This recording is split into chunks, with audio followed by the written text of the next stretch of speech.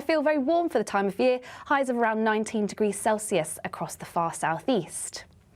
Now, the second half of the weekend, there's going to be less cloud around, more in the way of sunshine, feeling very warm in that sunshine once again, particularly across the southeast. But a different story across northwest Scotland, turning quite blustery here, cloudy with outbreaks of rain. And into next week, we have high pressure building, lots of sunshine and temperatures improving day by day. So by the time we reach Tuesday and Wednesday, feeling very warm indeed. Expect a warm front, moving from the kitchen right through to the rest of the house. Boxed Boilers, sponsors of weather on GB News. It's Patrick Christie's Tonight, and here we do things differently. It's explaining the absolute madness of this, doesn't it? It's explosive. I mean, this is very good. It's lively. 850. Your government sat there, Sean, and it did nothing. It's controversial. And the Middle East has been in turmoil since before I was born. It's everything you need to kickstart your evening. Everyone's had their Weetabix tonight. I love to see it. That's Patrick Christie's Tonight, weeknights from 9 p.m. Only on GB News, the People's Channel, Britain's news channel. We're proud to be GB News, the People's Channel, and as you know, we always love to hear your views. Now, there's a new way of getting in touch with us at gbnews.com/yoursay. By commenting, you can be part of a live conversation and join our GB News community. You can even talk to me, Bev Turner, or any of the members of the GB News family. Mornings don't have to be tiresome, especially if you have the right company. Wake up to news as it happens, opinion and debate, and of course, a little bit of entertainment too. Because when the kettle's on, we're on. That's Breakfast on GB News, a show worth waking up for. Every morning from 6 a.m. Only on the People's Channel, Britain's news channel. We'll spread the news, you spread the word. Good Afternoon Britain isn't just about us. The wonderful thing about this programme is it's about everyone watching. It's an interactive programme. Well, there absolutely is something to see here, and we're going to be talking about it more. Whether it's breaking royal news, please bring us up to date. Or indeed a particularly punchy speech in the House of Commons. Very, very curious. We bring it to you live, and then we bring you live reaction as well.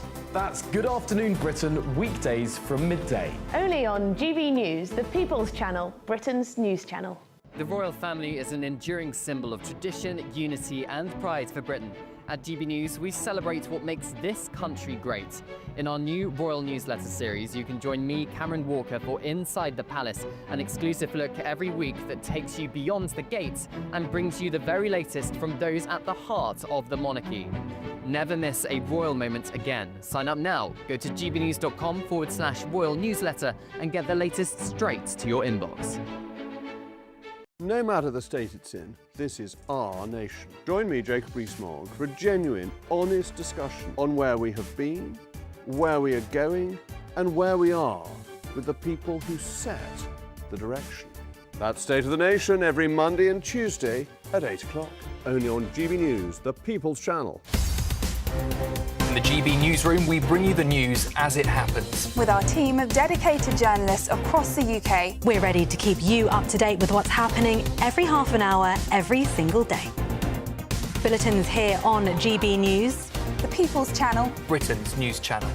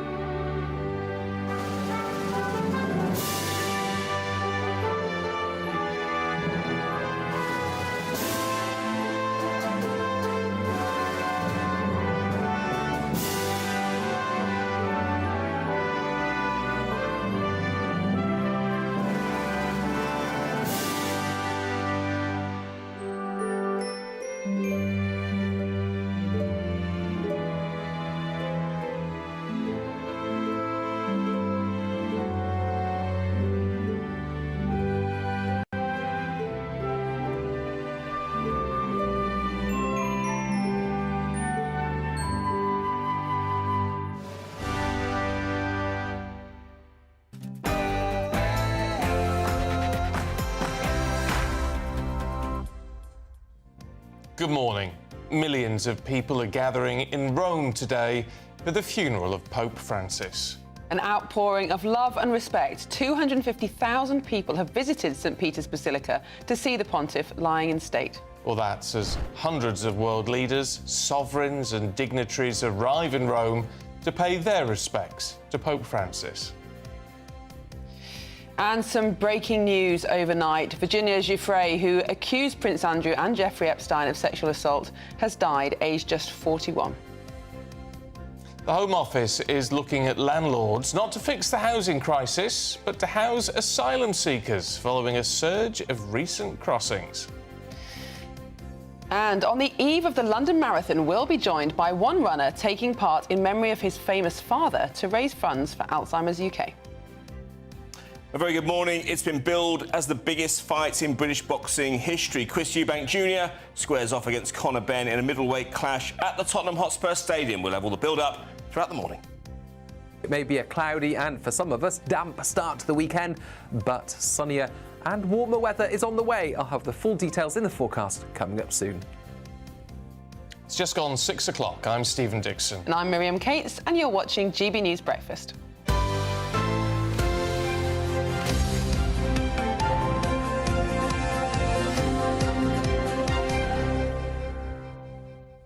Well, it is a historic day in Rome today as hundreds of thousands, if not millions of people, gather for the funeral mass of Pope Francis. Yes, world leaders, sovereigns, Catholic officials, and Ellie Costello is also in Rome for us and has spoken to Father Antonio Hofmeister from Brazil. The priests are going to receive the official delegations as they arrive through the Perugino door, and then we will escort them until their designated place up there at, well, if you look at the right side of the altar, where there's going to be the funeral mass. And does this sort of thing take a lot of organisation? Yes, a lot of organization. We have a special section where I work. It's called the protocol section. They are responsible. Usually they do everything, but in an occasion like this and with the numbers, we are talking more than 150 delegations from different countries. They ask for our help. So how does it work in terms of the seating plan? Does that go with the protocol section that you've just described? And it does follow a very strict tradition, doesn't it? Yes, it goes, it's the responsibility of the protocol section, and they assign the seats according to, well, to the protocol, respecting the different ranks, and if it's the head of state or a deputy head of state that is coming in representation of the nation, or if it's the ambassador, or if it's a minister. So they respect the rankings, and the order of seating goes like this. And the Vatican actually prioritises royalty over politicians as well. It's royals that sit before the politicians. Yes, there's a little bit of this, but if it's the head of the state that is coming, he has priority. And then, of course, if it's a king or a queen, it's also head of state, and then they have.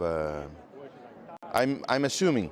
I'm not absolutely sure, but I'm assuming they are going to receive the first row places. No? How are you feeling ahead of the funeral tomorrow? This must, I know it's a huge responsibility with your job, but it must be an emotional moment for you as well. Exactly. I'm feeling a little bit. Right now, we are all Catholics feeling like we are on a ship without the captain. Captain is missing since Monday, and we that work close with him, we miss him a lot. He was a very close pope, a very reachable pope, a very good friend. And then, of course, we are missing him a lot, and also praying for the Holy Spirit to help the cardinals that have the task to select our new pope, the new captain of the ship.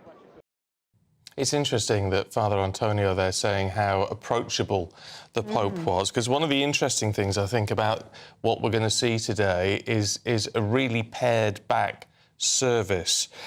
Diego Ravelli, who's the Master of Ceremonies, said Francis had sought to simplify and adapt the rituals around a papal ceremony so that the funeral will be that of a pastor and disciple of Christ and not of a powerful person in this world. And I think that's really a real sign of the man he was, really. And even the coffin he's chosen to be placed in is a relatively simple coffin. I think it's normal for popes to then be put inside 2 consecutive coffins, so 3 altogether, but he's chosen not to have that, just have the one simple coffin. It's still going to look incredibly grand and beautiful, but compared to, what's normal for popes, yes, very pared back. And then the fact he's being laid to rest in Santa Maria Maggiore rather than in the Basilica. In the Vatican itself, yeah. Which it hasn't happened since 1903 or something. Yeah. So that in itself, he wants to make himself more accessible to his people. I think that's a nice move. There are going to be extraordinary scenes, and so many people travelled from such a long way across the world. So I think there are around 1 billion Catholics in the world, so he is an absolutely huge figure. Of course, yeah. Now, well, of course, amongst all those people who are going to be paying their respects today, whether in person or by watching or listening, world leaders have arrived at the Vatican amid times of increasing tension, of course, particularly between Russia and Ukraine. Let's talk to Deputy Editor of The Spectator, Freddie Gray. Morning to you, Freddie. I mean, one thing we know, and it's almost a bit cynical, but we know that big political or state funerals are a time, actually, where great negotiations take place. Well, yes. It's actually... I find it very interesting the way the Catholic Church brings together world leaders and focuses the world's attention in a way like nothing else. I think we obviously have had a conclave recently, and we've had a pope who's died, a funeral of a pope just a couple of years ago in Pope Benedict. But really, this is the first time the Catholic Church has had a pope die and be replaced since 2005, which was John Paul II, and that was one of the first events I ever covered as a journalist. I remember it very well, and it was very interesting that then you had the kind of the Iraq War was sort of that was the main story, but also there was a lot of channeling of political energy that goes into this hugely important event. And so yes, you will have world leaders, you will have Donald Trump, you will have all sorts of world leaders gathering there, and it's not meant to be a political event, but it is a time where world leaders come together. And since both Pope John Paul II, Pope Benedict XVI, and also Pope Francis, the 3 of them, were all very keen on emphasising peace. It is interesting that there's this backdrop of perhaps an outbreak of hope that there might be peace in Ukraine in the coming days. As you say, the role that the Catholic Church plays here is fascinating. Of course, the Pope was also the head of state, the Vatican being the tiniest state in the world, I believe. And so it kind of crosses the line, doesn't it, between politics and religion and a kind of organising force. What kind of conversations do you think will be going on behind the scenes then between those world leaders? And do you think the seating arrangements are significant, even though they are laid out from kind of historical precedent? I think Rome is quite good at getting those things right. The Vatican, famously, is quite a chaotic place, even though it has so much going on. But they do put on quite amazing events on a regular basis, and this will be one of them. I can't know for certain what the conversations are going to be like between, say, Donald Trump and Emmanuel Macron. But I think that Russia and Ukraine will be something that they will be talking about outside of the Mass. It's a very long Mass. That's also important to remember. And I'm not sure all world leaders are famous for their ability to focus on something spiritual. So it might be quite interesting to see if any of them get caught nodding off. I mean, that would be a dreadful faux pas. It is, but what is fascinating about this is that it is a, I mean, as sad as it is a unifying event. Yes, well, I think, the Catholic Church, as Miriam said just there, it's 1.4 billion people, according to some estimates. And it is increasingly not a Western European communion of believers. It is, I think, 2/3 of Catholics now come from outside of what you call the West. And so it is, there's very rare that you have world unifying events. I think this is pretty close to being a kind of world unifying event. Of course, there is vicious politics going on behind the scenes, not just with the world leaders, but also between conservatives and liberals in the Catholic Church, progressives in the Catholic Church. There's a lot of speculation about who the next pope will be. But I do think that there are, it's a bit like it's a bit facile maybe to say this, but it's a bit like the funeral of the Queen, but on a more global scale, because the papacy is something that is admired by not just Catholics but non-Catholics as something that is meant to be different to politics. Everybody knows that there is politics involved, but it's not a democratic institution. It is something different and something that is meant to be beyond politics and be about the eternal and the spiritual. And I think that's why people are so fascinated by it. OK. Freddie, thank you very much indeed. Good to talk to you. Let's head over to the Vatican then, where Ellie is preparing her coverage of the funeral this morning. And I bet the crowds already, Ellie, must be huge there.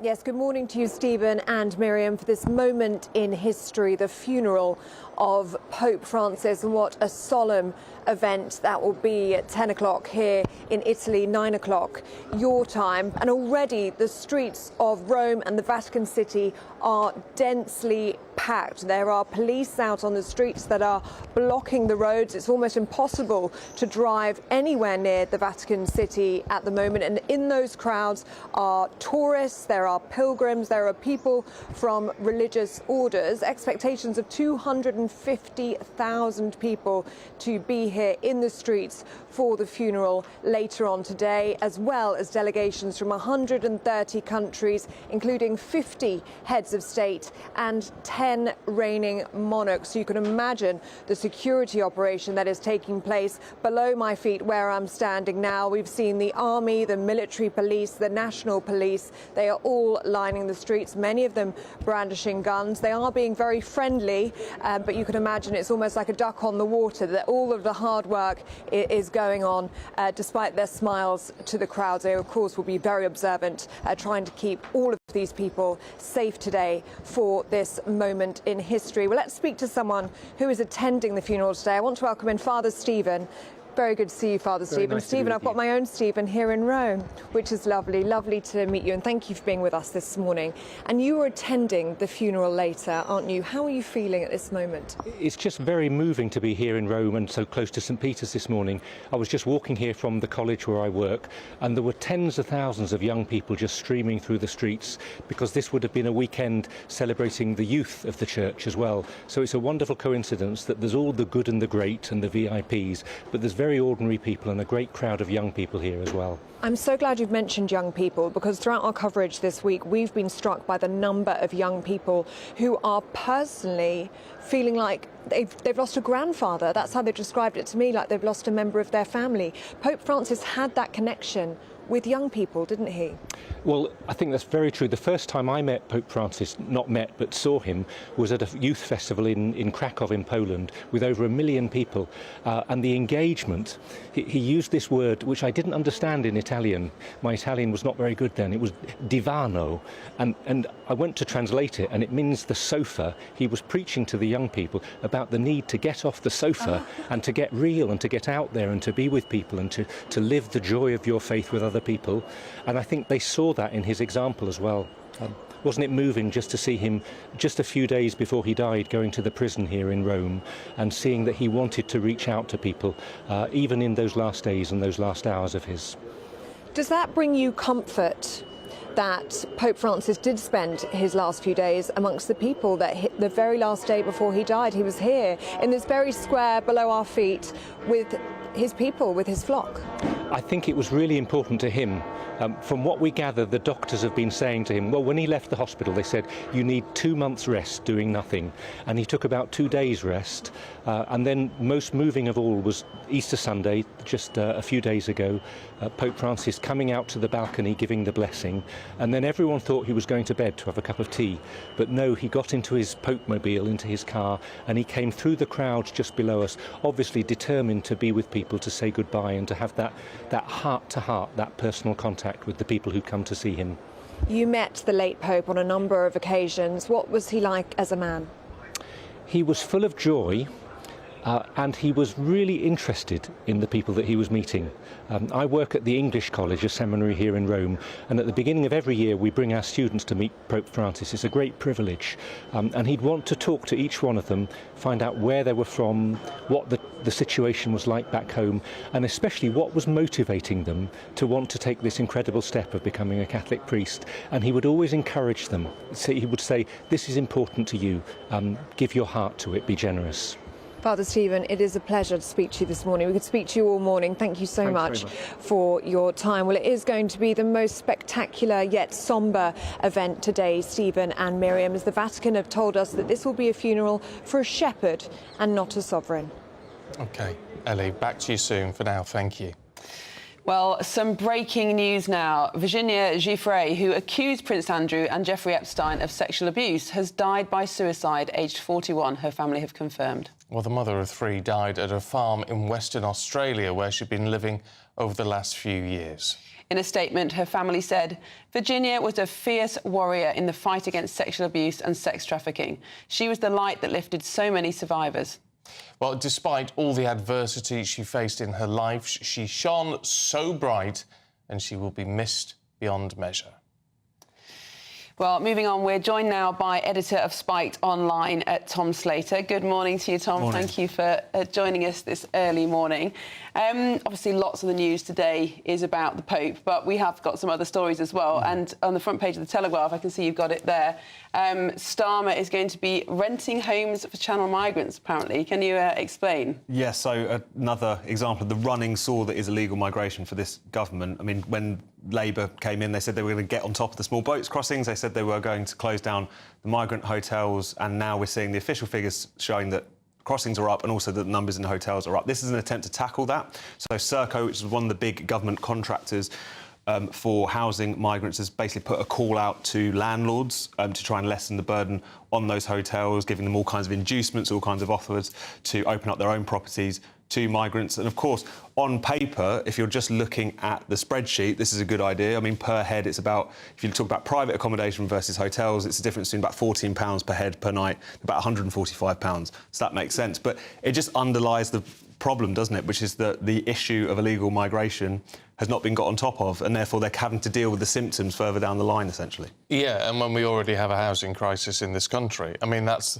the issue. It also begs the question, what's it going to do to rent prices? Mm-hmm. If demand is as high as it is and a load of stuff's being subcontracted out by the government, does that just put prices up for everybody else? No, absolutely, and it's also worth remembering how concentrated this issue is, because of the fact that if you're looking at the question of migrant hotels, but also private rental accommodation put to one side for housing asylum seekers and illegal migrants, it falls disproportionately in some of the poorest areas of the country, places where there isn't a lot of accommodation, places where that one hotel that exists might be a quite important local employer and venue and so on. So it exacerbates those issues in quite an acute way in places that really can't take the strain, even more so than other places around the country. Of course, the government is saying that actually this has been an existing policy. It happened under the Conservatives.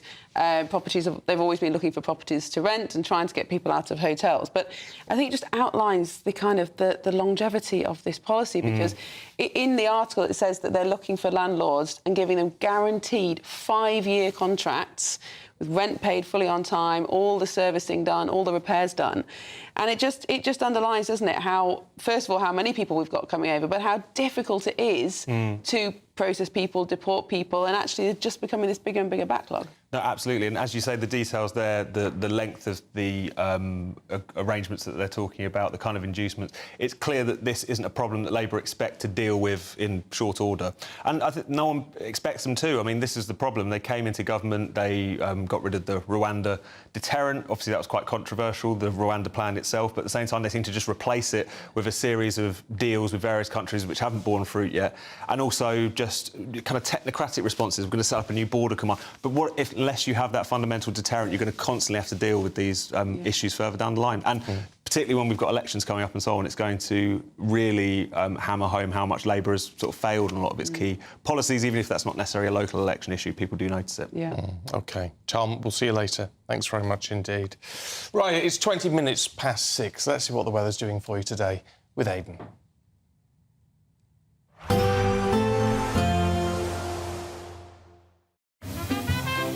Heavy showers first thing will be followed by a warm, cosy day.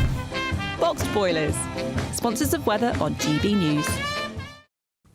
Hello, a very good morning to you. It is a cloudy and, in places, damp start to the weekend, but warmer weather is on the way, not only through the weekend, into next week as well. Temperatures are going to rise as higher pressure arrives. For the time being, though, it's much of Scotland, western parts of England and Wales, some eastern fringes of Northern Ireland where we're seeing a few light outbreaks of rain and drizzle first thing. Brighter skies to the east, albeit rather cloudy still, and the best of the sunshine actually breaking out across Northern Ireland and western Scotland later as the cloud and rain clears here and it eases elsewhere. It's going to be relatively warm where we do get the sunshine, high teens, mid-teens where we don't get the sunshine. And we will see the cloud breaking up, albeit slowly, through the afternoon and into the evening. Still a few light outbreaks of rain here and there, especially across western parts into the evening. But Northern Ireland, actually, the best place to be through today for sunny skies. A stark contrast to yesterday's weather. Plenty of sunshine also for the Western Isles, the far north of Scotland and perhaps northeastern parts of Aberdeenshire. But elsewhere across Scotland, a lot of cloud remains. The cloud, though, does continue to thin overnight and clear spells for southern and eastern parts, certainly. However, for Northern Ireland and Western Scotland, the next area of rain moves in by dawn.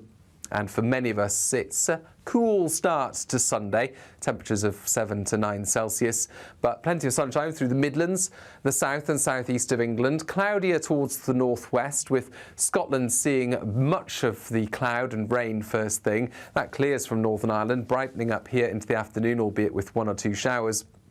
Northwest England also seeing a lot of cloud and some spots of rain. But further south across, say, the southern half of the UK, plenty of sunshine and a much warmer day for marathon runners. A very warm one, certainly. There will be a light breeze in the morning, leading to a warm front. Boxed heat pumps, sponsors of weather on GB News. Now, you remember we were telling you about the Trick Awards. You had until 5 o'clock last night to vote for us in the Trick Awards. They've extended the deadline. So you can still have your say and hopefully vote for GB News Breakfast. We're on the long list, so we'd like to get on the short list, please. You do that by scanning the QR code on your screen if you're watching on TV. If you're listening to it on the radio, it's poll-trick.org.uk.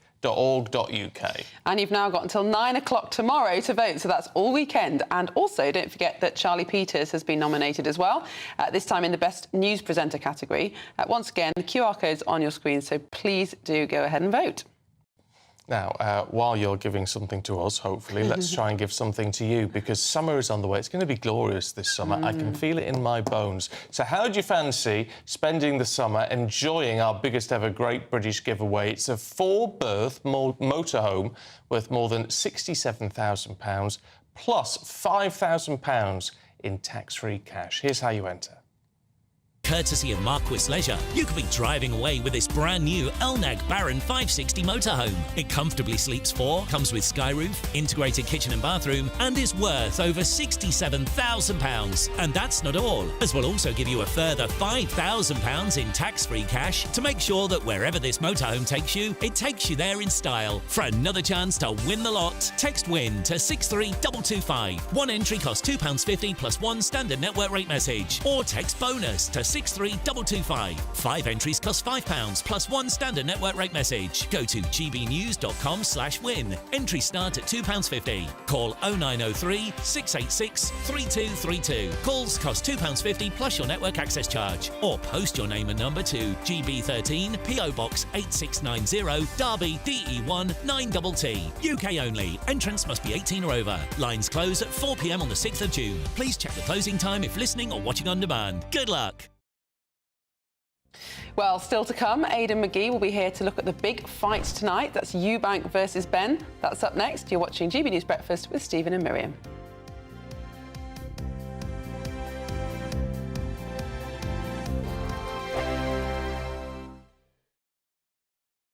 We're proud to be GB News, the People's Channel. And as you know, we always love to hear your views. Now, there's a new way of getting in touch with us at gbnews.com/yoursay. By commenting, you can be part of a live conversation and join our GB News community. You can even talk to me, Bev Turner, or any of the members of the GB News family. It's Patrick Christie's Tonight, and here we do things differently. It's explaining the absolute madness of this, doesn't it? It's explosive. I mean, this is very good. It's lively. 850. Your government sat there, Sean, and it did nothing. It's controversial. And the Middle East has been in turmoil since before I was born. It's everything you need to kickstart your evening. Everyone's had their Weetabix tonight. I love to see it. That's Patrick Christie's Tonight, weeknights from 9 p.m. Only on GB News, the People's Channel, Britain's news channel. From the school run to the home run, watch a new show for all of Britain. He can say whatever he wants. A straight-talking show where all voices are heard.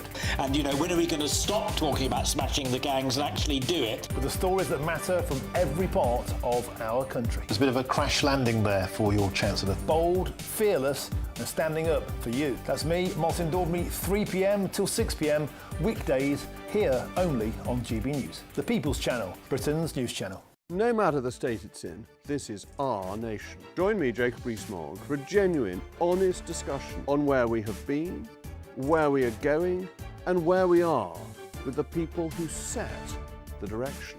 That's State of the Nation every Monday and Tuesday at 8 o'clock. Only on GB News, the People's Channel. Hi, I'm Michelle Dewberry, and my show is your opportunity to cut through all the noise and dive in headfirst to some robust debates. Ideas clash. Situation, isn't it? Because the failure is... You're deliberately avoiding my point. Nothing's held back. And if you think this is the end of it, wait for more. And we do not shy away from the difficult stuff. Sometimes I want to shake people and say, if only you understood. So join me on Jubes & Co. weeknights at 6 p.m, only on GB News, Britain's news channel.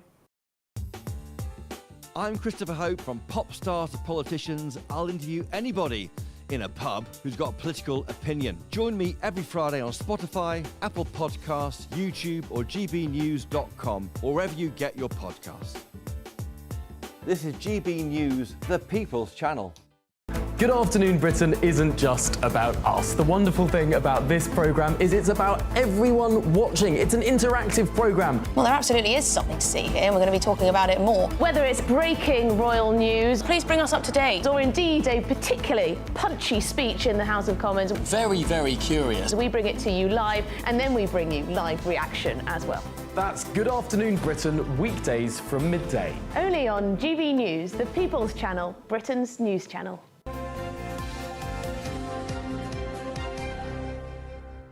It's 6:28 morning to you. It's time now for our daily reflection. The GB News Daily Reflection. Hi, I'm Brenda from St Francis Parish Church in Teesside. We've almost come to the end of another week. For church, the first week of the Easter season. On the very day Jesus was resurrected from the dead, we hear the disciples were in a locked room, in fear of being arrested. But Jesus came into that locked room and stood among them and said, "Peace be with you." And Jesus showed them his hands and his side, the wounds that had been inflicted upon him on the cross. And the disciples believed and rejoiced when they saw the Lord. But the disciple Thomas was not with them. A week later, the disciples were again in the house, and this time Thomas was with them. And although the doors were shut, Jesus again came and stood among them, saying, "Peace be with you." Then said to Thomas, "Put your finger here and see my hands. Reach out your hand and put it in my side. Do not doubt, but believe." Thomas answered him, "My Lord and my God." What a difference 1 week can make. Early last Sunday, the disciples would have been having the worst day of their lives, thinking Jesus had been killed, and that was the end of the story. For Thomas, those doubts remained until Jesus returns to the locked room and says, "Peace be with you." How amazing is God, the God of love we see in the person of Jesus, who cares that Thomas still had doubts. Thomas answers Jesus with, "My Lord and my God." Even if we sometimes have questions, Christians all over the world believe Jesus is Lord and God. Amen.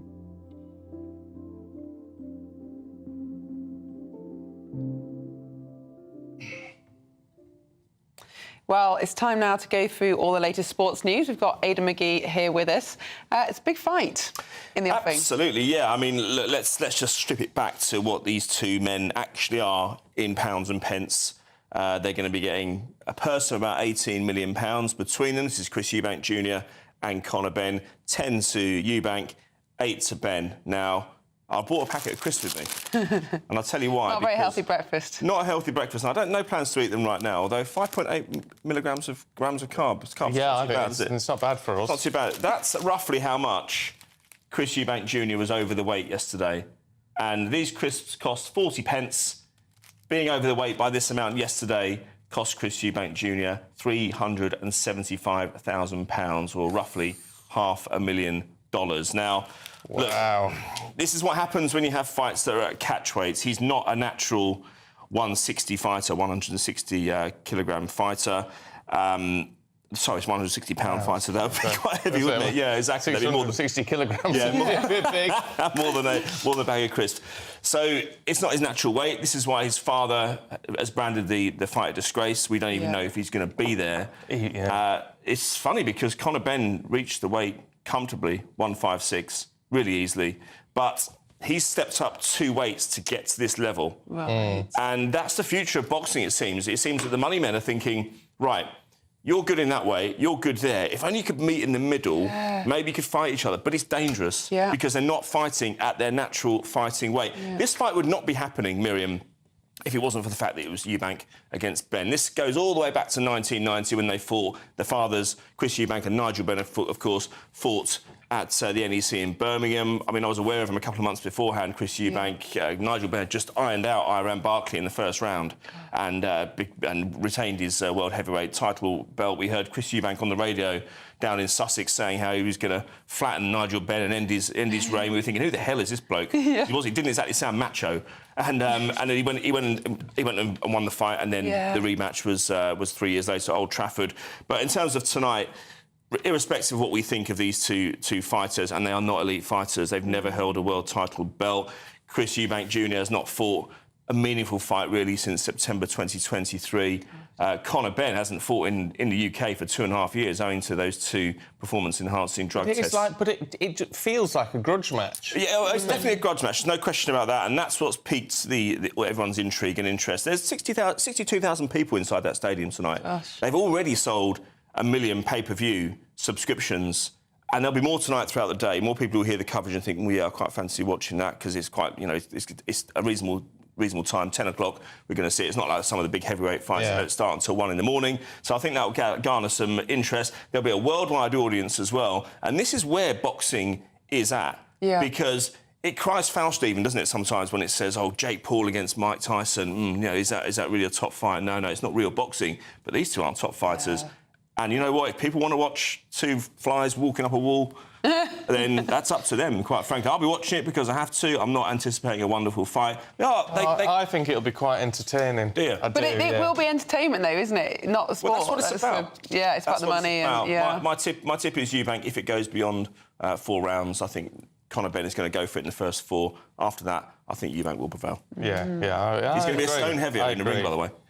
Yeah, I think he'll be. I think it's going to be a Eubank victory on this one, but we shall see. Indeed, we shall see. Aidan, thank you very much indeed. Now, still to come, we're going to be live at the Vatican with Ellie. Morning, Ellie.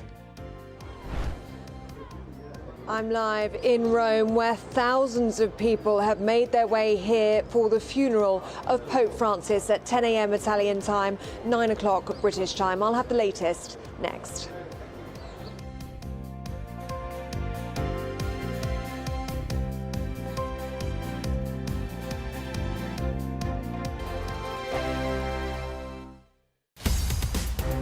In the GB Newsroom, we bring you the news as it happens. With our team of dedicated journalists across the UK, we're ready to keep you up to date with what's happening every half an hour, every single day.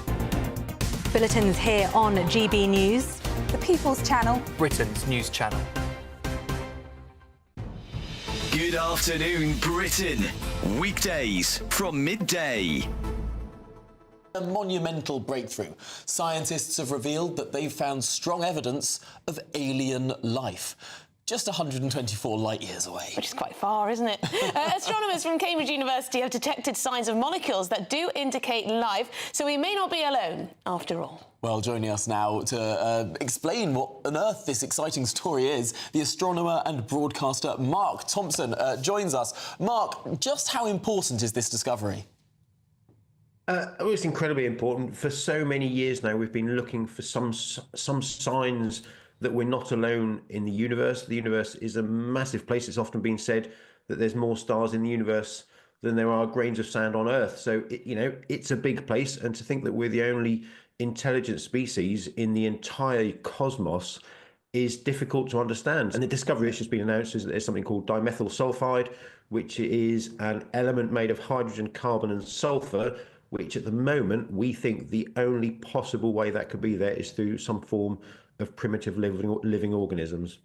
So this is because it's a very complicated gas to sort of combine together. There's no way there could be some sort of volcano churning this stuff out. It has to be some sort of biological life form as the most likely explanation. Yeah, absolutely. There are other elements, but this particular element, dimethyl sulfide, at the moment, the only process we know of that can produce it is life. Now, of course, still in early stages of this discovery, and we still need to do a lot of work to see if there's any other processes we can identify that can produce it. But for now, the only thing we know of is life, and so the only explanation therefore is that it's life, but it is still early days. GB News, the People's Channel. We're proud to be GB News, the People's Channel, and as you know, we always love to hear your views. Now, there's a new way of getting in touch with us at gbnews.com/yoursay. By commenting, you can be part of a live conversation and join our GB News community. You can even talk to me, Bev Turner, or any of the members of the GB News family. Headliners on GB News 11 p.m. every night. It's got 3 top comedians going through the next day's newspapers so you don't have to read them, which is great. That's a good point. He's lying. Maybe he's not lying. That's Headliners every night from 11 p.m. and 5 a.m. as well on GB News, Britain's news channel.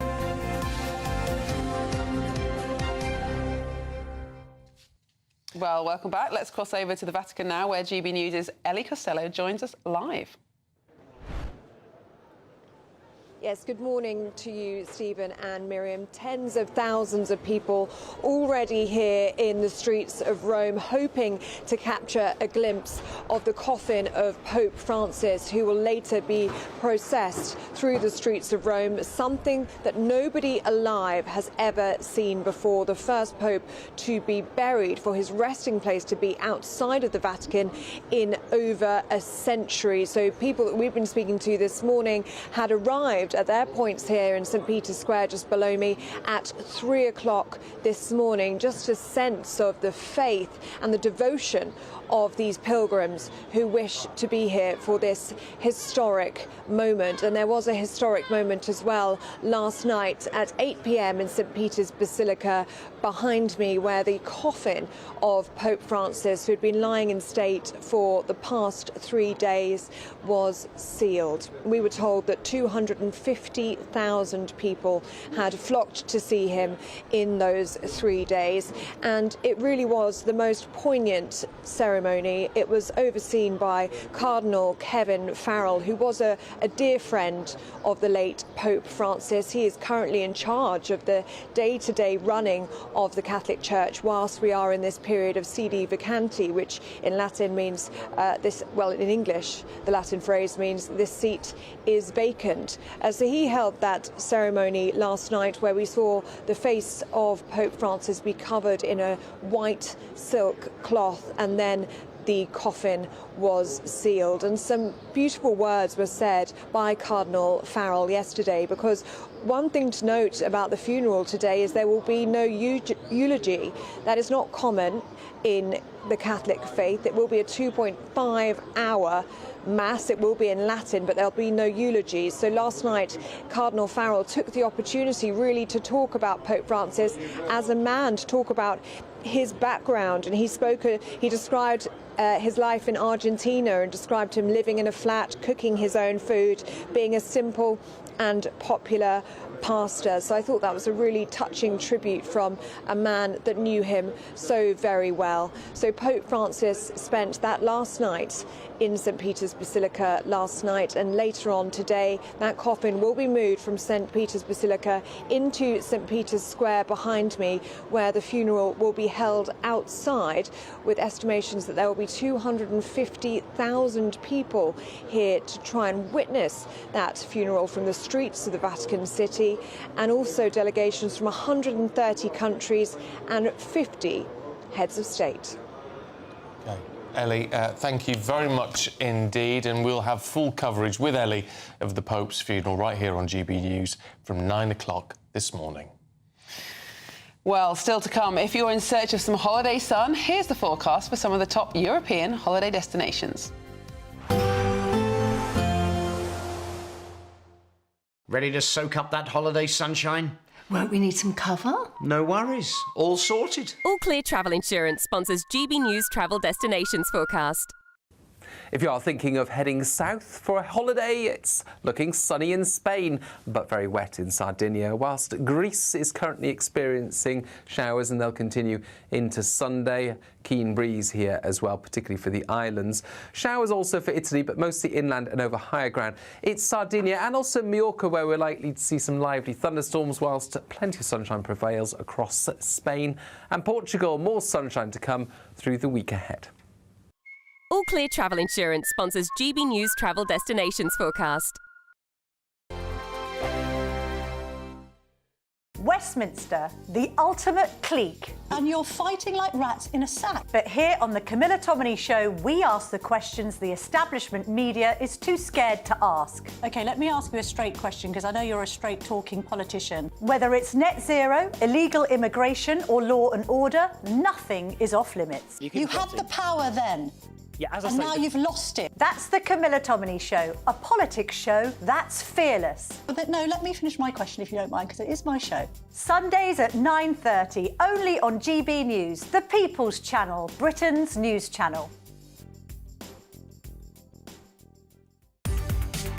From the school run to the home run, watch a new show for all of Britain. He can say whatever he wants. A straight-talking show where all voices are heard. And, you know, when are we going to stop talking about smashing the gangs and actually do it? With the stories that matter from every part of our country. There's a bit of a crash landing there for your Chancellor. Bold, fearless and standing up for you. That's me, Martin Dordme, 3 p.m. till 6 p.m, weekdays, here only on GB News. The People's Channel, Britain's news channel. What is the state of our economy? What is the state of our National Health Service? What is the state of our schools? What on earth is going on? Understanding Britain means understanding the state we are in. This is State of the Nation with me, Matt Goodwin, Wednesdays, Thursdays and Fridays from 8 p.m. on GB News. On Thursday, the 1st of May, voters across England go to the polls. In a series of council elections. Mayoral elections. And one crucial by-election. They'll vote on the local issues that matter to them and let the parties know where they stand. We'll be here throughout the night. Live around the country. As the first results come in. And from 6 a.m. on Friday morning, as it all becomes clearer, we'll be here to discuss what it means for you. Vote 2025, the people decide, from 11 p.m. on Thursday. Only on GB News, Britain's news channel. Hi, I'm Michelle Dewberry, and my show is your opportunity to cut through all the noise and dive in headfirst to some robust debates. Ideas clash. Situation, No, Because the failure is... You're deliberately avoiding my point. Nothing's held back. And if you think this is the end of it, wait for more. And we do not shy away from the difficult stuff. Sometimes I want to shake people and say, if only you understood. So join me on Jubes & Co. weeknights at 6 p.m, only on GB News, Britain's news channel. We're proud to be GB News, the People's Channel. And as you know, we always love to hear your views. Now, there's a new way of getting in touch with us at gbnews.com/your say. By commenting, you can be part of a live conversation and join our GB News community. You can even talk to me, Bev Turner, or any of the members of the GB News family.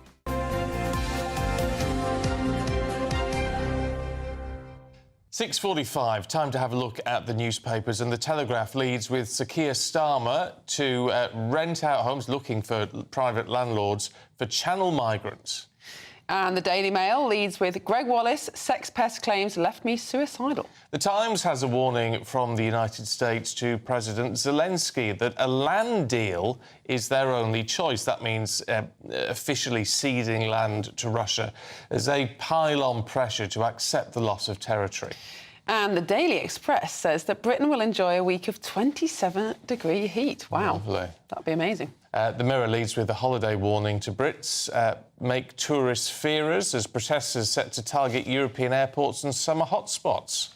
And the Daily Star reports that as Brits plan to bask in this 27-degree heat for the hottest day of the year, Boffs plan to switch off the sun. Yeah, I mean, it's quite a simplification of what's going on. Yes, but anyway, let's see if we can make sense of any of those with the journalist Duncan Barks and the deputy political editor at the Mail on Sunday, Anna Mikalova. Good to see you both this morning. Anna, let's start with The Guardian, should we? Looking at freedom of movement for young people. That's right. So The Guardian's got a story saying that the EU is prepared to make major concessions in negotiations over free movement for this youth mobility scheme that's been talked about for a while now, repeatedly denied by the government. They're looking into it.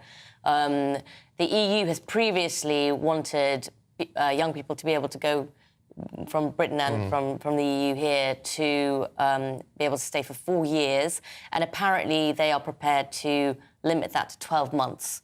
But I think the question remains how Keir Starmer and his top team have spent nearly a year telling us since way before the election when we first reported it, that this was not on the table and now appears to be very much on the table.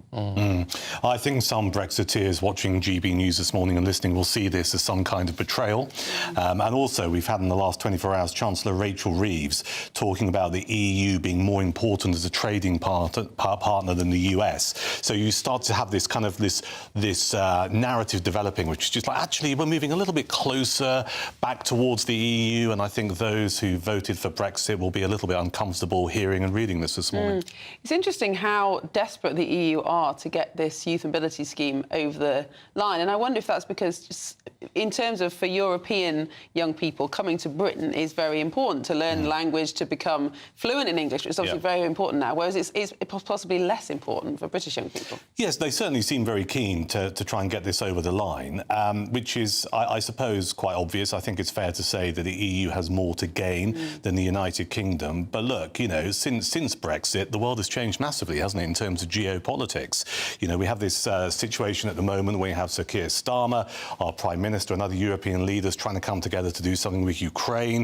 That gets us into, well, you know, what kind of trade-offs can we do in terms of the defence fund that they're trying to create at the moment in order for British companies to apply for contracts. There's this idea that we might have to have more, concede more fishing rights to France. It's a real muddle at the moment. But I do think this morning people will be looking at this and hearing this and just thinking, I don't know, is this sort of more sort of like EU entry by the back door? It does feel like it, but I wonder if this, what is it, 150 billion potentially in defence contracts, which this would gain us access to, is that a price worth paying? Well, listen, I think obviously the world has changed. I think it is. There are valid arguments to say that there needs to be a reset with the EU of some sort, but it is also hard to not see how, you know, we have a real problem with immigration in this country and extremely high numbers, and some voters will certainly look at this and say, well, hang on, this is just going to up those numbers even more and put even more strain on the system. Yeah. You mentioned those geopolitical issues, Duncan. In the Times, looking at Ukraine agreeing to cede land officially to Russia. This is interesting, and over the last couple of days we've had President Trump saying that peace is possible and almost likely between both sides, though if you look at this, it seems to be that it would be Ukraine and Zelensky who would have to concede a lot more than Russia. That's what it looks like this morning. What is really interesting about this, with this headline, land deal is the only choice, is that we return ourselves to, well, we find ourselves returning to Crimea in 2014 when that was invaded by Russia. It's now Russian territory. Everything that we're seeing in the Times this morning and indeed elsewhere is suggesting if this peace deal is going to happen, it means that Crimea will remain in Russian hands. Now, the big issue with this is it's part of the constitution in Ukraine. Ukraine considers Crimea an integral part of its country. So I don't think that Zelensky is going to just roll over on this and just go, do you know what, have Crimea, Russia, in the name of peace. And also it gets you into this whole area where if that were to happen, essentially you're rewarding the aggressor, Russia, for what they've done in the past. But Anna, the supporters of Trump and his team would say, well, what is the alternative? And actually this narrative that we've had since the start of the war, that we can't reward the aggressor, and of course that makes perfect sense, but that's a kind of Second World War way of looking at it, whereas, you know, this is a territorial dispute, whatever side you think the moral high ground lies on, and very obviously it lies with Ukraine. Nevertheless, there's absolutely no way Russia is going to give up the land that it's taken. Well, I think the issue here as well is when people look at, you know, I think there are a lot of people very uncomfortable with Ukraine having to cede territory, absolutely, but I think pretty much everyone is quite realistic about how Ukraine, you know, the idea that Crimea would be given back, which is even before this current actual active war started, is for the birds.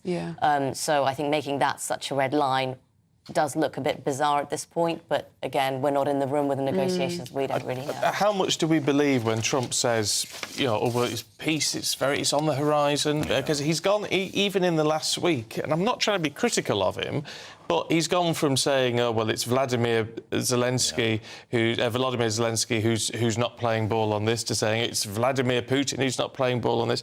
I just don't... I mean, my head's... It's like watching a tennis match. You don't know what to believe, do you? No. That's the thing. And, I mean, I watched the press conference that took place on Thursday evening in the White House. I think it was with the Norwegian Prime Minister. And it was... there were questions from the press pack that were there, and he kept talking about, you're absolutely right, peace is almost here, both sides, they're going to reach a deal. And I personally find that language quite offensive, the idea that it's just a deal that's being done here. This has massive implications globally as to what might happen regarding this. And one of the journalists there started asking him about, you know, he was quite a journalist who was supportive of Trump, was saying, well, you know, Mr. President, if you can get this over the line, do you think you'll be in the running for the Nobel Peace Prize? And he was like, it's too early to say. And you watch this and you find yourself thinking, it's all about Trump. Do you know what I mean? Yeah, that's fair. But then you could look at the European leaders and the way they've behaved in the last 4 or 5 years. So it's been all about them. And you know, Boris Johnson, I think, could be fairly criticised for saying that he played to a domestic audience. I mean, the thing we also got to remember is Trump said, I think I'm right in saying that he could get this sorted within 24 hours. Yes, it's been a trickier challenge than he anticipated, hasn't it?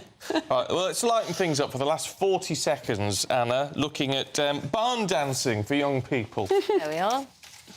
Yes, indeed. So young people are into barn dancing, it turns out. Gen Z specifically. We love Gen Z. The latest thing they like is actually going down to a ceilidh or a barn dance, and apparently they particularly like the structure of the dance. The rigid structure appeals to them, right. Because it leaves them feeling less awkward about unstructured dancing. Yeah, well, actually, as crazy as it sounds, I would agree with them. Who doesn't like being yelled at that it's time to do-si-do? There's a great line in this from an NHS doctor who says it's like a drug. Yes. Excellent. Well, a very healthy one, by the sound. Right, thanks both. We'll see you later. Here's the weather.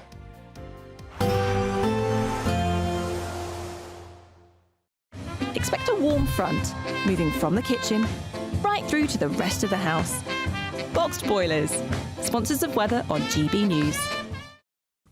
Hello, a very good morning to you. It is a cloudy and in places damp start to the weekend, but warmer weather is on the way, not only through the weekend, into next week as well. Temperatures are going to rise as higher pressure arrives. For the time being, though, it's much of Scotland, western parts of England and Wales, some eastern fringes of Northern Ireland where we're seeing a few light outbreaks of rain and drizzle first thing. Brighter skies to the east, albeit rather cloudy still, and the best of the sunshine actually breaking out across Northern Ireland and western Scotland later as the cloud and rain clears here and it eases elsewhere. It's going to be relatively warm where we do get the sunshine, high teens, mid-teens where we don't get the sunshine.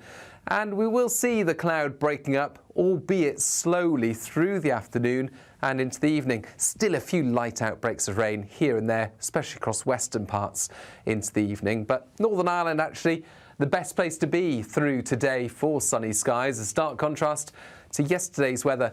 Plenty of sunshine also for the Western Isles, the far north of Scotland and perhaps northeastern parts of Aberdeenshire, but elsewhere across Scotland a lot of cloud remains.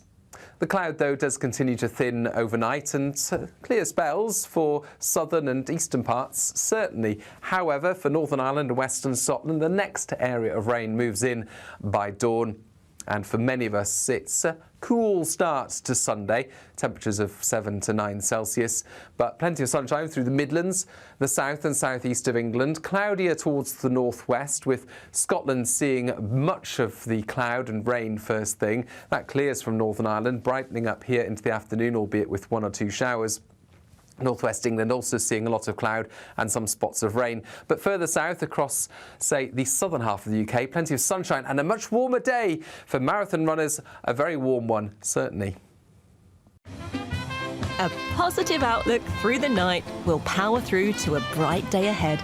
Boxed Home Battery Storage, sponsors of weather on GB News.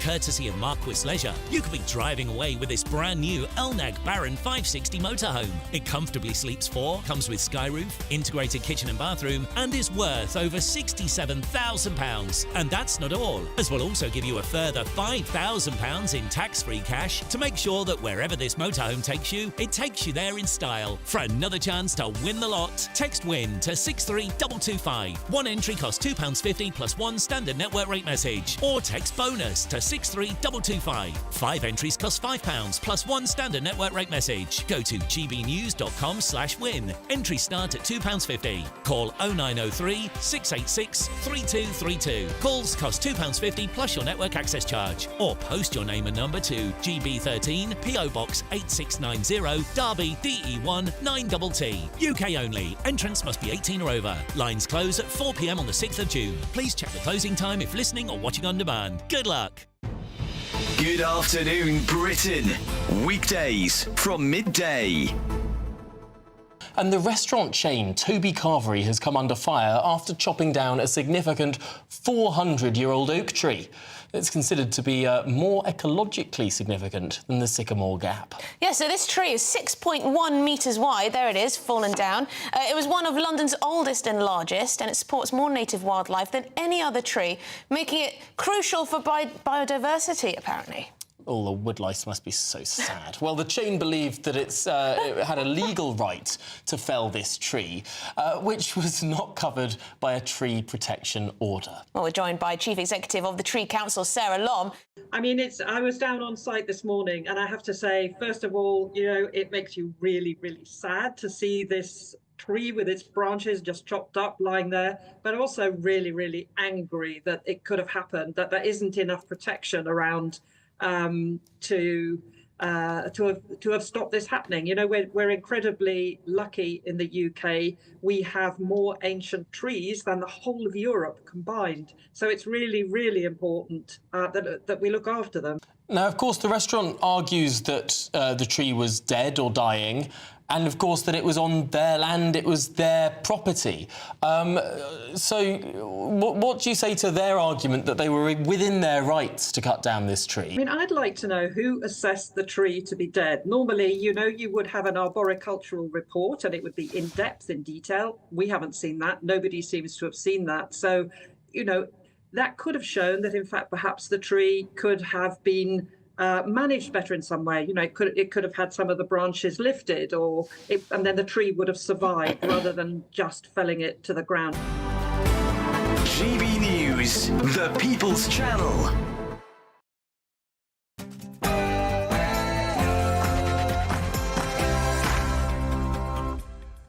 Good morning. Hundreds of thousands of people are gathering in Rome today for the funeral of Pope Francis. Yes, an outpouring of love and respect. 250,000 people have visited St. Peter's Basilica to see the pontiff lying in state. And thousands of people are tightly packed onto the streets of the Vatican City, hoping to capture a glimpse of something that hasn't been seen by anyone alive today. That is the coffin of a pope being processed through the streets of Rome. Well, hundreds of world leaders, sovereigns and dignitaries arrive in Rome to pay their respect to Pope Francis. And some breaking news overnight. Virginia Giuffre, who accused Prince Andrew and Jeffrey Epstein of sexual assault, has died, aged just 41. The Home Office is looking for landlords, not to fix the housing crisis, but to house asylum seekers following that surge of recent crossings. And on the eve of the London Marathon, we'll be joined by one runner taking part in memory of his famous father to raise funds for Alzheimer's UK.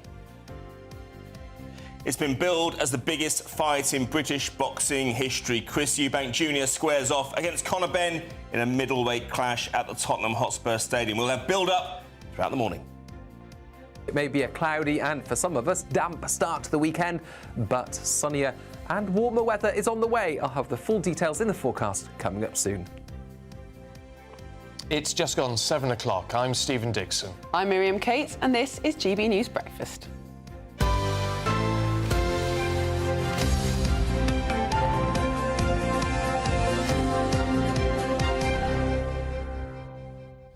Well, it is a historic day today, as hundreds of thousands of people gather for the funeral of Pope Francis, set to take place UK time 9 o'clock this morning. Yes, it's going to be a very, very important occasion. So let's cross over to the Vatican now, where GB News' Ellie Costello joins us live. Yes, good morning to you, Stephen and Miriam, and welcome to this day in history, the funeral of Pope Francis. And it will be the most incredible day, but it will be a much simpler affair than what we've seen from pontiffs' funerals in the past. Pope Francis was no fan of the pomp and pageantry that often went before him, and he's asked for things to look a little bit different today, that we will be talking about throughout the morning here on GB News. But just to bring you a sense of what's going on just below my feet, tens of thousands of people are packed into St. Peter's Square and the streets of the Vatican. They are hoping to not only capture a glimpse of the funeral mass, which starts at 10 o'clock here, local time, 9 o'clock back in the UK. It is going to be held outside in St. Peter's Square, so those up close will be able to capture a glimpse of that. But they're also hoping to capture a glimpse of something that no one alive has ever seen before, and that is the coffin of a pope being processed through the streets, because Pope Francis has asked not to be buried here in the Vatican tombs, but instead to be buried at St. Mary Major Church in Rome, which was his favourite church in the city. So things are going to look particularly different today. Well, I want to invite in now a man who met Pope Francis on a number of occasions. This is Father Eamon Conway, who joins me now. Wonderful to have you with us, Father. Thank you so much. Good morning. And you just so happened to be in Rome when you heard the news of the passing. I have a group of colleagues and students from Western Australia. I work at the University of Notre Dame, and we were coming over here anyway for the next 10 days to do some work at the Villa Palazzola outside the city. So naturally, it's a wonderful privilege just to be here for the funeral. And what can we expect today? It is going to be a simpler affair, isn't it? Not simple in terms of me and you and what our funerals will eventually look like, but simple in terms of for a pontiff. Yeah, well, at the heart, we're here to bury the Bishop of Rome. We're here to celebrate the funeral rites. We're here to pray for his eternal rest. I think let's always remember, there's a lovely line that what we hope, of course, for eternal life for everybody, but, we must pray. It's not to be a given. So here we are to pray for Pope Francis. It was what he always asked of us. Anytime, and I did meet him a couple of times, when he left, when we were leaving, he says, pray for me. And that's what we're all here to do today. And it's wonderful to see it. So many people putting themselves out. As you know, the security arrangements are very tight. And to be honest, it's a little penitential to get in here this morning. But people are very happy to do that because I think they had that great sense of his touch for them. One of the things that touched me most, actually, is I gather he wanted in the last while, if he could get back to the church of San Luigi Francese, the church of St. Louis of France, because the painting there by Caravaggio of the Call of Matthew is what gave rise to his episcopal motto and the one he had as Pope, which is Miserando atque allegendo, and that means being mercied, he called him. And I think it summarises the whole pontificate, really, helping people to experience mercy, but at the same time calling them to repentance, calling them to be, to be faithful disciples. And, in a certain sense, the two go together. The more we know ourselves to be loved, to be mercy, to be held by God, by Christ, the more we can respond from the depth of goodness in ourselves. Goodness calls out goodness. And I think what people experienced when they met Pope Francis, and indeed in his talks and in his ministry, he was sort of the world pastor in many respects, was that touch. Tell us about him as a man, then. We hear that he had a great sense of humour. I only ever saw him in a formal or official capacity. I think you'd have to ask others what things were like off stage, if you like. In person, certainly, it was a mixture of, he had a sense of humour, a bit of a wish. He did talk about whether grappa is better than whiskey, that kind of stuff. But there was always seriousness. I had a group of students for a private audience 3 years ago, and very quickly we moved beyond the fun part of it to talk about education. And he told me that education was always his passion, particularly as a Jesuit, of course. One would expect that. But he said, how education, we need to have deep roots, and yet we always need to look to the future. And that idea of, he talks about a dynamic understanding of God's, revealing of God's self, and that we need to enter into that. But, there was always a business side, if you like, as well to our conversations. Has the church changed for good? Has Pope Francis set an example in the sense that he lived in the Santa Marta apartments, he rejected those grand papal palaces? We've seen the funeral changes that have been made today, that simple wooden coffin rather than something more elaborate on a large platform. Do you think that we will see that continue on with the next Pope, or is this unique to Pope Francis? Look, it's hard to say. I mean, I think in terms of the changes to liturgical style and what will happen here today, certainly I think, if you're in touch at all with the realities of today for most people, if you had a hot shower this morning, if you had a breakfast this morning, you're kind of in the top percentage of humanity. So, you know, to us to have a grandiose liturgy here, you know, that somehow isn't also aware of the world's realities would be, I think, a little bit out of place. But we're part of a history of 2,000 years, and there's so many wonderful symbols and so many wonderful ways of acknowledging the role that the Pope has in our world and in our church, and I think we will see a lot of that here today. But I would say yes. I mean, I think the changes Pope Francis brought about, much more broader than this. The phrase I have is, we're changing to be faithful. I mean, nobody wants to change to be unfaithful. It's what changes must we make to remain faithful to the mission of the Church. Okay, Eamon Conway, Father Eamon Conway, thank you so much for joining us this morning on GB News Breakfast. Thank you very much indeed. Well, Stephen and Miriam, the Vatican have told us that a group of the poor will be on that procession route later as Pope Francis' coffin is taken here from St. Peter's Square behind me down to St. Mary's Church, St. Mary Major's Church, which is about a 3-mile route. And that is really fitting for a man who dedicated his life to the poor and the marginalised. And they will be with him on that final journey, just as though he was through life. OK. Ellie, thanks very much indeed. And, of course, you can watch full coverage of the Pope's funeral right here on GB News from 9 o'clock this morning.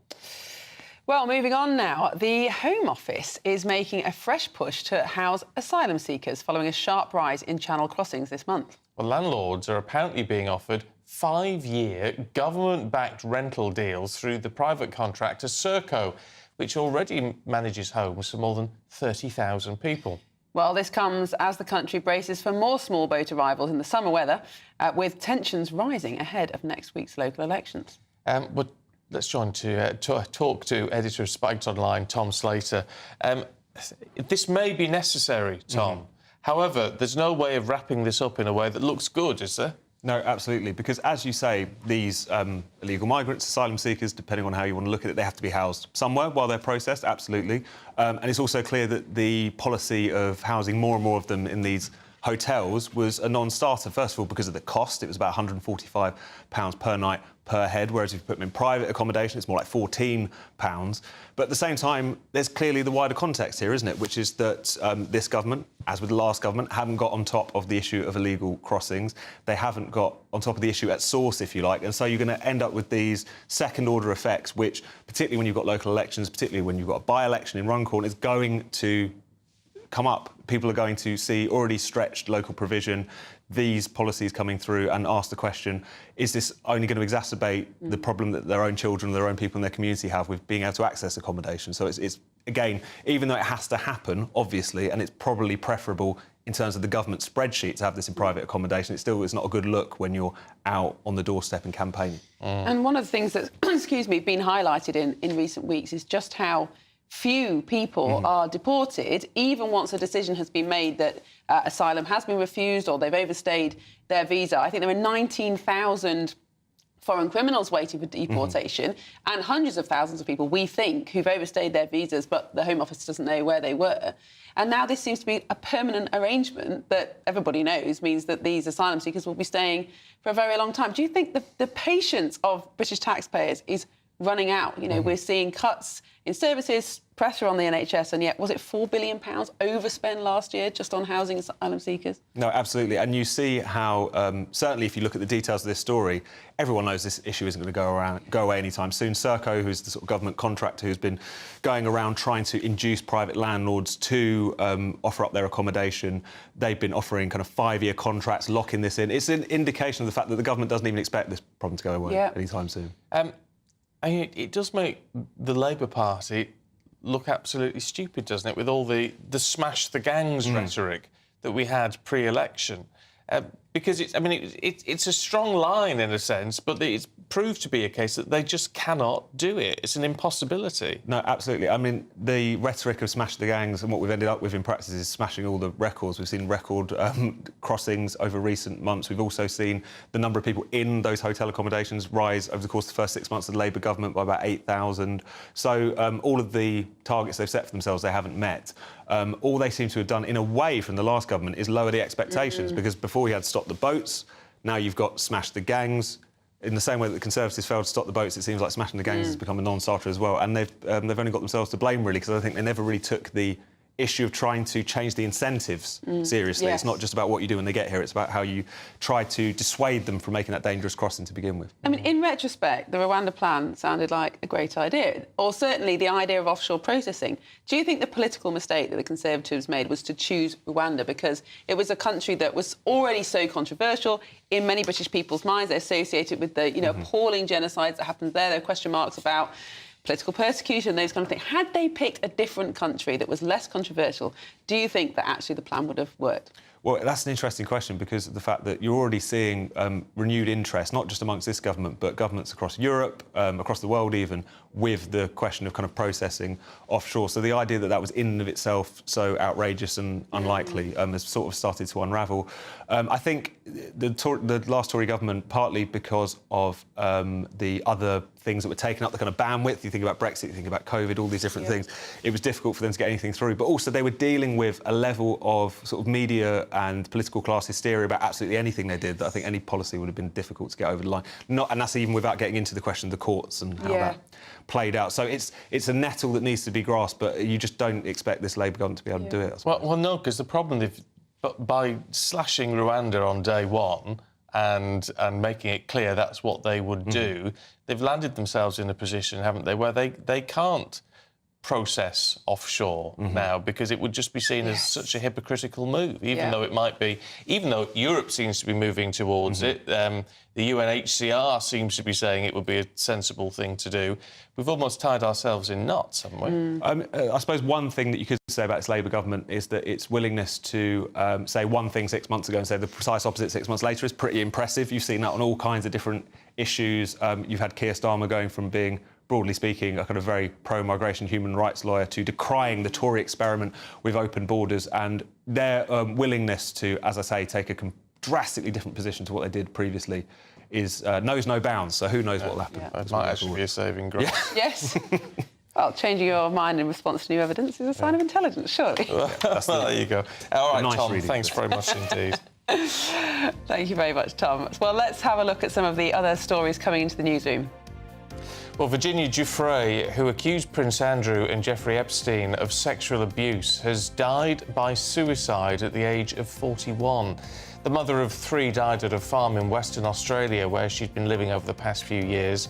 Her family said she was a fierce warrior in the fight against sexual abuse and sex trafficking. She was the light that lifted so many survivors. Despite all the adversity she faced in life, she shone so bright. She will be missed beyond measure. And Marks & Spencer says it's stopped taking orders online as it continues to struggle with the fallout from a cyber attack. Problems with its payment systems began last weekend, with M&S confirming it was dealing with a cyber incident. It's now paused all orders on its website and app, including clothing and food deliveries. Russia has accused Ukraine of carrying out a car bomb attack in Moscow. Yaroslav Moskalik, a senior officer in the armed forces, was killed. Russia's foreign ministry claimed Ukrainian special forces were involved.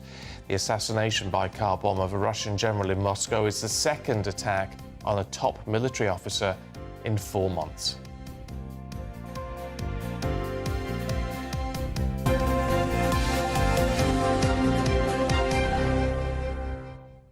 Yes, just a reminder of how widespread the Russia-Ukraine conflict is. It's gone well beyond the borders. Oh, yeah, absolutely. Absolutely. And are we close to any sort of peace deal? Yeah.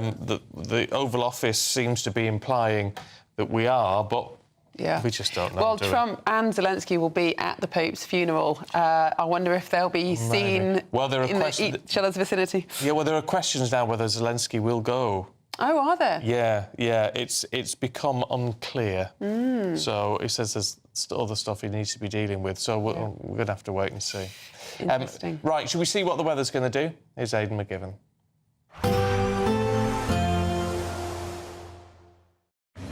Even though we'll see a cloudy start, it'll be a bright outlook for the rest of the day. Boxed Solar, sponsors of weather on GB News.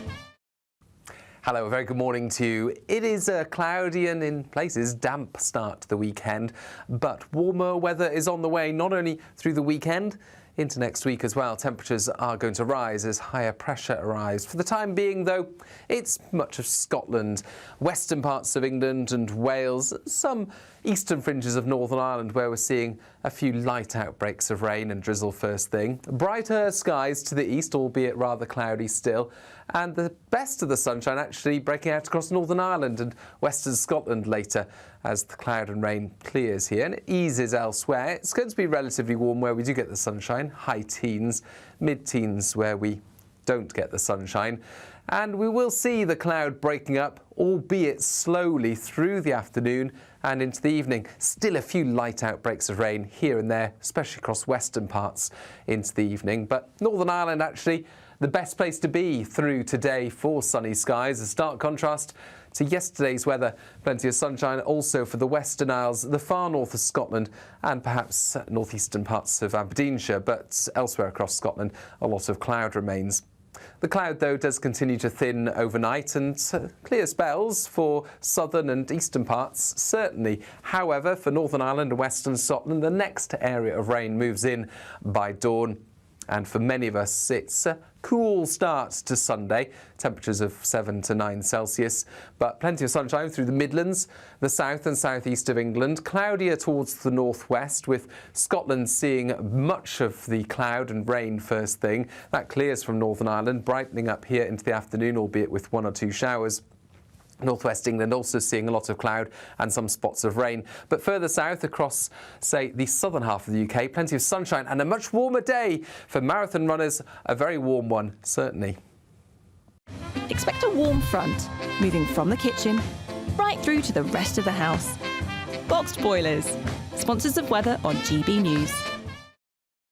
Now, there's nothing like a deadline until it's extended. You remember we were telling you about the Trick Awards and their deadline for voting was till 5 p.m. last night. Guess what? They've changed it till 9 p.m. tomorrow night, apparently. But that is good news because it means you've still got a chance to vote for GB News Breakfast. Yes, because these awards are decided by the votes of viewers at home. So please do log on to that QR code now or go to poll-trick.org.uk to vote for BBC. Gosh, absolutely don't vote for the BBC. GB News Breakfast, that's the programme that we want you to vote for. Yes, please. But also vote while you're there for our very own Charlie Peters, who's in the Best News Presenter category. So, poll-trick.org.uk. Well, Stephen, it does feel like summer is finally on the way. I've been out, been catching the rays. Absolutely. A bit of tan. Apparently a heat wave coming, 27 degrees. Oh, glorious. So looking forward to that. But imagine where you could be going this summer if you won our biggest ever Great British giveaway. So this is your chance to win a 4-berth motorhome worth over £67,000 and £5,000 in tax-free cash. Prize that's worth a lot of money, could be all yours. Here are all the details you need. Courtesy of Marquis Leisure, you could be driving away with this brand new Elnag Baron 560 motorhome. It comfortably sleeps 4, comes with sky roof, integrated kitchen and bathroom, and is worth over £67,000. And that's not all, as we'll also give you a further £5,000 in tax-free cash to make sure that wherever this motorhome takes you, it takes you there in style. For another chance to win the lot, text WIN to 63225. One entry costs £2.50 plus 1 standard network rate message, or text BONUS to 63225. 5 entries cost £5 plus 1 standard network rate message. Go to gbnews.com/win. Entries start at £2.50. Call 0903 686 3232. Calls cost £2.50 plus your network access charge. Or post your name and number to GB13 PO Box 8690 Derby DE1 9TT. UK only. Entrance must be 18 or over. Lines close at 4 p.m. on the 6th of June. Please check the closing time if listening or watching on demand. Good luck. I'm still dreaming of that motorhome. Do you really got want... one? No, I haven't. Does it appeal to you? No. Not your sort of thing? No, and I think part of the reason is that you have to... Obviously, you stay over it, that is your accommodation. But then if you want to go anywhere, you've got to pack it all up, drive and find a parking space for a massive... You don't need to pack it up, though, you do. You just put the stuff back in the cupboard and away you go. It's, for me, it's my idea of heaven. Well, I don't expect you're allowed to enter. I'm not allowed to enter. I'd have to spend my own £67,000, which obviously is not going to happen. People now convert, like, Ford Transits, don't they, and make their own? Yeah, that'd be quite a fun project, but I still would have stayed in it. No, I just think that's absolutely smashing. It's like a bullseye prize from back in the day. It would be pretty good to me. Love it. Anyway, still to come, we've got a special guest because we're going to be talking to David Prescott. Now, he is the son of our former Deputy Prime Minister, John Prescott, and he's running in the London Marathon in honour of his father tomorrow. Well, that's next. You're watching GB News Breakfast with Stephen and Miriam.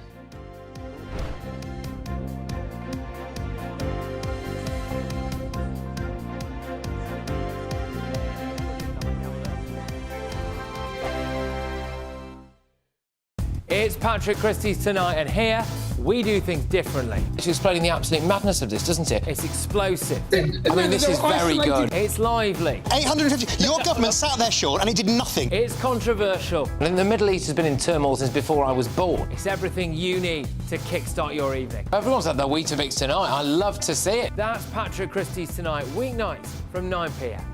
Only on GB News, the People's Channel, Britain's news channel. The royal family is an enduring symbol of tradition, unity and pride for Britain. At GB News, we celebrate what makes this country great. In our new royal newsletter series, you can join me, Cameron Walker, for Inside the Palace, an exclusive look every week that takes you beyond the gates and brings you the very latest from those at the heart of the monarchy. Never miss a royal moment again. Sign up now. Go to gbnews.com/royal newsletter and get the latest straight to your inbox. Mornings don't have to be tiresome, especially if you have the right company. Wake up to news as it happens, opinion and debate, and of course, a little bit of entertainment too. Because when the kettle's on, we're on. That's Breakfast on GB News, a show worth waking up for. Every morning from 6 a.m. Only on the People's Channel, Britain's news channel. We'll spread the news, you spread the word. Good Afternoon Britain isn't just about us. The wonderful thing about this programme is it's about everyone watching. It's an interactive programme. Well, there absolutely is something to see here, and we're going to be talking about it more. Whether it's breaking royal news, please bring us up to date, or indeed a particularly punchy speech in the House of Commons. Very, very curious. We bring it to you live, and then we bring you live reaction as well. That's Good Afternoon Britain, weekdays from midday. Only on GB News, the People's Channel, Britain's news channel. I'm Christopher Hope. From pop stars to politicians, I'll interview anybody in a pub who's got a political opinion. Join me every Friday on Spotify, Apple Podcasts, YouTube or gbnews.com, or wherever you get your podcasts. This is GB News, the People's Channel. We're proud to be GB News, the People's Channel. And as you know, we always love to hear your views. Now, there's a new way of getting in touch with us at gbnews.com/your say. By commenting, you can be part of a live conversation and join our GB News community. You can even talk to me, Bev Turner, or any of the members of the GB News family. No matter the state it's in, this is our nation. Join me, Jacob Rees-Mogg, for a genuine, honest discussion on where we have been, where we are going, and where we are with the people who set the direction. That's State of the Nation every Monday and Tuesday at 8 o'clock. Only on GB News, the People's Channel.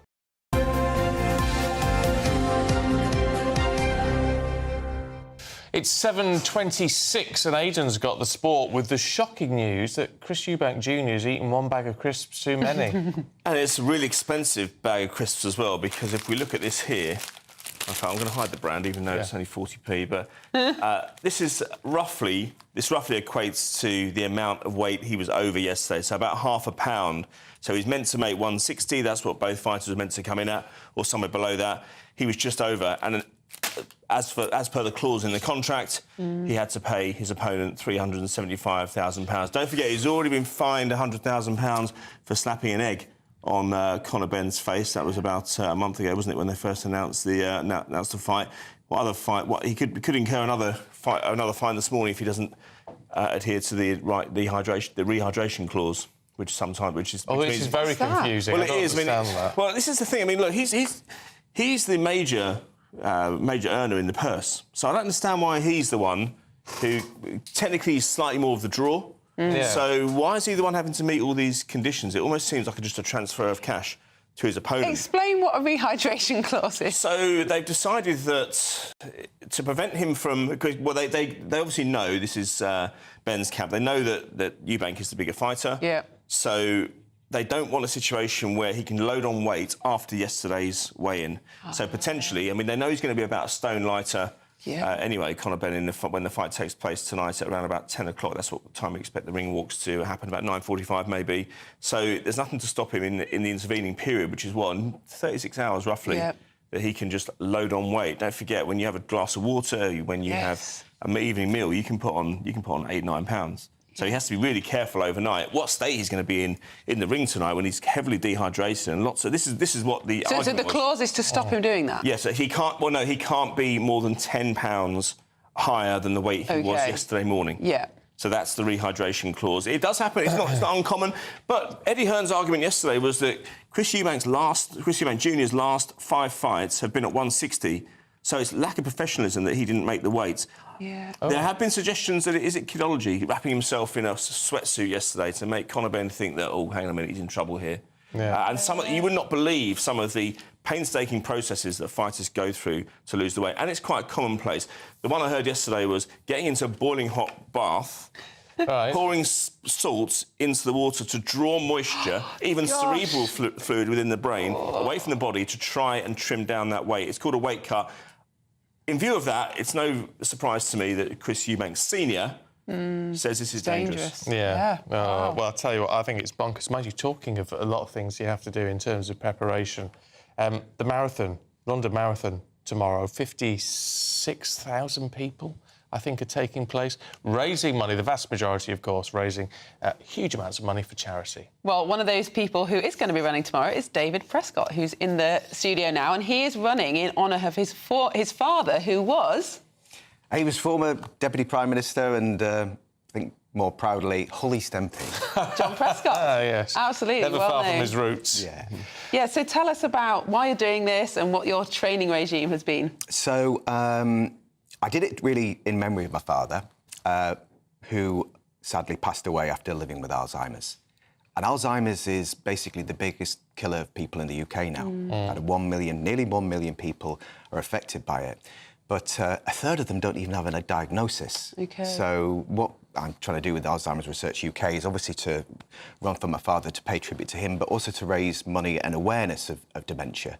And with the government's new 10-year health plan being formulated at the moment, we've got to really put dementia really at the heart of that. You see, it's an awful thing, isn't it? Because it's often viewed just as old age, but actually it's not. It's something which potentially can be cured. You're absolutely right. We're not there yet in terms of a cure, but in terms of the treatments to slow the progress, we are getting there.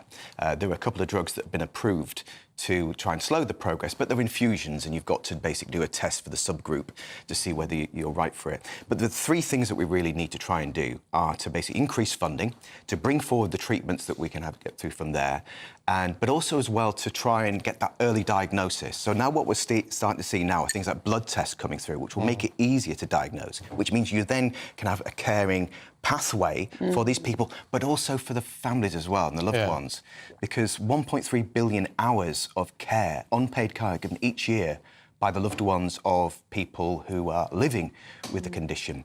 And the figure that really shook me was basically nearly 1 in 2 people now will be affected by dementia, either by having the condition or knowing or caring for somebody who has that. So that's why I think we really need to try and get this at the heart of the 10-year health plan or so being formulated by Waste Streeting. So tell us tomorrow what kind of time you're expecting. Have you run a marathon before? I have, and I actually run in 2007, which was also a really hot marathon because it's predicted. Right. Yes. Let me tell you, Gosh. I mean, it was brutal. We had... I got a text through yesterday, an email through from the marathon organisers. So they're actually bringing in run-through showers. Yeah. Wow. So it's like going through a car wash. And we had that back in the time there. It's quite funny. You probably like this one for the sports. So basically, I did it in about 5 hours, right? Okay. I limped over the line. Wow. But I still dine out on the fact that I managed to beat Haile Gabriel Selassie, who is the 10,000 Olympic and world record holder, because he pulled up with, I think, a pollen infection around Canary Wharf or so. So I still down it on the fact that. So it's going to be difficult, and I think we've been told so not to basically overexert yourselves. Don't go for personal bests. Take it easy. Just get round. Wear sun cream. Wear a hat. As long as I beat the guy dressed in the Minion suit, so I'll be happy. Big Bird outfit. Yeah. Before we let you go, can we just have a word about your dad? Because, I mean, I interviewed him many times over the years, but he's one of those characters... He didn't punch you, did he? Oh, no, he didn't punch me. He didn't... You got off lightly there. But actually, but that's what I think, that even if you didn't agree with his politics, he was still someone you could respect, because he said it as it was. He said it as he thought, or at least how he thought it was. And you didn't mess about with him, and I quite liked that about him. I think, you know, the one thing when he passed was to see all these tributes from people around the world, social media, people coming up to me, seeing things on the TV. And he did cross that political divide, because whether you believed with his politics or not, they could see he was genuine. And he meant it. And basically, if he made a mistake, he'd say he'd made a mistake. And I think there's something there. He wasn't spun. He was basically, he always used to say about, I'm old Labour, not new Labour. But he would basically, I mean, I think the relationship between Blair and my father was over that time, so they complemented each other. And, you know, sometimes you need to have the left wing, the right wing working together, and, you know... Very important for that new Labour project, wasn't he? Yeah. I mean, at the end of the day, you had to keep the unions on board. You had to basically keep the thing, and it worked. And I think that's what helps us. So when you get both wings of either parties, whether you're Tory or you probably know, with either Tories or they working together and helping each other. Well, you know, and saying it how it is something that people are desperate for politicians to do, and he really did that. I miss him every day. And the thing that makes me think is the last lap, as I go towards the last sort of like half mile to finish the line, I'll be going past the Houses of Parliament, Big Ben. So I'm just going to, when I get to that point there, you know, I spent so many years with him sort of like down there, because he became an MP in 1970. Just going to have a little pause and just nod my head or so, and, you know... And just think about him. Well, sure, be there. Good luck. It's one of those things. If a politician punched somebody these days, can you imagine the uproar and the fact that Blair at the time just went, "Oh, that's John." I just think it's quite nice. Blair actually called my father and said, "What's happened here?" And John said, "I was only following your orders." I said, "What's that?" He said, "Well, you told us to go and connect with the electorate, so I did." Brilliant. Very good. That's Craig a good Evans line. is his name, wasn't he? Yes, man with the mullet. Yes. Well, look, David, best of luck tomorrow. Thanks so much. And it's really good to talk to you. Thanks very much indeed. Enjoy the walk through showers. Sounds good. Oh, dear, connecting with the electorate. It's just absolutely classic. Right, still to come. We're going to have the very latest for you from the Vatican with Ellie. Hymns are ringing out over St. Peter's Square as thousands of people pack into the Vatican City to bid farewell to Pope Francis. His funeral begins in 90 minutes' time. I'll have the latest next.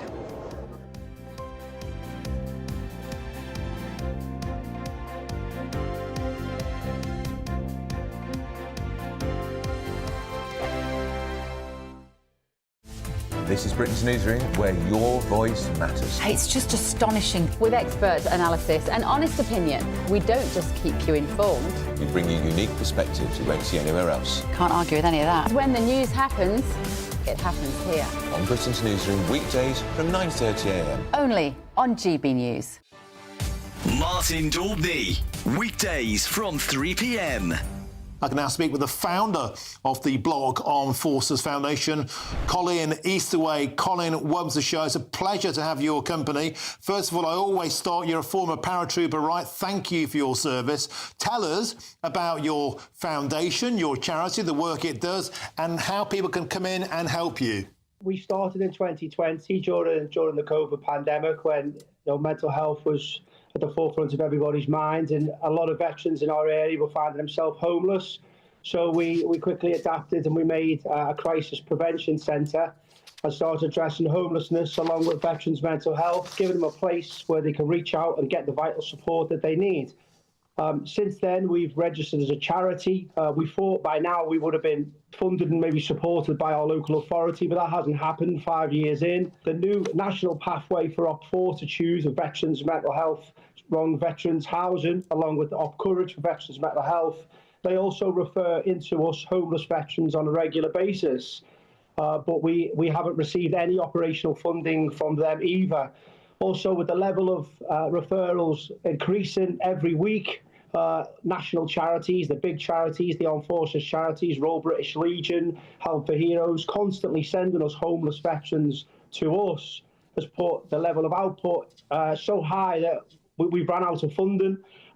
Those major charities and those other organisations don't send any funding. They continue to send homeless veterans to us, which we have to crisis manage and try and find solutions. We have an ethos where no veteran leaves our office without a safe place to sleep that night, and we stand by that ethos. The larger charities have got onto that and start firing them into us, so we're really struggling. GB News, the People's Channel. On Thursday, the 1st of May, voters across England go to the polls. In a series of council elections, mayoral elections, and one crucial by-election. They'll vote on the local issues that matter to them and let the parties know where they stand. We'll be here throughout the night, live around the country, as the first results come in. And from 6 a.m. on Friday morning, as it all becomes clearer, we'll be here to discuss what it means for you. Vote 2025, the people decide, from 11 p.m. on Thursday. Only on GB News, Britain's news channel. It's 7:38 morning to your right. Let's take you straight to the Vatican. Ellie is standing by for us, and what is going to be another moment of history there, Ellie?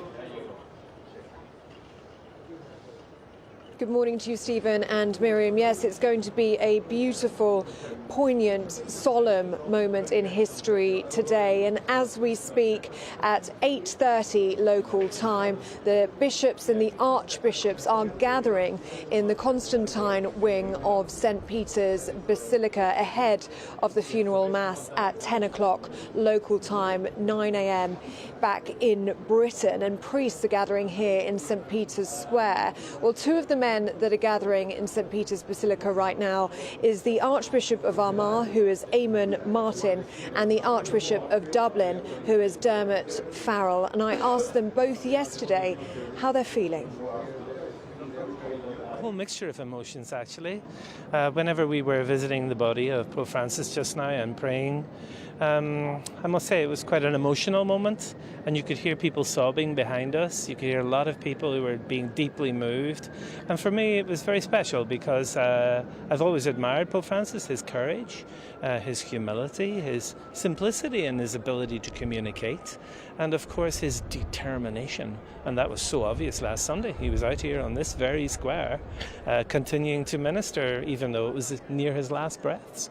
So a whole mixture of emotions, but very special for us.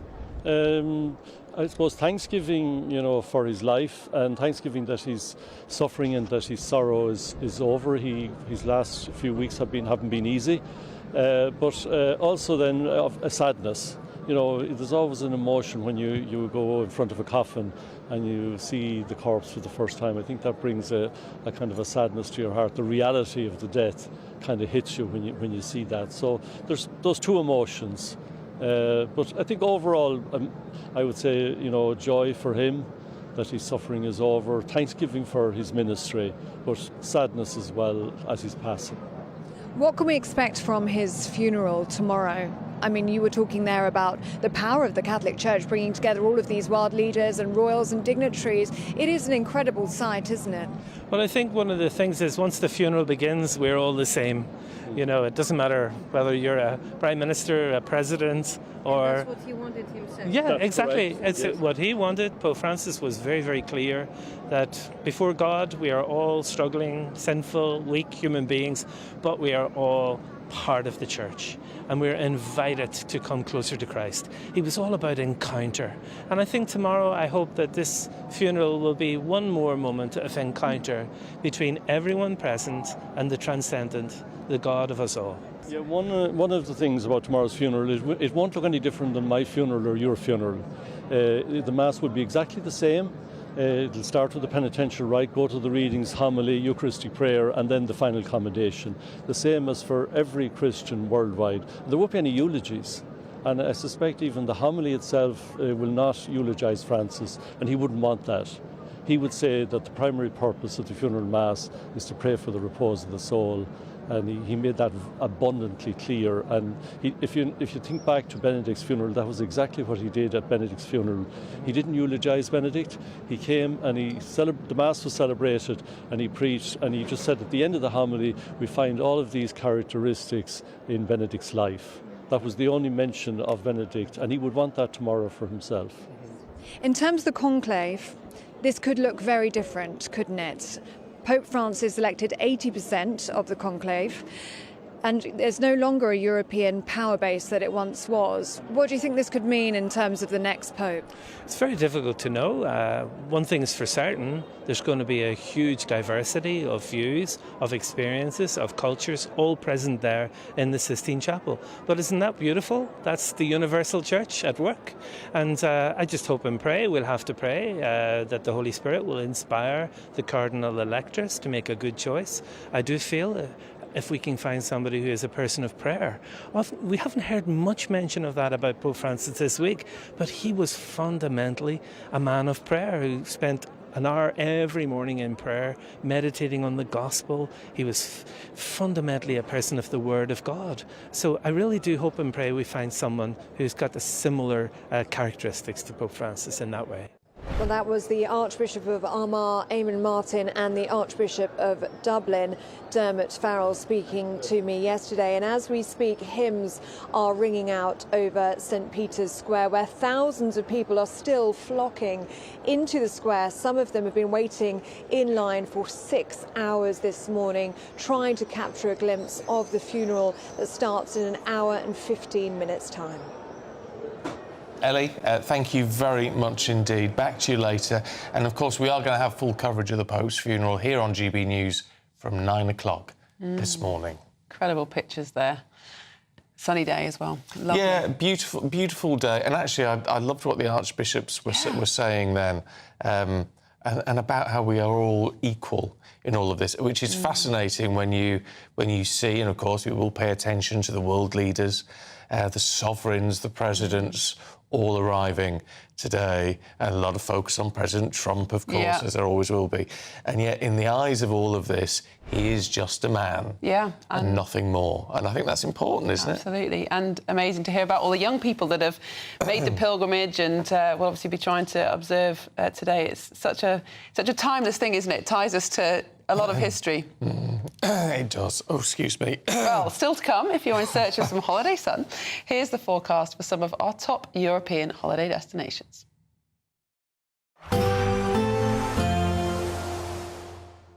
Can't wait to get in that sea. Lovely and warm. Just like the feeling of having great travel insurance. All Clear Travel Insurance sponsors GB News Travel Destinations Forecast.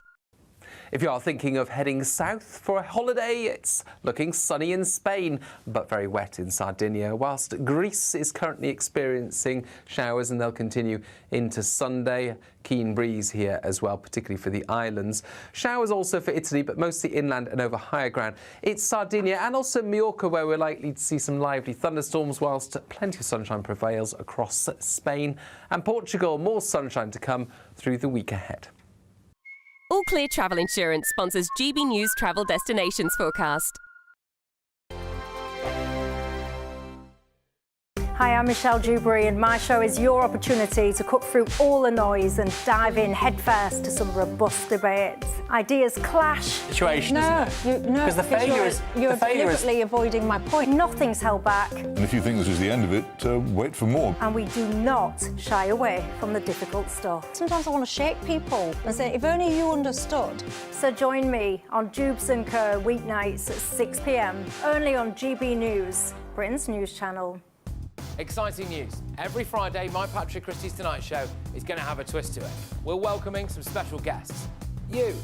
That's right, on Fridays I'm going to be doing my show in front of a live studio audience because this show is about you and what you have to say. It's going to be the same big debates, same big topics, same big opinions. But every Friday night at 9 p.m, you are invited to come on down to Patrick Christie's Tonight to be a part of the action. Only on GB News, the People's Channel, Britain's news channel. Good Afternoon Britain isn't just about us. The wonderful thing about this programme is it's about everyone watching. It's an interactive programme. Well, there absolutely is something to see here, and we're going to be talking about it more. Whether it's breaking royal news, please bring us up to date, or indeed a particularly punchy speech in the House of Commons. Very, very curious. We bring it to you live, and then we bring you live reaction as well. That's Good Afternoon Britain, weekdays from midday. Only on GB News, the People's Channel, Britain's news channel. What is the state of our economy? What is the state of our National Health Service? What is the state of our schools? What on earth is going on? Understanding Britain means understanding the state we are in. This is State of the Nation with me, Matt Goodwin, Wednesdays, Thursdays and Fridays from 8 p.m. on GB News. Mornings don't have to be tiresome, especially if you have the right company. Wake up to news as it happens, opinion and debate, and of course, a little bit of entertainment too. Because when the kettle's on, we're on. That's Breakfast on GB News, a show worth waking up for. Every morning from 6 a.m. Only on the People's Channel, Britain's news channel. We'll spread the news, you spread the word. We're proud to be GB News, the People's Channel, and as you know, we always love to hear your views. Now, there's a new way of getting in touch with us at gbnews.com/your-say. By commenting, you can be part of a live conversation and join our GB News community. You can even talk to me, Bev Turner, or any of the members of the GB News family. I'm Christopher Hope. From pop stars to politicians, I'll interview anybody in a pub who's got a political opinion. Join me every Friday on Spotify, Apple Podcasts, YouTube or gbnews.com, or wherever you get your podcasts. This is GB News, the People's Channel.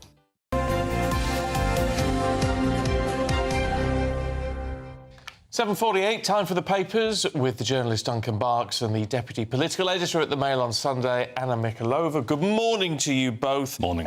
Duncan, start with the Times, can we? Looking at Ukraine, what's interesting is there were questions about whether President Zelensky would be going to the funeral today. Yeah. He has just arrived. Has he? Apparently, which is interesting, isn't it? And quite how much contact there'll be with President Trump while he's there. Absolutely. There's certainly some speculation in this morning's papers that there might be an opportunity for the two of them to have some kind of conversation. Obviously, we know various envoys over the last couple of weeks from Russia and America have been talking about some kind of peace deal. We've also heard that Zelensky has been looped into these conversations that's going on. The front page of the Times has this headline, "Land deal is the only choice," and they sum this up as the American warning Zelensky, the idea that to be able to obtain peace and stop this war, that Ukraine is going to have to concede some territory permanently. And one of the stumbling blocks here, it appears, is what happened in 2014 when Russia invaded Crimea. And what they're saying in the Times, and indeed, to be fair, in other newspapers as well, is that basically you're going to have to let Russia have some land.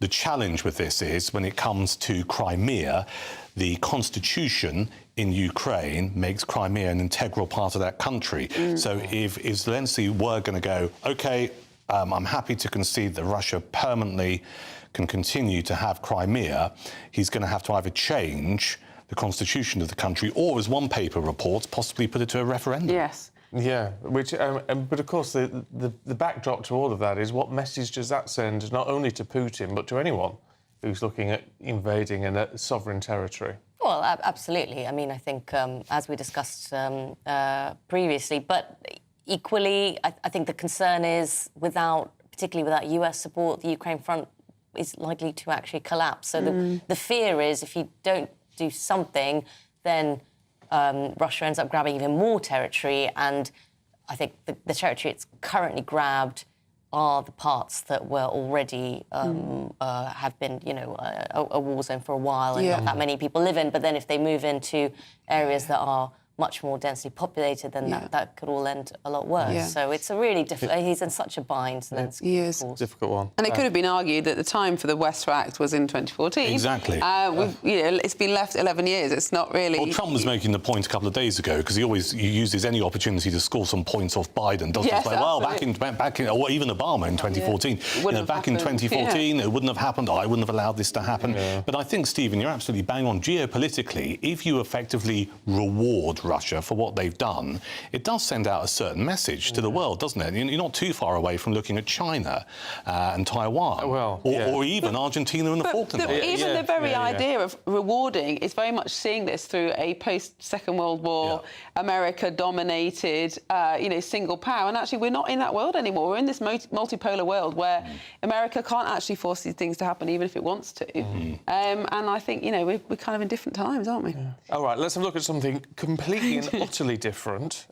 You strike me, and there's a lady with probably some, very stylish handbags. Do you have any particular favourite leather you like for your handbag? Are you going to say I shop at M&S because I got M&S now? No. I was going to say no. No, I was going to say about this. I know it's in the mail. That's next. But it's about T-Rex. Yes, so... T-Rex leather handbags. I do like a handbag. I have not yet bought a T-Rex handbag, which is what this is. So a company has decided that it's taken some DNA from T-Rexes and Jurassic Park, T-Rex created T-Rex handbags.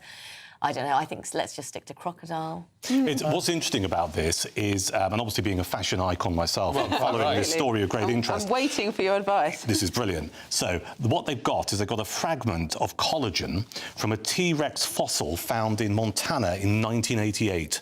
And they're taking that fragment and they're taking the DNA out of it and they're going to grow some T-Rex skin and then try and turn it into handbags and presumably shoes. My question is who's going to buy this stuff? Is there a market for it? Yeah, there's a market for that. You're in the market. There's a market for that. If I could get a T-Rex leather jacket, you would.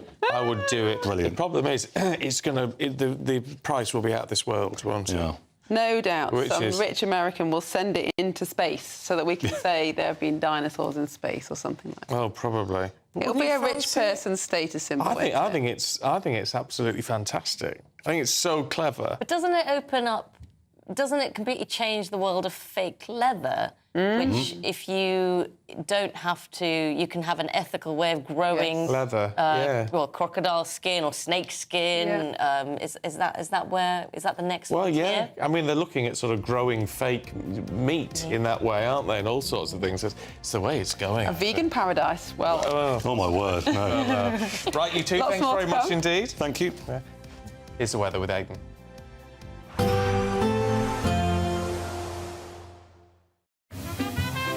Heavy showers first thing will be followed by a warm, cosy day. Boxed Boilers, sponsors of weather on GB News. Hello, a very good morning to you. It is a cloudy and in places damp start to the weekend, but warmer weather is on the way, not only through the weekend, into next week as well. Temperatures are going to rise as higher pressure arrives. For the time being, though, it's much of Scotland, western parts of England and Wales, some eastern fringes of Northern Ireland where we're seeing a few light outbreaks of rain and drizzle first thing. Brighter skies to the east, albeit rather cloudy still, and the best of the sunshine actually breaking out across Northern Ireland and western Scotland later as the cloud and rain clears here and it eases elsewhere. It's going to be relatively warm where we do get the sunshine, high teens, mid-teens where we don't get the sunshine. And we will see the cloud breaking up, albeit slowly through the afternoon and into the evening. Still a few light outbreaks of rain here and there, especially across western parts into the evening. But Northern Ireland actually the best place to be through today for sunny skies. A stark contrast to yesterday's weather. Plenty of sunshine also for the Western Isles, the far north of Scotland and perhaps northeastern parts of Aberdeenshire, but elsewhere across Scotland a lot of cloud remains. The cloud, though, does continue to thin overnight and clear spells for southern and eastern parts, certainly. However, for Northern Ireland and western Scotland, the next area of rain moves in by dawn. And for many of us, it's a cool start to Sunday, temperatures of 7 to 9 Celsius, but plenty of sunshine through the Midlands, the south and southeast of England, cloudier towards the northwest, with Scotland seeing much of the cloud and rain first thing. That clears from Northern Ireland, brightening up here into the afternoon, albeit with 1 or 2 showers. Northwest England also seeing a lot of cloud and some spots of rain. But further south across, say, the southern half of the UK, plenty of sunshine and a much warmer day. For marathon runners, a very warm one, certainly. There will be a light breeze in the morning, leading to a warm front. Boxed heat pumps, sponsors of weather on GB News. Courtesy of Marquis Leisure, you could be driving away with this brand new Elnag Baron 560 motorhome. It comfortably sleeps 4, comes with sky roof, integrated kitchen and bathroom, and is worth over £67,000. And that's not all, as we'll also give you a further £5,000 in tax-free cash to make sure that wherever this motorhome takes you, it takes you there in style. For another chance to win the lot, text WIN to 63225. One entry costs £2.50 plus 1 standard network rate message, or text bonus to 63225. 5 entries cost £5 plus 1 standard network rate message. Go to gbnews.com/win. Entries start at £2.50. Call 0903 686 3232. Calls cost £2.50 plus your network access charge. Or post your name and number to GB13 PO Box 8690 Derby DE1 9TT. UK only. Entrance must be 18 or over. Lines close at 4 p.m. on the 6th of June. Please check the closing time if listening or watching on demand. Good luck. This is GB News, Britain's news channel. UK churches are under criminal attack. They reported 9,000 crimes within the last 3 years. In Bilton in Ainsty, lead theft from St Helen's ancient parish church roof caused significant water damage. 6 items were also stolen, including a historic pewter flask. Fearing reprisals, a church volunteer spoke anonymously about the impact of the crimes. Financially, it just brings churches to their knees. It's hard enough now for churches to survive with dwindling congregations and ageing populations. Churches don't get any government money. There is no statutory funding which is available and comes into churches. So once you get theft, whether it's internal theft from items inside the church or lead from the roof, it's just a big expense. So any theft is hard to both administer and get over, apart from the trauma of losing items that historically are part of our heritage. We need everybody to stand together on this. It doesn't matter if you're a person of faith or not. These buildings are so important to our country. They form the fabric of rural life up and down the great British countryside. They are community hubs. They are places that glue some really isolated communities together, a bit like our pubs. You know, these are precious parts of our heritage and we've got to protect them. Theft and vandalism from rural religious sites are harder for the police to tackle. We are so isolated, very remote, and churches are very often the focal point of communities. The Home Office funding formula really pays scant recognition of the challenges facing rural communities. Therefore, we don't have the resources big metropolitan areas have. GB News, the People's Channel.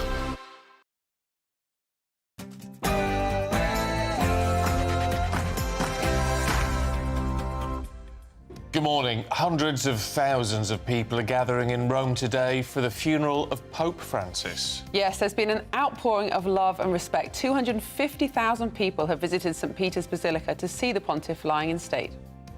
Thousands of people have been packed into St Peter's Square, where the funeral is about to start in an hour's time. Well, hundreds of world leaders, sovereigns and dignitaries arrive in Rome to pay their respects to Pope Francis. And some breaking news overnight. Virginia Giuffre, who accused Prince Andrew and Jeffrey Epstein of sexual assault, has died, aged just 41. The Home Office is looking for landlords, not to fix the housing crisis, but to house asylum seekers following a surge of recent crossings. It's been billed as the biggest fight in British boxing history. Chris Eubank Jr. squares off against Conor Benn in a middleweight clash at the Tottenham Hotspur Stadium. It may be a cloudy and, for some of us, damp start to the weekend, but sunnier and warmer weather is on the way. I'll have the full details in the forecast coming up soon. It's just gone 8 o'clock. I'm Stephen Dixon. I'm Miriam Cates. You're watching GB News Breakfast.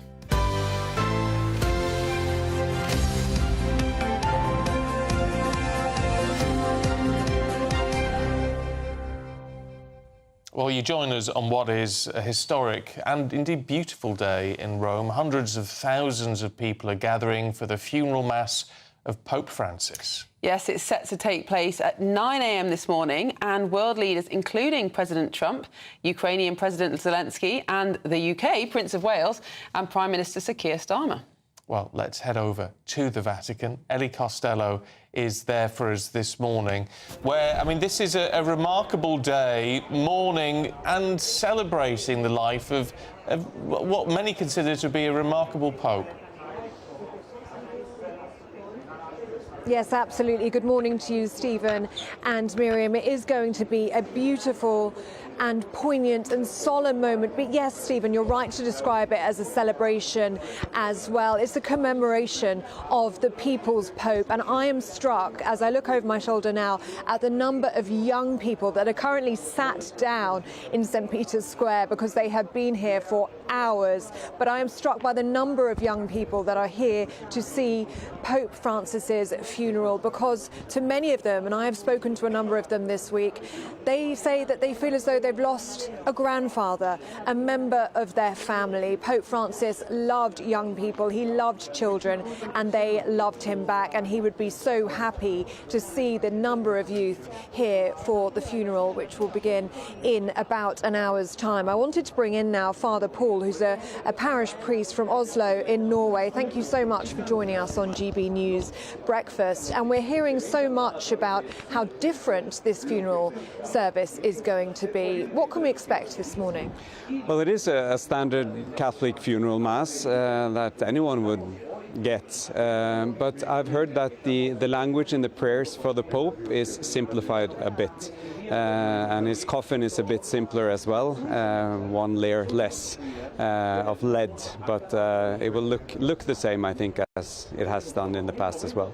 We are about to witness, though, something that nobody alive has ever seen before, and that is the procession of the Pope's coffin through the streets of Rome, because he doesn't want to be buried at the Vatican. He wants to be buried at St. Mary's Major Church in Rome. Why do you think he came to that decision? Well, he has had a very deep affection for that church for a long time.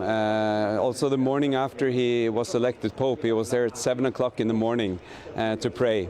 So it is a church where he has gone to pray a lot. He went there always before or after he had a pastoral journey outside of Rome. So he's been there a lot to pray in front of an icon of Our Lady that he loves very much, an icon that was given to that church in 530 or something. So it's been there for a long time. But I think also it could be because he wants to be close to people. That's one of his things, be close to people. The church is more available, it's easier to enter, and it's also situated close to Termini, the main train station here in Rome, where you have a lot of illegal immigrants, where you have homeless, where you have prostitutes, people who've kind of fallen out of mainstream society. They are there as well. So I think this is also a way for him to help us to remember the poor.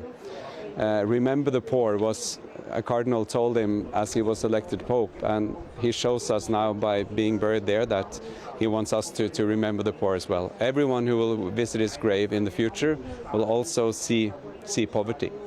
And it's so in keeping with, as you say, everything that he stood for during his papacy and, in fact, during his life. You met him on a number of times, didn't you? Especially in Casa Santa Marta, which are the apartments just behind where we're stood now. He rejected the papal palaces. He deemed them to be too grand, didn't he? So tell us about your meeting with him there. Well, he said himself that the reason why he chose to stay in Casa Santa Marta was to be close to people. He was afraid that in the papal apartment just across the piazza here, he would be too far away from people. So it was not to save money, to be less extravagant, it was to be close to people. First time I met him there, I came just with my suitcase off the street, went in, said, do you want lunch? And I went into the dining room and there was the Pope. So he was very accessible at the beginning, at least in there. I also swapped his succhetto, the white hat, with him in there. So I bought one and took it out and said, Holy Father, this is a bit embarrassing. It is a weird thing to do, but can we swap? Is it like when footballers swap shirts at the end of a football match? Yeah. Wow. Absolutely, yeah. And he was happy to give you his? He was happy, and he made a little joke. I was a bit uncertain if I could do that. I mean, it is his home, it was his dining room, and I was there intruding. You just walked in? And I just walked in. So he said, that depends, he said. I got a bit scared. But then depends on the size, of course, he said. What size is it? Well, I bought it at the tailor, so I hope they know your size. No, sometimes it's a bit too small, he said.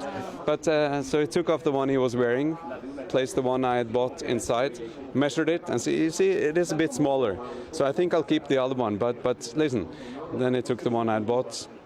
Thank you very much. Now it is mine. Placed it on his head, and then he gave it back to me. Well, now it and is do you yours. still have his?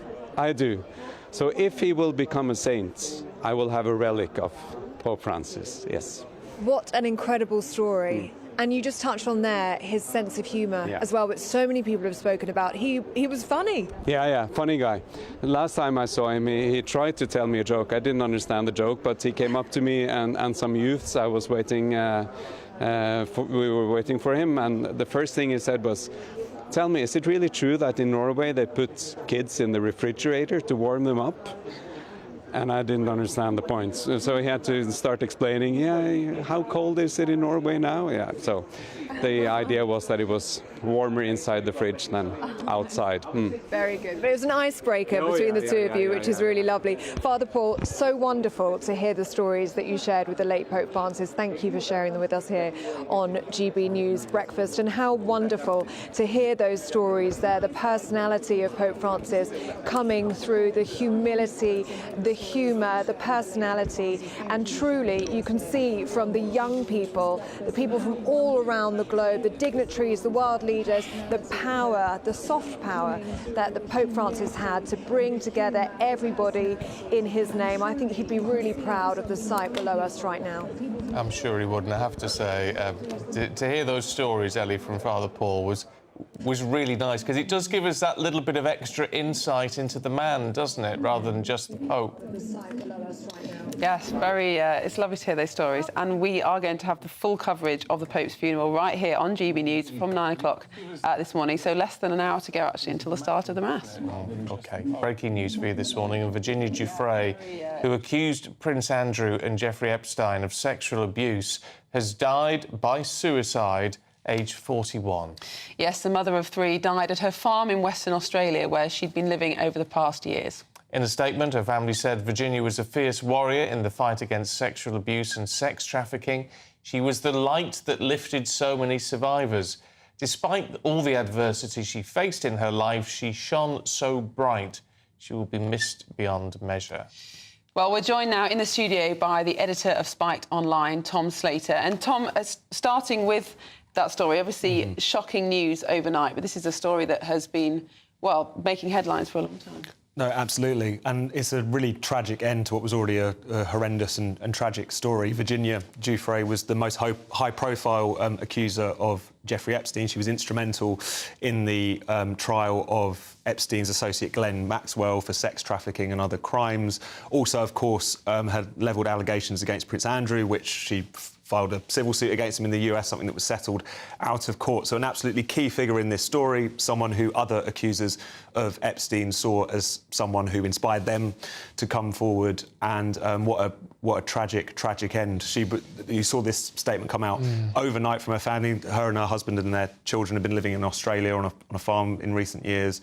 And yeah, your heart just goes out to them, because at the centre of this is a family and a human story as much as all the other implications for it. I mean, it's obviously all the allegations she made against Prince Andrew, he very vehemently denied. But there's clearly been some problem. I mean, we saw only a few weeks ago, didn't we, all this stuff about a car crash, and she only had 4 days to live, and stuff she'd posted online, which was denied by Australian police. I mean, something wasn't right. No, absolutely. And she'd lived a very troubled life even before she found herself in the crosshairs of Epstein and Ghislaine Maxwell. She says that she was abused as a young person by a friend of the family, ended up being homeless at various points. The sort of vulnerability that people exploit, tragically speaking. So really, really awful. And but at the same time, someone who, kind of on her own terms, through trying to break the silence around these particular alleged crimes by trying to inspire other people to come forward, certainly did make a big impact, not only on this particular case, but on this issue of sex trafficking and sexual violence in general. Yeah. Oh, can we have a look at politics over here? Because there's this new thing from the Home Office. Well, it's sort of new, but they seem to be desperately trying to recruit private landlords, but to house asylum seekers. No, absolutely. Are hotels full now? Well, it's all part of them trying to move away from the hotels, essentially, because that was such a running sore for the last government, not only because of the fact that, excuse me, it was a question of not dealing with the asylum and legal migration issue, but also because of the expense. I mean, that's one thing about about the issue of private accommodation, is the fact that it's much, much cheaper. It's about a tenth of the cost per head in terms of migrants. But again, even though it makes sense in terms of the government finances to move towards this policy of using private landlords has been in place since about the year 2000, so it's a kind of cross-party thing. It just reminds people that this issue hasn't been solved. The fact that you're now having the Home Office and its private contractors go out to landlords and have to offer them all kinds of inducements to offer up their properties for migrants and asylum seekers will just remind people that the issue hasn't been dealt with, and particularly when you're dealing with constituencies where, I mean, there's a housing crisis across the country, but it's particularly acute in a lot of places where they are seeing migrants being housed. It's just going to become a continuing political problem for them, and a reminder that these issues aren't being dealt with at source. Using private rental homes creates a different problem, doesn't it? Because, OK, hotels are visible, there might be an impact on tourism if those bedrooms are taken up. But this policy takes housing stock out of the market, pushing rental prices up, making it difficult for young people particularly to get their first house. Do you think the government is hoping that this will be somehow less noticeable to the public than the hotels? Well, it's difficult, isn't it? Because on the one hand, it's kind of less visible by dint of the fact it's a little bit more dispersed. There's not kind of one big venue, one big hotel in the community, which is, you know, some place which used to be where the weddings would take place or where the family party would take place, now just kind of consigned over. But at the same time, it has its own problems. It has its own pressures. And given the fact that, as we know, because of the fact that it's cheaper to do so, that where the burden of accommodating migrants always falls is in some of the poorest constituencies in the country, simply because of the fact that the hotels are cheaper and the accommodation is cheaper. So this can become a real genuine sort of electoral issue for Labour, particularly in some of the seats that it just about won back last time around, but have not been very firm supporters of the Labour Party for at least a couple of elections now.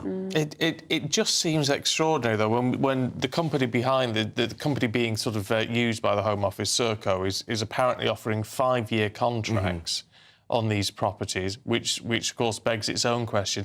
It just sort of stinks of moving deck chairs around on the Titanic. Absolutely, and I think that 5-year contract is an indication of how long they expect this problem to go on. And the fact that they're really kind of throwing the inducements at them, saying that we'll cover all of your maintenance costs, saying we'll cover your council tax, we will cover all of these different things, shows that this problem really hasn't been dealt with. And I think it's also a reminder of the fact that this dysfunction is really not serving anyone well. I think it's fair to say it's certainly not serving local communities which are seeing already sparse housing stock being taken up. I really don't think it's helping with people who should be in favour of an asylum policy. The more that asylum becomes associated with a route for illegal migration and dysfunction, the less able the state will be to be generous in clear-cut situations where Britain does owe a debt to certain groups of people. So all round, it's an absolute mess. The Tories certainly didn't deal with it, but I think it is genuinely getting worse under Labour. Well, and of course, the Conservatives tried ideas such as the Bibi Stockholm barge, so housing migrants in irregular accommodation, but obviously no plans from Labour to do something similar. No, not at all. And I think, if anything, it's seemingly just doubling down on a lot of failed strategies here. OK. Tom, thank you very much indeed. Good to see you this morning. Not at all. Yeah, thanks, Kenny. Well, let's have a look at some of the other stories coming into the newsroom. Marks and Spencer's says it's stopped taking orders online as it continues to struggle with the fallout from a cyber attack. Problem with its payment systems began last weekend, with M&S confirming it was dealing with a cyber incident. Well, it's now paused all orders on its website and app, including clothing and food deliveries.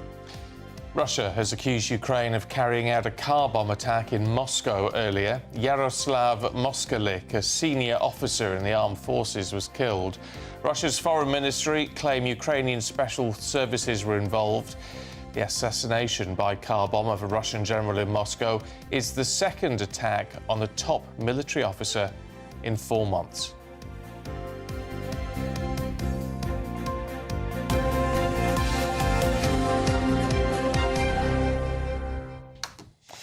Shocking scenes there. And, of course, we're going to see Trump potentially in the vicinity of Zelensky at the Pope's funeral. I wonder if any words will be spoken or whether they will carefully avoid each other. Yeah, it's going to be interesting.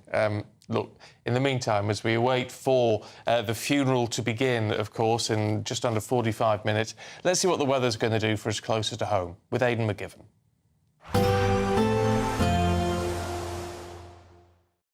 Expect a warm front, moving from the kitchen right through to the rest of the house. Boxed Boilers, sponsors of weather on GB News.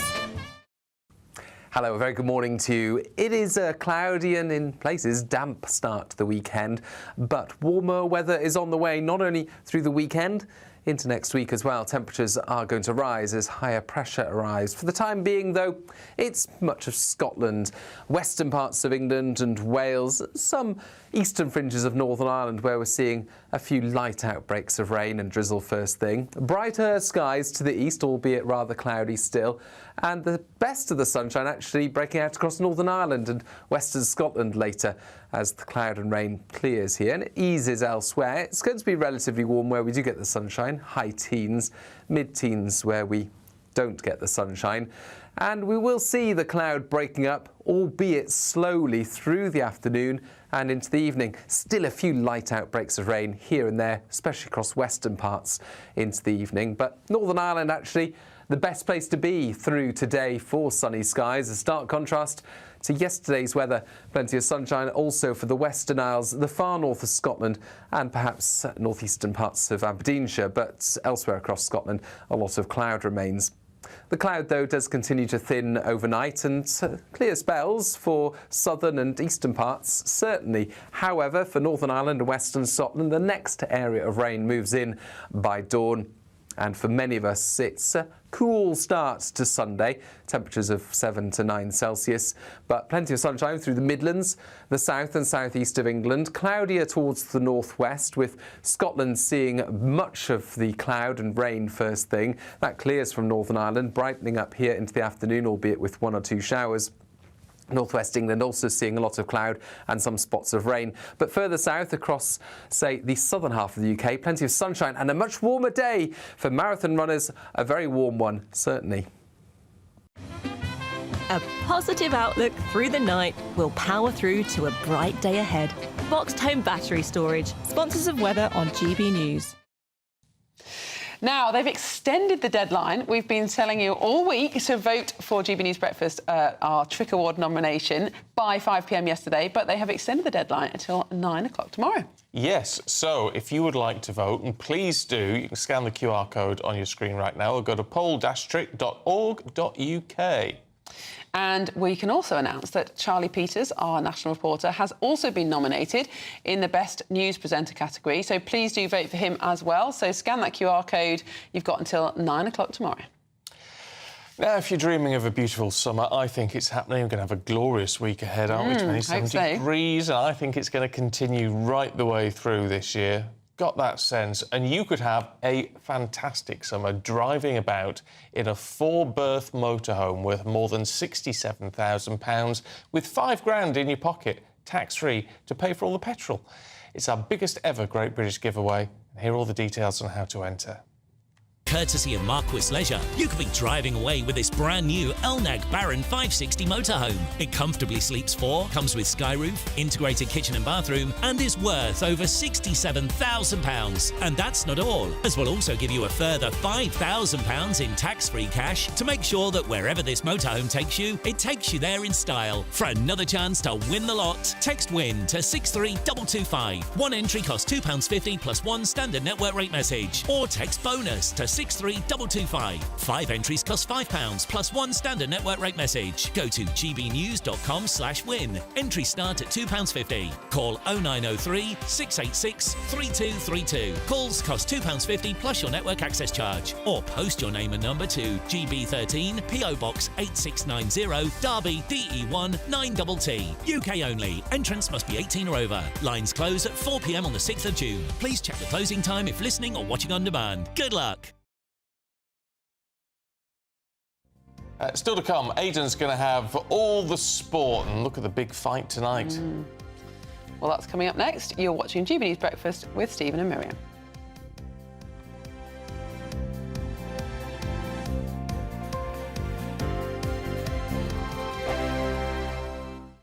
The royal family is an enduring symbol of tradition, unity and pride for Britain. At GB News, we celebrate what makes this country great.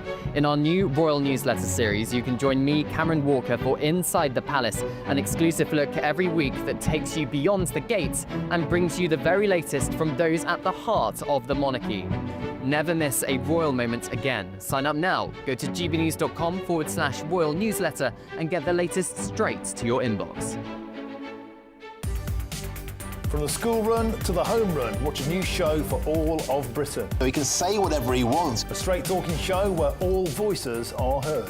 And, you know, when are we going to stop talking about smashing the gangs and actually do it? With the stories that matter from every part of our country. There's a bit of a crash landing there for your Chancellor. Bold, fearless and standing up for you. That's me, Martin Daubney, 3 p.m. till 6 p.m, weekdays, here only on GB News. The People's Channel, Britain's news channel. It's Patrick Christie's Tonight, and here we do things differently. It's explaining the absolute madness of this, doesn't it? It's explosive. I mean, this is very good. It's lively. 850. Your government sat there, Sean, and it did nothing. It's controversial. And the Middle East has been in turmoil since before I was born. It's everything you need to kickstart your evening. Everyone's had their Weetabix tonight. I love to see it. That's Patrick Christie's Tonight, weeknights from 9 p.m. Only on GB News, the People's Channel, Britain's news channel. Mornings don't have to be tiresome, especially if you have the right company. Wake up to news as it happens, opinion and debate, and of course, a little bit of entertainment too. Because when the kettle's on, we're on. That's Breakfast on GB News, a show worth waking up for. Every morning from 6 a.m. Only on the People's Channel, Britain's news channel. We'll spread the news, you spread the word. Headliners on GB News 11 p.m. every night. It's got 3 top comedians going through the next day's newspapers so you don't have to read them, which is great. That's a good point. He's lying. I mean, maybe he's not lying. That's Headliners every night from 11 p.m. and 5 a.m. as well on GB News, Britain's news channel. No matter the state it's in, this is our nation. Join me, Jacob Rees-Mogg, for a genuine, honest discussion on where we have been, where we are going, and where we are with the people who set the direction. That's State of the Nation every Monday and Tuesday at 8 o'clock. Only on GB News, the People's Channel. In the GB Newsroom, we bring you the news as it happens. With our team of dedicated journalists across the UK, we're ready to keep you up to date with what's happening every half an hour, every single day. Bulletins here on GB News, the People's Channel, Britain's news channel.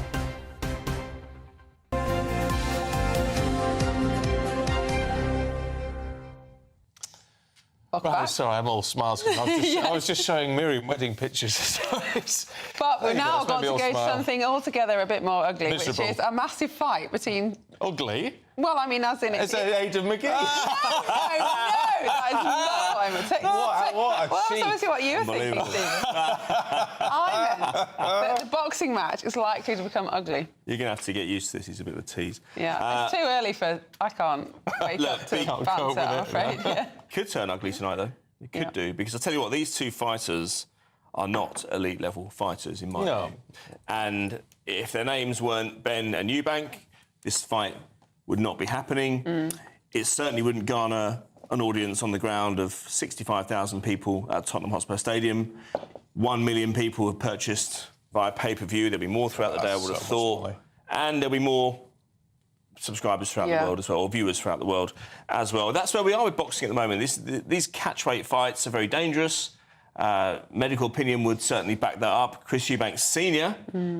has been hugely vociferous over the last few weeks. He's called the fight a disgrace. He's called his son a disgrace. We don't even know if he's going to be there tonight. And he didn't even make the weight yesterday, Chris Eubank Jr. This is the packet of crisps. This is the margin. Half a pound, as you can see. Oh, no, I'm showing the brand there. Well, it's 0.05 pounds, yeah, wasn't it? 0.0, yeah. Yeah, exactly. tiny. So this is it's absolutely astonishing. And in terms of the actual fight that we're going to see, look, I think if Conor Benn's going to win it, then he's going to have to do it in the first 4 rounds. If it goes beyond that, I think Chris Eubank's size will matter. But he's got a rehydration clause this morning as well, which he has to adhere to. He can't put on more than 10 pounds compared to what he weighed yesterday. So I doubt he'll have been having much fluid or food taken over overnight. And this is the reason that you're saying it's dangerous, because they're fighting at a weight that isn't natural to them. They're having to go through all sorts of extraordinary processes to lose weight unnaturally and then very rapidly gain it again, and that's just, it's funny. About 11 years ago, I was with Paul Ince, the footballer. I was at his house doing a shoot. Paul Ince is related to Nigel Benn. Sorry, just pick that up off the floor, would you? That name that you dropped. No, that's my job. So he said to me he's related to Nigel Benn, and I said, have you spoken to Nigel lately? And he goes, yeah, he was telling me that his son is in line to face Chris Eubank's son. Now, obviously, Conor Benn is a bit younger. We weren't sure what weight he would grow into. And I think it was a great source of frustration to promoters. He didn't grow into the size to face him at the exact level as their fathers did. So that's what catchweights were invented for. And, increasingly boxing authorities turn a blind eye to them. But it's basically saying, look, you're great at that weight. You're great at that weight. Wouldn't it be wonderful commercially if you just meet about there? Just meet about there, even if there's a bag of crisps involved, in terms of meeting the weight. And it's a money fight. Now, look, congratulations. They're going to earn a fortune out of it. £10 million to Eubank, £8 million to Ben. The prize as well, to the winner, could be a fight against for an actual belt, a world belt, with Canelo Alvarez, who's considered to be pound for pound the greatest right now. And look, who are we to say that people shouldn't enjoy it? Maybe the fact is that the celebrity side of it, all the paraphernalia around it, the narrative going back 35 years is more interesting than the actual boxing itself. But isn't it interesting, Stephen, how sniffy boxing gets about Jake Paul versus Mike Tyson? Yeah, but are we that far off this now? I think we are. You see, I would disagree with you on that. I think because of the grudge match, because of the history of the dads and all the rest of it, this is an interesting. It's an interesting spectacle, but is it sport? Yeah, I think it's sport. Does it really have to be sport? Well, it is sport, but it's just been invented. It's a fight that's been thrown together. Look, commercially, they've justified it. There's no question about that. There were people who said not so long ago that there would be no interest in it. But with all the narrative around the fathers, the history. I mean, I was well into. We were a Eubank family. As a kid, I first heard him interviewed in 1990 on radio. Not exactly sounding macho. I thought, oh, and he's really going to take on Nigel Benn. Do me a favour. We became big fans of him in the end. I don't mess with him. No, I know. And his movement, his defensive work as well was absolutely sublime. And Nigel Benn was a warrior. And his punching power was exceptional. But as I say, these two, nowhere near that level. But they've made it happen anyway. I think it'll be a great match. I have to say, I think it'll be a really good fight. Yes, I think it will. And it's at 10 o'clock tonight. 10 o'clock is... We're at 9:45 ring walks. There's always a delay. You're never quite sure. But because it's in Britain... Well, they crack eggs over each other. Yeah, but that's another part of the story. I mean... Right, excellent. Aidan, you've had your time. We'll see you tomorrow. Enjoy the crisps. It's been dying getting to them all morning. Right now, still to come for you. Dignitaries are starting to arrive at the Vatican for the funeral mass for Pope Francis. So bringing you special coverage starting in just a few minutes.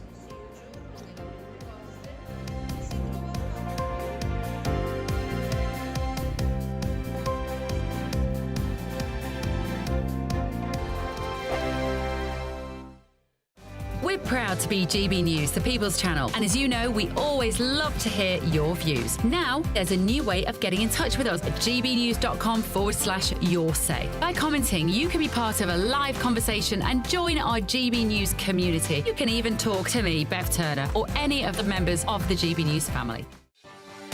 Martin Daubney, weekdays from 3 p.m. Ranjit Mathrani. Ranjit, welcome to the show. You're being booted out by the Crown Estate. What's going on? Well, the answer is I don't know, because they keep on giving different reasons on different occasions with one simple objective, to get us out of the premises. And the irony is that 1 year before they decided not to terminate our lease, they actually invited us to take over more space on the first floor of the restaurant. And then they dramatically changed their mind. I'm sorry about the background noise, I'm the evidence. They dramatically changed their mind after a blocked drain, which they blamed on us, which wiped out their electrics. And they claim they needed space, 11 square meters of the space for their entrance. On other occasions, they claim they need the space in order to do the refurbishment works. Neither of those arguments are very convincing. They could have a reception space if they wanted to on the first floor, and they could work around us, as many landlords have done in refurbishing the offices. So, Ranjit, if I may interject, Ranjit, if I may interject, we don't have a great deal of time left. Ostensibly, they're trying to hike up your rent, and you think they're using a backdoor method of doing so to get you out. You're an institution in London. We are indeed an institution. Not only that, we are a living institution. You know, we were invited to cater for the Queen on 2 occasions, Buckingham Palace. She, in fact, agreed to have dinner with us before COVID struck. GB News. In the GB Newsroom, we bring you the news as it happens. With our team of dedicated journalists across the UK. We're ready to keep you up to date with what's happening every half an hour, every single day.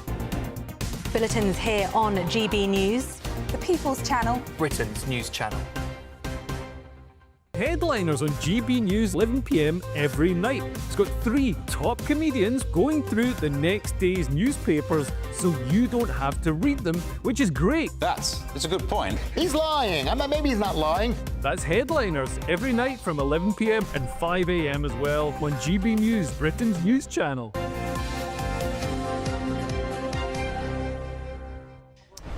Good morning, it is 8:33, this is GB News Breakfast, and we are covering, of course, the funeral of Pope Francis, the funeral mass, which is starting in about 25 minutes, and these are the scenes live in Vatican City. You can see there are hundreds of thousands of people gathering there in St. Peter's Square. Oh, there's a helicopter. You can see. Apparently there are also drones monitoring the crowd and things like that. Yeah, there'll be an awful lot of security there. It's an incredible event. And, of course, so many world leaders and dignitaries and sovereigns that are arriving there as well in the next few moments, taking their seats ready for the funeral mass of Pope Francis. Well, let's cross over now to Rome, where GB News' Ellie Costello, who's been there all week and is still there reporting for us live. Ellie, just describe the scenes. What's the atmosphere like? It's obviously wonderful weather, which is brilliant. Yes, the sun is shining here in Rome. Good morning to you, Stephen and Miriam. It is going to be the most beautiful, poignant and solemn moment in around 25 minutes' time when that funeral mass starts. I would describe the atmosphere as calm in a sea of chaos, because there are 250,000 people expected to be here today. Many chose to camp out overnight, trying to get as close as they could to St. Peter's Basilica and to St. Peter's Square. But as I look behind me now, people are just standing silently pretty much in St. Peter's Square. Many of them bowing their heads in prayer, some choosing to sit on the floor. They seem to really just be soaking in the atmosphere, soaking in the moment, perhaps reflecting on the life of the late Pope Francis. A number of young people here as well. The sound above me now is the police helicopter, which is currently just looping around the Vatican. As you can imagine, security is incredibly tight. Many of the roads around the Vatican now completely sealed off, and that is because world leaders are arriving. We have just seen Joe and Jill Biden make their way into St. Peter's Square. They are going to be seated nearer to the Basilica side of the square, and from what we can see, Jill is adhering very closely to the dress code. It is a very strict dress code that we're going to see today. Men are required to wear a long dark suit and a long black tie as well, and a button of the same colour has to be on the lapel of the jacket where Vatican honours, if they have any, can be placed.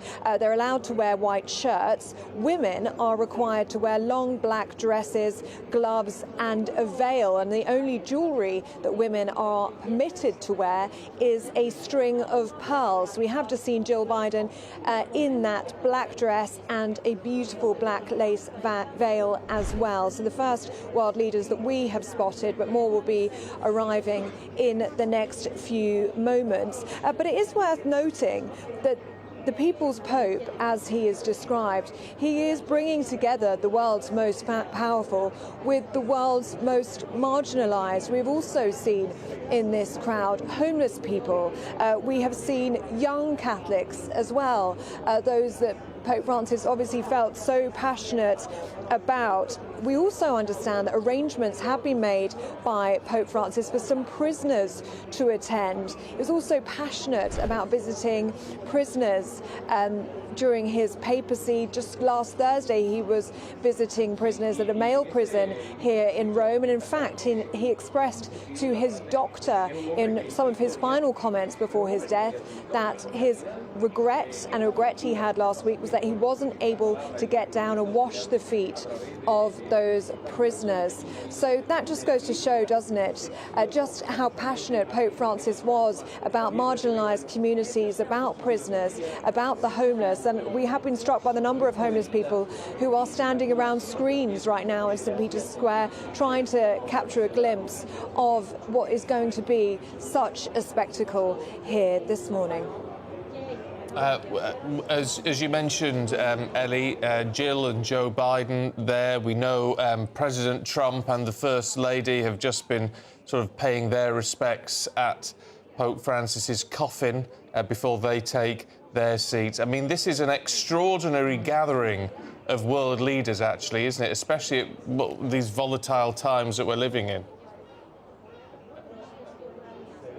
It is absolutely the most incredible scene, isn't it? The bringing together of the world's most powerful people alongside some of the world's most marginalised, all in one place. And I think what is remarkable is the number of world leaders who are not Catholic or perhaps have no religion at all, and they are here to pay their respects. They admire Pope Francis as a world figure because he was influential, he was prominent, he had opinions on many of the governments around the world, and he was critical, wasn't he? If you think about the Trump administration, for example, and their thoughts on migration, Pope Francis was openly critical of the Trump administration. He's also been critical here at home against Georgia Maloney. So despite all of that, despite that open criticism, he was open to conversations. J.D. Vance, the Vice President of the United States, he met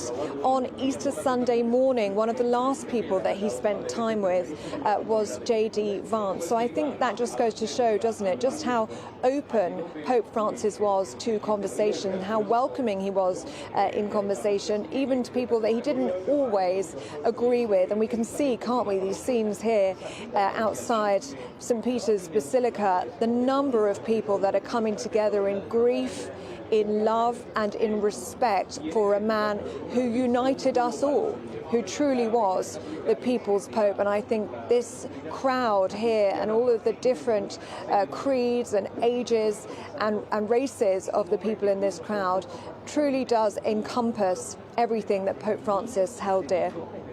Ellie, thank you so much for that, and we will be returning to you throughout our coverage of the Pope's funeral. But joining us in the studio now, we've got commentator Claire Muldoon and historian Rafe Hadel-Manku to help us through this morning's coverage. And Rafe, coming to you first, the Mass is going to be outside, is it? I assume, is this a normal procedure? Would there have been wet weather alternatives?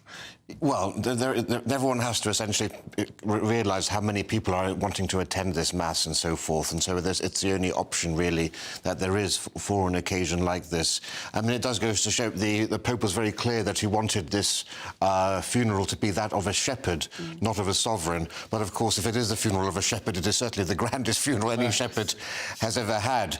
And, of course, the outside of St. Peter's is going to be used in ways that we've never seen before, because, of course, this is the first Pope since Leo XIII in 1903 not to be buried in St. Peter's. In fact, so we're going to have a 3-mile procession through the streets of London, a chance for the people of Rome, his flock, because he liked to say that he was the Bishop of Rome first and foremost, before he was anything else. And it's going to retrace the route that he would always take to go to his favourite church, Santa Maria Maggiore, St. Mary Major. It's called Major because it's one of the 4 major basilicas of Rome, an ancient church going back to the 5th century, 423 it was founded, and that is where the icon he would adore and idolise was of Salus Populi Romani, and it was an icon of the Blessed Virgin Mary as the protector of the people of Rome, again because he's the Bishop of Rome, and so therefore he would go and pray there whenever he was going on a global trip. He would pray there essentially when he was sick as well. Very important for him, and he'll be buried there. He'll be the 8th Pope to have been buried there. So it does have a long history with the papacy, and the last people to pay tribute to the Pope before his private burial will be a group called the Last Ones, and they are the downtrodden, they are the poor, they are the homeless. Once again, showing that link. Here we can see, of course, members of the broader Christian faith. Of course, we must remember the Orthodox Church, also many of them in communion with Rome as well. You'll see some patriarchs also taking part in the funeral service itself, but of course the entire Christian diaspora present here, along, of course, as we said, with other denominations and world religions also very much in evidence. But as again, the Pope said, a shepherd must smell of his sheep, and you must immerse yourself amongst the people. And so in that sense, this is a very different funeral. Yeah, it's interesting, Claire, isn't it? Because, I mean, this is obviously, it's a world event. Yeah. But talk us through actually the Catholic side, the Christian side of this, because that absolutely must not be forgotten. You know, the leader of the Catholic Church, more than 1 billion Catholics, and indeed more than that, because even if you are, as I am, Church of England, you still hold him in great respect. Well, we speak about the infallibility of the Church, and indeed the leader of the Church, who is undemocratic. It's not a democracy. The Catholic Church is not a democracy in any way, shape or form. However, as 1.4 billion Catholics globally will witness, and many more, will witness the funeral procession and the rest of it of this Pope, they will bear witness to the head of the Church. And I think that's very crucial, because the Jewish people do not have one head. They might have chief rabbis locally. The imams from Muslim will, again, localised levels. But there's not one church that actually has a head of the Church like the Catholic Church. And that is seen as the universality of the Catholic Church as well. Catholic with a small c, Catholic with a capital C. And we've just seen, actually, the president of Argentina, Milei, arriving there, of course, reminding us that Pope Francis was originally from Latin America, the first Latin American Pope. But the strange thing is, he didn't go back to Argentina at all in his pontiff, which was, no one knows the reason why. You would have thought that would have been one of the first reasons to go to Argentina as the first Argentinian Pope, to pay homage to the city, the culture, the country that made him the Jesuit priest, and then the bishop, then the cardinal, and now the Bishop of Rome. But of course, this is a huge period of mourning for the Argentinian people, the most significant period of mourning since the death of Maradona, I would say, but of course Perón before that. And because, of course, the Pope is from Argentina, Milei will take precedence and priority in the order of precedence of the seating. So you'll have the President of Italy, but you'll as well with him, because of course the Pope is in Italy, and then you'll have the Catholic heads of state, the Catholic monarchs, rather, I should say, is taking the next role, and then the non-Catholic monarchs, which is where we'll find Prince William, who's attending. Prince William is there instead of the King because the British monarch traditionally never goes to foreign funerals. So you will see other European monarchs, but it's always been a long-standing tradition that the British monarch doesn't attend foreign funerals. That's why the King is not there, and Prince William is representing him, much as the King, when he was Prince of Wales, represented the Queen. And the country leaders are to be seated in alphabetical order of their country in French, and this dates back to French being the language of diplomacy, you know, for hundreds of years, you know, even millennia, you could say. And it reminds us just how old the Catholic Church is, and it's outlasted, you know, all different European nations, borders, changes of leadership. Exactly. We speak about the Vatican, but we should actually be speaking about the Holy See, because the Holy See is the governmental legislative arm of the Pope, you could say, and it is the organisation that deals with foreign relations. And for the Holy See, French, of course, as in all the courts of Europe, was the language of diplomacy, was also the language of court, for example. That some benefit there for President Trump, because, of course, at the Queen's funeral, he didn't like the fact that President Biden was seated so far back, because, of course, United States of America starts with a U. In French, it's an E. So there'll be slightly different precedents there. And here you see the great bell tolling, and, of course, the bell will also toll at the end of the funeral as well. Yeah. Oh, it's the Brazilian president, Lula, arriving. And I mean, it's incredible to see all these dignitaries coming, and sometimes with very difficult relations between the two. But it's sometimes what funerals are used for, isn't it? These big funerals are used for levels of diplomacy. There seems to be something significant to me, Claire, in all this, and I know it's happenstance, but the fact that Pope Francis died on Easter Monday, so part of Easter weekend, and we are very, very likely to have a new Pope in time for Ascension. It just strikes me as being miraculous almost. Something very beautiful about that. Very, very beautiful. And I think for Catholics, we celebrated Christ's rising from the dead on Easter Sunday. And as Rafe quite correctly pointed out, the Church of St Maria Maggiore was so important to Pope Francis that after a 38-day stay in hospital, he made his traverse back to the Vatican via that church. Such was his devotion to Our Lady at that church. And as Rafe quite rightly said again, he is the first Pope in a century that wished to be buried there. So taking all that, I mean, the Catholic Church is very traditional. It's very good on ceremony and detail, and often this detail is overlooked, and often this detail is not understood.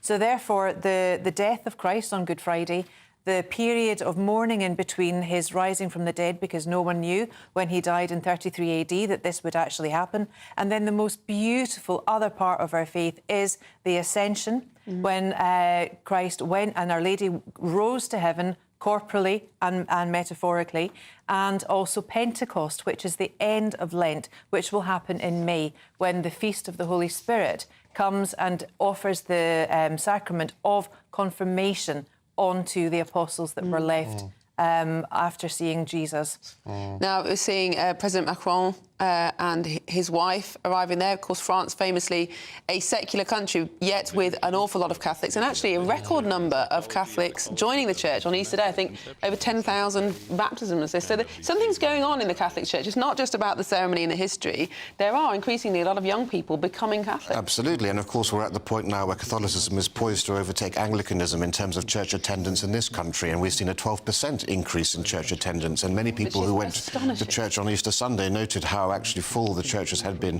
to previous years. You know, the ceremony, we just saw we can see here now the Pope's coffin, and there we see Prince William now present, paying his tribute. I think that might be Keir Starmer to his left. Yes, it is. Yeah. Now, the coffin there, this is another modernisation of Pope Francis. Traditionally, the coffin was placed on a catafalque for the lying in state. The Pope was directly on lying in state. The current Pope decided to be put into a coffin from the immediate moment of the lying in state, and rather than being raised on a catafalque, to be just slightly raised off the ground, as we saw here. And lifted at the head so he could be visible by his congregation, as it were. That's right. And, of course, we've had 3 days of the public being able to pay their tribute. Also, this should be noted, of course, that the Pope is being buried in a single coffin in another modernisation that the Pope took. Previously, popes would be buried in 3 coffins. The first one would be of cypress, a sweet-smelling wood to preserve the body and the personal items of the Pope, and then a lead coffin, which would preserve the body further. And into the lead coffin, you would present things like documents that were important, that detail the legacy of the Pope, and then an oak coffin to symbolise strength. Our Pope now has decided simply to have a zinc-lined wooden coffin, again, to strengthen the idea of simplicity. And whilst the Requiem service that will be overseen will be the same as any Catholic at all, the same as our mere mortals when we die and are buried, the Mass is exactly the same. The liturgy is exactly the same. There is no difference in this being a papal funeral to being a normal Catholic Requiem Mass. The only difference being the coffin, the Pope's head, will be at the head of the altar, looking out to his congregation, as he would be when he was presenting Mass and celebrating Mass himself. For the rest of us, our feet look at the altar. Our head is behind the congregation, in a bit with showing humility and more hope and more spiritual awakening than those who are the leaders, the clergy of the Church. And one thing to note during the funeral Mass, which is starting in just under 10 minutes from now, the number of references you'll see to sheep and to shepherds. So we have a reading from the Gospel of John all about our Lord telling his disciples to feed his sheep. So once again, that theme of being the shepherd of his flock. Remember, bishops, cardinals and popes have the crozier, which is used to tend sheep by a shepherd, being very much the central theme, I think, of the Pope's tenure as Pope, and now also in the funeral. No eulogy, Claire? No, because normally in eulogies, I don't like eulogies at Masses anyway. I don't think there's a point, because everyone knows. You made reference earlier, Stephen, to people congregating together for a funeral. That's the same with us. We're often saying, oh, I haven't seen you since the last funerals and weddings. So this great get-together, there doesn't need to be a eulogy, OK, in any Mass, because people are there to celebrate the life through the liturgy. It is the liturgy that is the eulogy of the man or woman that is being buried and then interred wherever. Everyone knows Pope Francis. Most people have a view on Pope Francis. And it's that singularity of it that you can take to your prayer, you can open up, you can pray, you can now pray to him as well through divine intervention. It's very, very symbolic in the Catholic faith, the use of prayer through the intercession, either of Our Lady or the saints. Rafe, a lot of people watching this will be struck by the symbolism that Claire is describing here, and it's something that we don't have in the Protestant Church, and the UK is not a Catholic country. We're not used to this kind of level of detail and symbolism and grandeur, really. It's a long time since the Reformation, but you're talking about a kind of Catholic awakening in this country. How do you think people at home will kind of view these many, many layers of symbolism? Well, we are used to it in a sense, of course, through royal funerals. And you have to remember, of course, that the Catholic Church is inherently hierarchical. So the Pope is a temporal sovereign, is the head of state of the Vatican. The cardinals are referred to as princes of the Church, and so a lot of the rituals, in many senses, do replicate those of royal events. The Pope used to wear a papal tiara, for example. I think, is this Prime Minister Maloney? I can't quite make out coming through now. So, yes, so a lot of the rituals. And you also have to remember, of course, that many people now coming to... One of the reasons that we have such great church attendance is because we've had a lot of immigration from Europe. We've had a lot of immigration, particularly from Central and Eastern Europe, also from Africa, which is one of the reasons, of course, that we're seeing the Catholic Church in particular becoming quite so prominent. Well, it is absolutely incredible scenes as we see all these important people gathering, if you like, but as we keep saying, Pope Francis wanted a lot of the emphasis to be not on those people of importance, but on his flock, just members of the Catholic Church. Ellie Costello is at the Vatican for us this morning, where you can see all those tens of thousands, hundreds of thousands of people, Ellie, who want to pay their respects. Yes, good morning. It really is quite incredible just watching Prince William here, who's just about to take his seat in St. Peter's Square, and juxtaposing, I can also see Sir Keir Starmer and Lady Starmer making their way down the steps now in order to find their seats, and juxtaposing it with the crowds behind me that I can see, which are largely silent, just taking in the scene in front of them. They are, many of them bowing their heads in prayer, many of them sitting on the floor. They are just taking in this moment in history. Many of them have been camping out overnight or been here since the very early hours of this morning. They wanted to be here for the People's Pope. There is an outpouring of grief, a very evident outpouring of love for the People's Pope here. The King and Queen of Spain are now coming down the steps. We can see them here behind us. They are, of course, Catholic royals, so they will be on the front rows of this funeral mass, because the seating plan, as Rafe was just explaining there, is ancient precedent. I mean, it will be the Argentine president, Javier Milei. He will be on the front row, as well as Giorgia Meloni of Italy, and that is, of course, because the late Pope Francis was from Argentina, and he now lives, or did live, in Italy. So that's why they will be on the front row. But after that, the countries will be listed in French, which was the ancient diplomatic language. So just incredible scenes that we are seeing here of world leaders alongside pilgrims and tourists from all around the globe coming together to remember a pontiff who was truly the people's pope. So while you were talking as well, Ellie, we saw the Irish President, Michael Higgins, at the coffin, paying his respects. And, of course, incredibly important for the people of Ireland. Yes, incredibly important for the people of Ireland, and especially those that are Catholic living in Ireland. And it has been the dominant religion for centuries in Ireland. We've been speaking to a number of Irish priests this morning who have made the pilgrimage here, who wanted to be here for the funeral of Pope Francis. And they all said the same thing, which is that Pope Francis has reignited this love for the church amongst young people, and they were moved by how much he had focused on the youth. And that's one thing that's become apparent behind us here, is the number of young people that wanted to be here, many of them here in large groups, here from the early hours of this morning, and that's certainly what was reflected by the Irish priests today.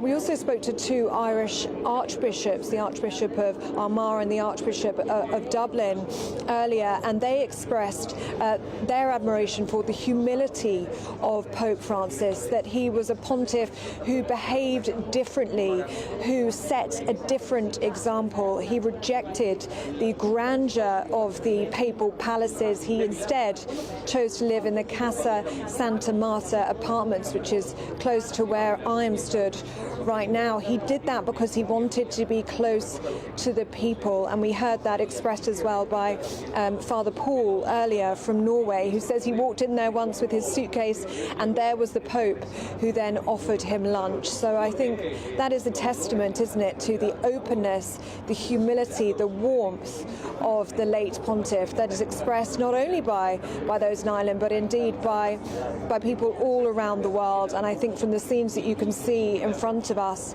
world leaders, royals, but also young people, homeless people. We also understand that Pope Francis arranged for some prisoners to be here today. He is bringing together, it is the most unifying moment, just seeing all of these people here together to pay their respects and a bid farewell to the late Pope Francis.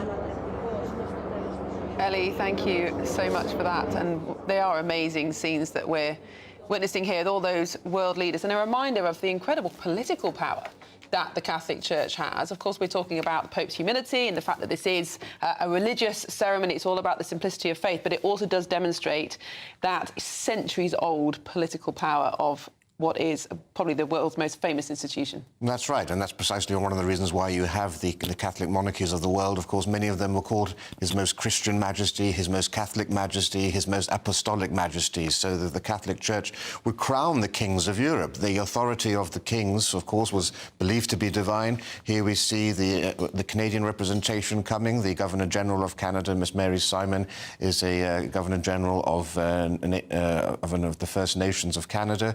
We've also just seen in just a few moments ago, we saw the Queen of Belgium, we saw the Prince of Liechtenstein and Prince Albert of Monaco all taking their seats as Catholics. They take precedence, of course. Then we'll have the Grand Master of the Order of Malta, a sovereign Catholic order, and then the non-Catholic monarchs, and then the heads of state will be there in alphabetical order in French, followed by other heads of government who aren't heads of state, prime ministers and so forth. And here, President Trump and the First Lady. Very dignified with a veil. We understand that that is part of the dress code. Ladies have to wear a veil. Well, it's called a mantilla, and generally in church, in chapels, ladies should cover their heads, often with a lace garment, not unlike the First Lady Melania Trump is wearing there. Normally in black, sometimes can be in white, and it's called a mantilla. And the only men allowed to wear any form of headgear in churches throughout services are the clergy. I did notice that Brigitte Macron did not seem to be wearing any headwear. She's not. And here we see the beautiful sea of cardinals, that beautiful red, indicating the blood of Christ in service, walking in procession outside with Zelensky there as well. Yes, President Zelensky. There was some questions over whether we would be able to attend, but he has made it. And in terms of the diplomacy of these big events, that's actually going to be very important, I should think, Rafe. Yeah, fundamentally important. Of course, you know, all major international gatherings are also unofficially an occasion for diplomacy to be taking. In 2005, at the funeral of Pope John Paul II, we saw Iranians and Israelis actually shaking hands, leading to much speculation as to whether there might be some reconciliation.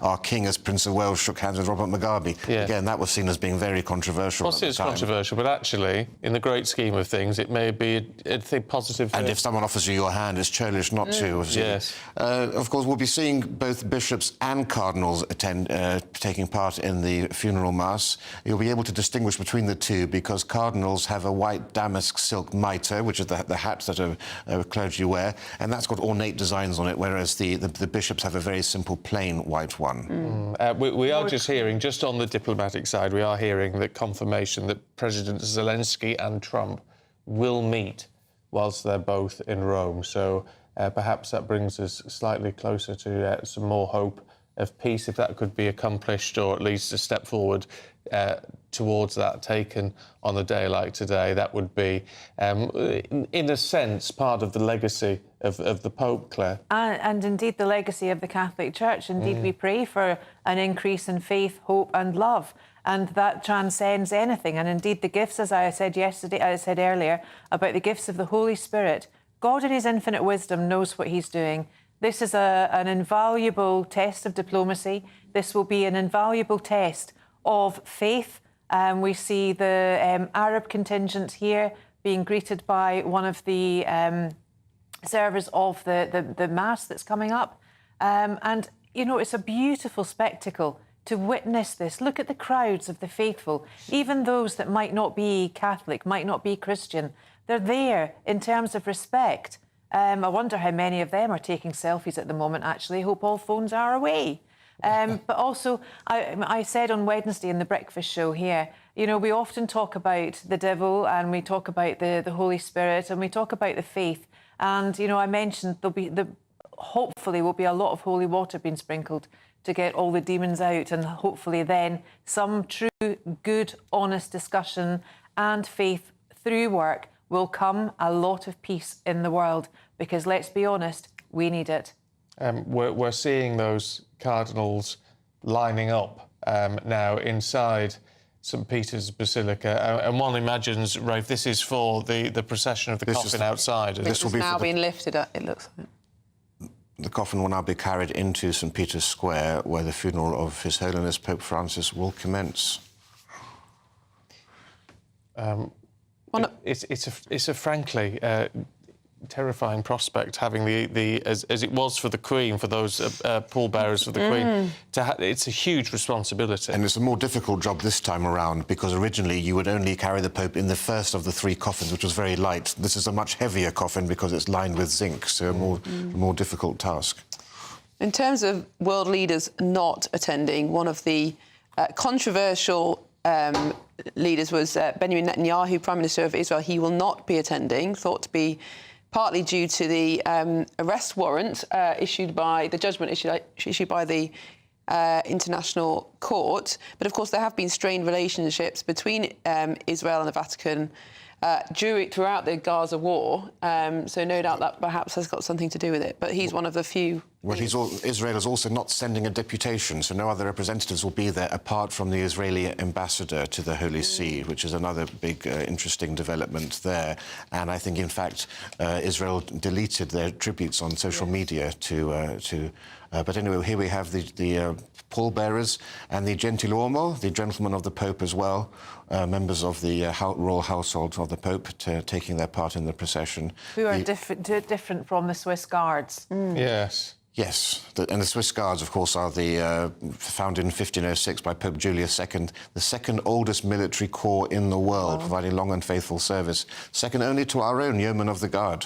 It's always find it remarkable with the Swiss Guard, because they have those unmistakable uniforms, yet when you do see them in the flesh, they are not anyone you would mess with. They're very serious people. We must remember they're not just a ceremonial unit, and especially after the assassination attempt on Pope John Paul II in 1981, they became even more of a military unit. They're all aged between 19 and 30, have to be at least 5'8.5" and have, of course, extreme military training. And are they actually Swiss? Yes, they're all Swiss nationals. Provided by... And they have to have graduated, and usually that means from a Swiss school as well. The actual Mass itself will be, although it will be concelebrated, meaning there'll be more than one priest celebrating the Mass, will actually be presided over by one of the oldest cardinals at 91, Cardinal Battista Re, who will be Master of Ceremonies, for want of a secular word, to go with what he's doing. And he will say the absolute same Mass as everyone has, as I said. Is that normally the case for a papal funeral? Yes, because the Pope we're all the same in the eyes of God. And one of the things that Pope Francis said at the beginning of his pontiff, he said, I'm a sinner. We are all sinners. And let's try and elevate that and become great. Not great sinners, but great. Do you think he achieved that, Claire? Because, I mean, in some respects, he's viewed as a little bit controversial. Some people say he was too liberal. Some people say, well, he appeared to be liberal, but nothing actually changed. I mean, what's your view of it all? My view is that with the infallibility of the Church, any criticism given should be backed up through evidence, as is always the case normally for anything. But he's been claimed to be the woke Pope, or the Pope of the people. But what he definitely has done is touch the hearts and touch the minds and touch the souls of a lot of Catholics that may have been lapsed, that may have fallen from their faith for whatever reason, and hopefully he's managed to get them back.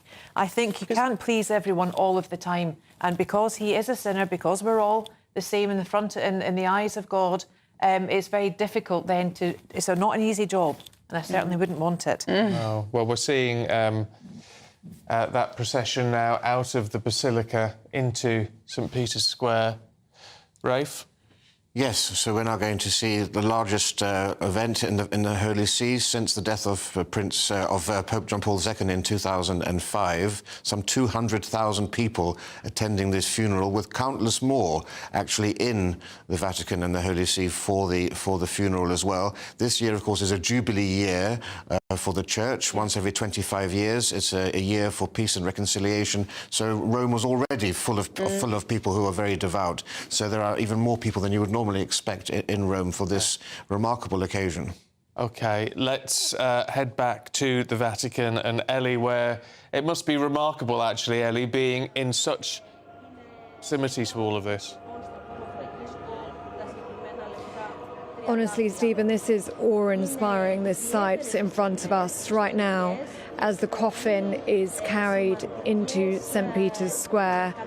There was a round of applause from the crowds here when they first saw on the screens the coffin being lifted from inside St. Peter's Basilica and carried down that middle aisle of that magnificent 500-year-old building.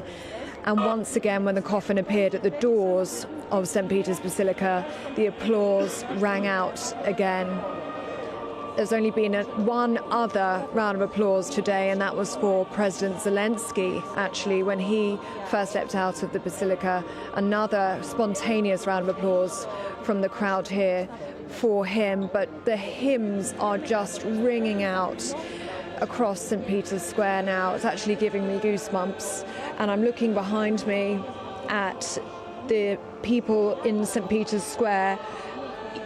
All of them are just captivated by the scenes in front of them. I can't actually see many, if any, phones in sight at all. Another round of applause there as the coffin is laid down in the centre there of St. Peter's Square. Young and old from nations all around the world, they are gathered here to bid farewell to Pope Francis. And I can see people are getting emotional here. I can see that there are people that are comforting each other, others that are sitting down, that are frail and elderly, who clearly still come here in the early hours of the morning to even be in that position in the middle of St. Peter's Square, but they obviously wanted to make that journey to pay their respects to a man who led differently, who had a completely different papacy from what we've seen before.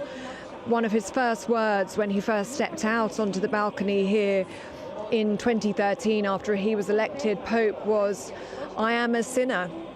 And he did treat his papacy as though he were just a shepherd looking after his sheep.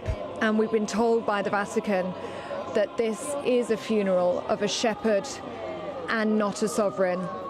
And we can see that, can't we, in the choices that have been made by Pope Francis, who laid out his funeral plans in the year before he died.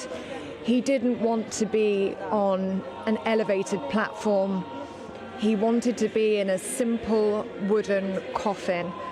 And we will see later on today something that no one alive has ever seen before, and that is the procession of this wooden coffin through the streets of Rome for 3 miles down to the St. Mary Major Church.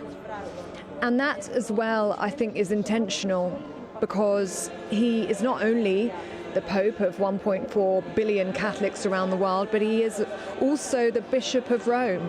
And he wanted to go on that final journey through the streets of Rome to be once again with his people.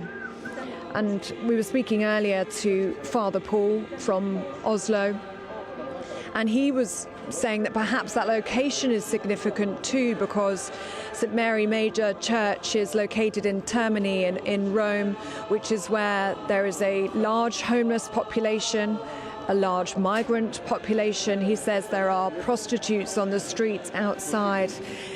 And he said that was intentional for Pope Francis to choose that as his final resting place, because he knows that anybody that comes to pay their respects and visit him at his tomb will be amongst those people, will see poverty. And that is what Pope Francis stood for, didn't he? He wanted to represent the poor, he wanted to represent the marginalised, and he remembered them throughout his papacy. So just the most stunning scenes here in St. Peter's Square for a final farewell to Pope Francis, the People's Pope. Ellie, as you say, it's a beautiful beautiful scene, it is also a beautiful sound. Let's listen in.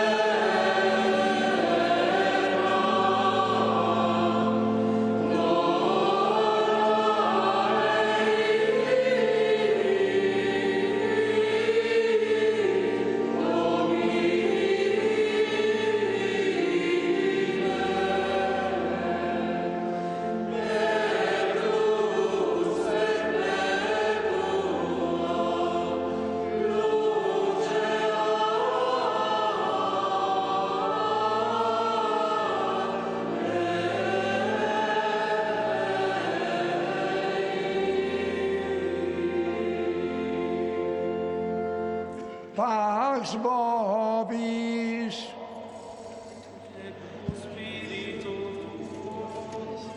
Fratres, agnoscamus peccata nostra, ut actissimus ad sacra mysteria celebranda. So we're now hearing what's called the penitential act, which is after the congregation have been welcomed, and this is a way for congregants to confess their sins before the service starts. Mea culpa, mea maxima culpa.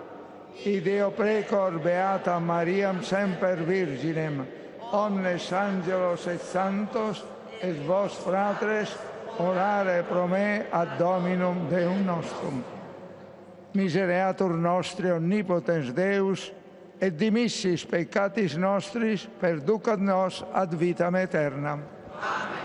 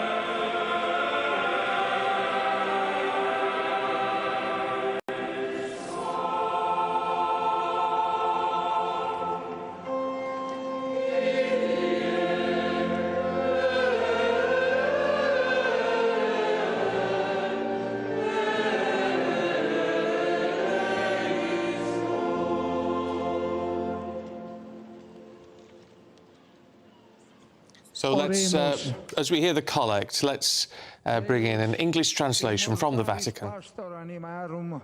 Respice popolo tuum supplicantem, et presta ut O famulus God, tuus immortal Papa shepherd of Franciscus, souls, look on your people's prayers and grant that your servant Pope Francis, who presided over your church in charity, may, with the flock entrusted to his care, receive from your mercy the reward of a faithful steward. Through our Lord Jesus Christ, your Son, who lives and reigns with you in the unity of the Holy Spirit, God, forever and ever. Per omnia saecula saeculorum. Amen.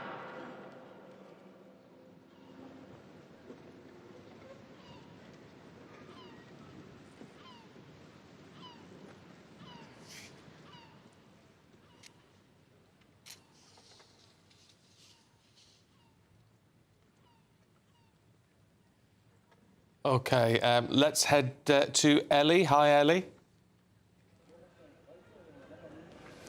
Yes, hi Stephen and Miriam, and what beautiful, awe-inspiring, solemn scenes that we're seeing right now in St. Peter's Square. I'm struck by the sea of red that I can see in front of me, the cardinals all sat in St. Peter's Square with their heads bowed in prayer. I can imagine how this feels for them, what this moment in history feels like for them with the passing of the late Pope Francis.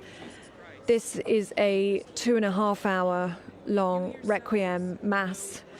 It will mostly be in Latin, but it's led by Cardinal Ray, who we just saw on our screens a moment ago. He's 91 years old, so he won't be able to vote in the conclave that will be coming in the next few weeks or so, but he had a very close relationship to Pope Francis. He spent over 50 years working here at the Vatican, and the last cardinal who presided over a sitting Pope's funeral was Cardinal Ratzinger, who became Pope Benedict XVI just 11 days later. This won't happen in this instance because Cardinal Ray is 91 years old. He's too old to vote in the conclave, but he is an experienced cardinal with a very close relationship to Pope Francis and is the perfect man for the job. To be judge of the living and the OK, dead. let's return to the service all itself the prophets and bear the first witness reading. That everyone who believes in him receives forgiveness of sins through his name.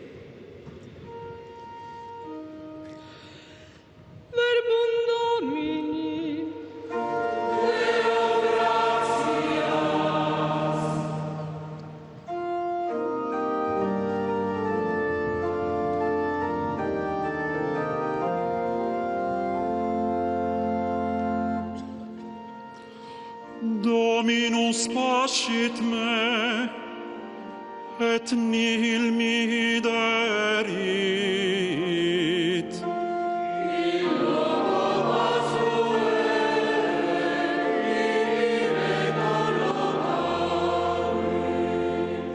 Super aquas quieti seduxit me, animam mea refecit.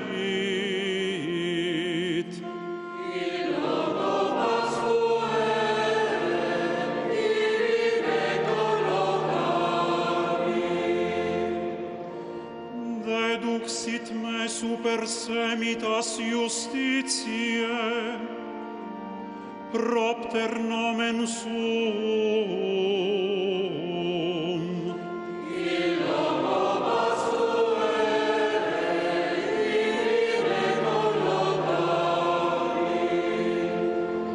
Nam etiam bulavero in valle umbre mortis non timebo mala, quoniam tu mecum es. In loco pasuere, ibi mego locali. Virga tua et baculus tuus, ipsa me consolata sunt. In loco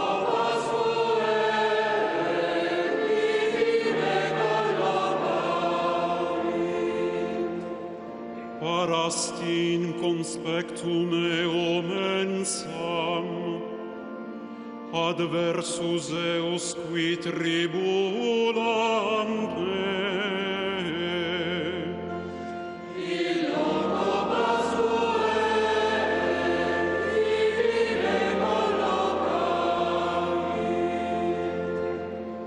Impinguastino leo caput meum, et calix meus redundat. In loco pasuere, ibi mego locali.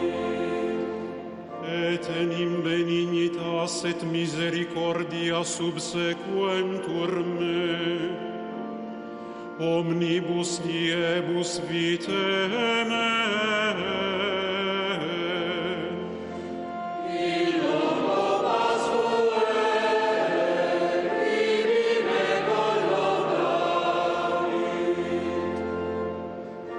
Et inhabitabo in domo Domini, in longitudinem dierum.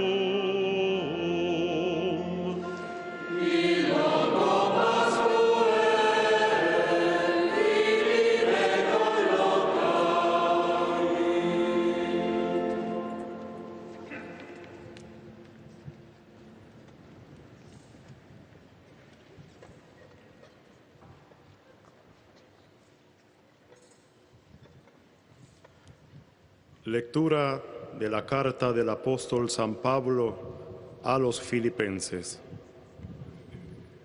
Hermanos, nosotros somos ciudadanos del cielo, de donde aguardamos un Salvador, el Señor Jesucristo. Él transformará nuestro cuerpo humilde según el modelo de su cuerpo glorioso, con esa energía que posee para sometérselo todo. To subject all things to Así himself. pues, hermanos Therefore, my míos, brothers and queridos sisters, whom y I love añorados, and long for, mi my alegría y joy mi and corona, crown, stand manteneos firm así thus en in el the Señor, Lord, my beloved. queridos. Verbum Domini.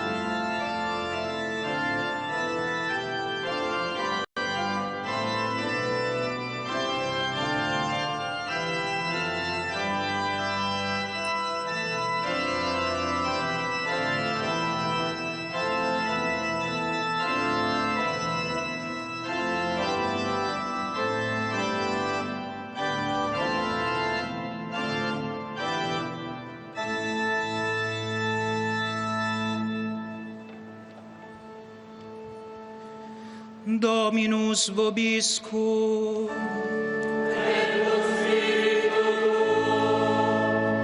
Lectio Sancti Evangelii secundum Ioannem.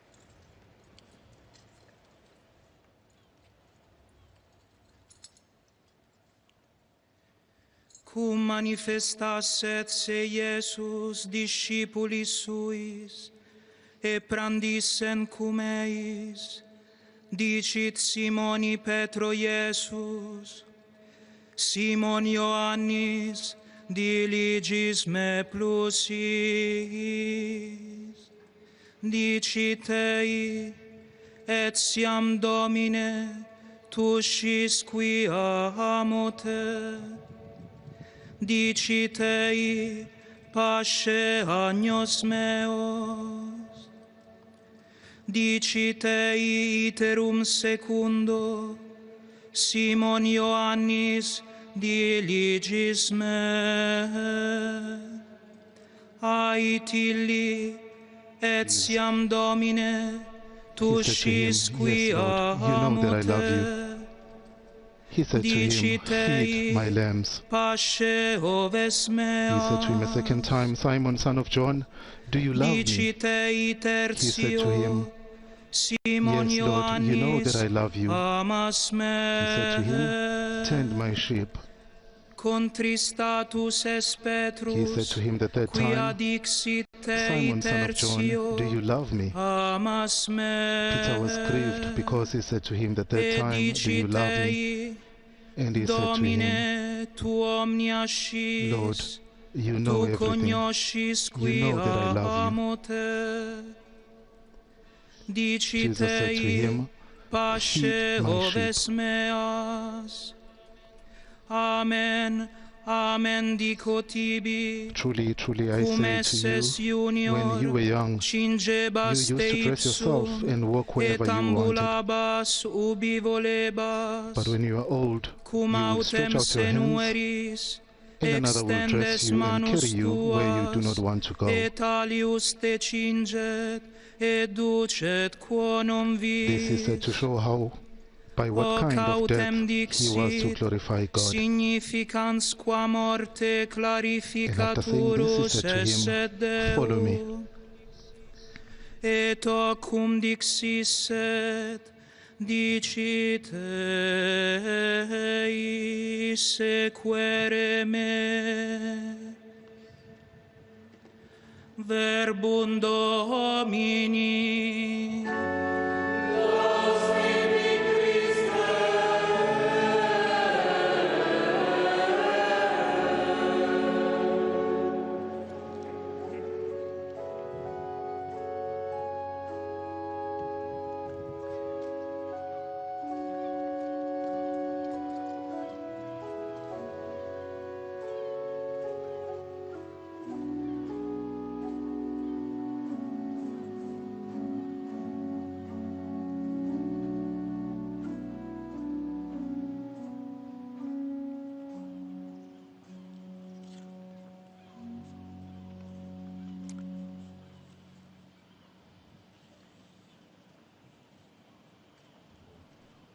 And we hear Cardinal in questa maestosa piazza di San Pietro, nella quale Papa Francesco tante volte ha celebrato l'Eucaristia e presieduto grandi incontri nel corso di questi 12 anni, siamo raccolti in preghiera attorno alle sue spoglie mortali, col cuore triste, ma sorretti dalla certezza della fede che ci assicura che l'esistenza umana non termina nella tomba, ma nella casa del Padre, in una vita di felicità che non conoscerà tramonto. A nome del Collegio dei Cardinali saluto Ringrazio tutti i presenti. On behalf of the College of Con Cardinals, intensità di sentimento I cordially thank all of rivolgo un you for your differente presence. salute e un vivo ringraziamento With deep emotion, ai numerosi I capi di extend Stato, respected greetings ai and capi di heartfelt thanks governo, to the heads of alle state, delegazioni heads ufficiali of government and official venute da numerosi paesi who have come ad from esprimere many countries affetto, venerazione to e express their stima affection, verso il veneration Papa and che ci ha esteem for our lasciati. late Holy Father.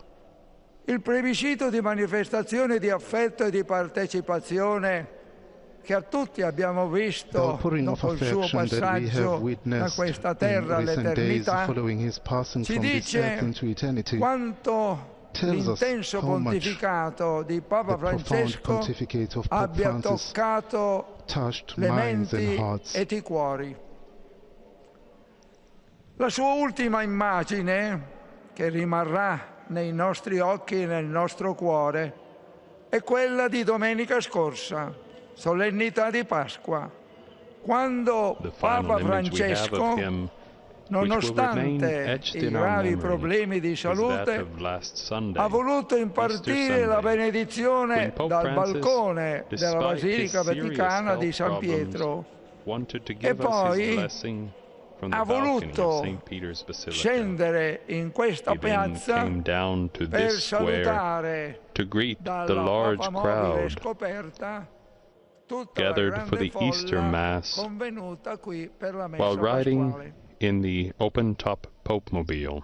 Con la nostra preghiera vogliamo ora affidare l'anima dell'amato With our pontefice prayers, a Dio, we now entrust the perché gli soul of our conceda beloved l'eterna pontiff to felicità God, that he nell'orizzonte may grant luminoso e him glorioso eternal del happiness suo immenso in the amore. bright and glorious gaze of his Ci immense illumina love. e ci guida la pagina del Vangelo nella quale è risuonata la voce stessa di We are Cristo, enlightened and guided by the passage of the Gospel, il primo degli in which apostoli, the voice, the very voice of Christ resounded, Pietro, asking the first of the ami tu apostles, più di costoro? Peter, do you love me more than these? E la risposta di Pietro fu pronta e sincera.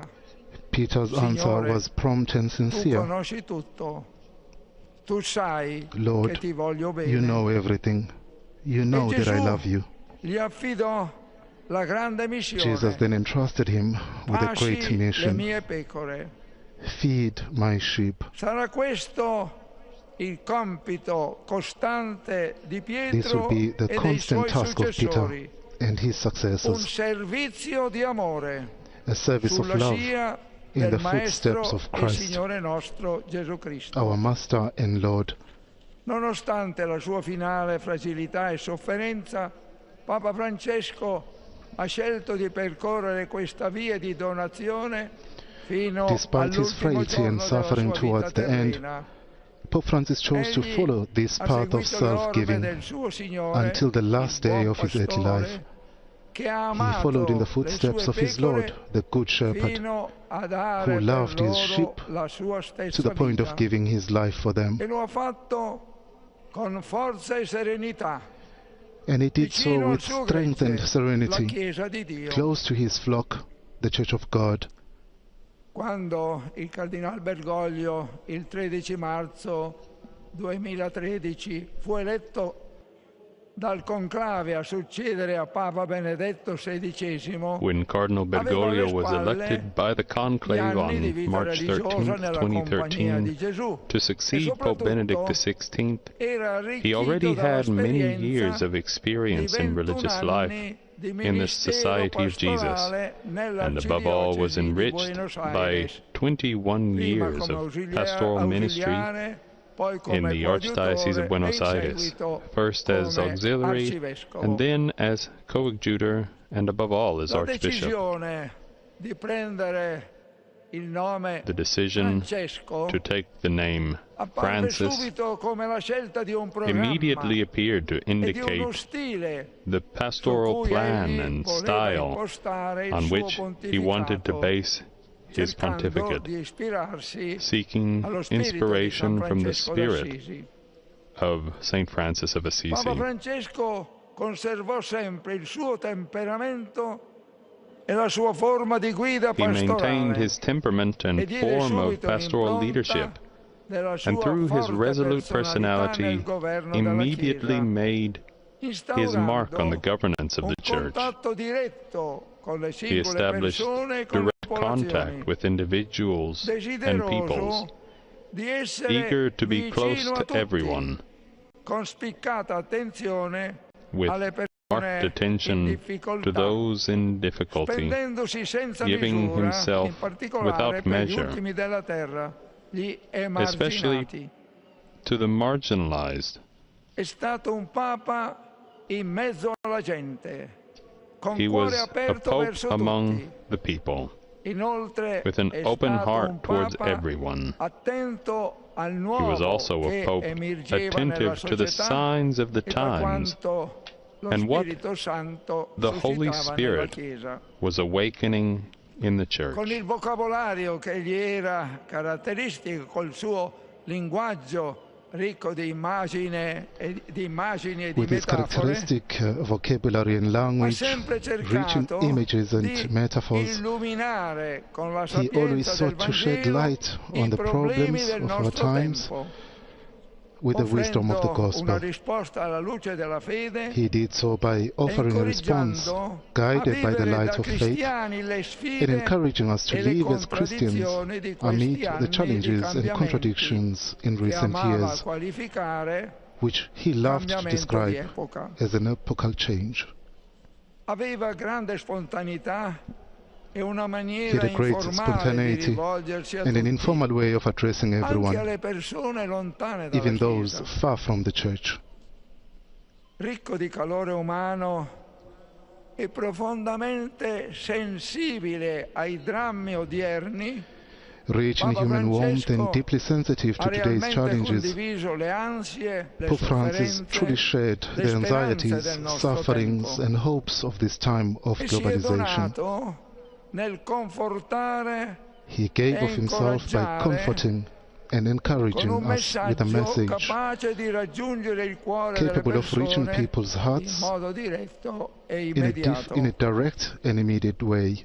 Il suo carisma dell'accoglienza e dell'ascolto, His charisma of welcome and ad un listening, modo di comportarsi combined proprio with a della manner of sensibilità behavior del giorno in keeping d'oggi, with ha today's toccato i sensitivities, cuori, touched hearts and sought di to reawaken risvegliare le energie moral morali e and spiritual spirituali. sensibilities.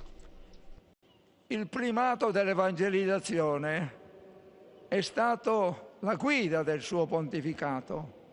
Evangelization was the guiding principle of his pontificate, with a clear missionary vision. Che è stata anche il titolo He spread della the sua joy prima esortazione of the gospel, which was the title of his first apostolic exhortation, Evangelii Gaudium. It is a joy that fills the hearts of those who entrust themselves to God with confidence and hope. The guiding thread of his mission was also the conviction that the Church is a home for all, a home with its doors always open. He often used the image of the Church as a field hospital after a battle in which many had been wounded. A church determined to take care of the problems of people and the great anxieties that tear the contemporary world apart. A church capable of bending down to every person, regardless of their beliefs or condition, and healing their wounds. His gestures and exhortations in favor of refugees and displaced persons are countless. His insistence on working on behalf of the poor was constant. It is significant that Pope Francis's first journey was to Lampedusa. an island that symbolizes the tragedy of immigration, with thousands of people drowning at sea. In the same vein was his trip to Lesbos, together with the ecumenical patriarch and the Archbishop of Athens, as well as the celebration of a Mass on the border between Mexico and the United States during his journey to Mexico.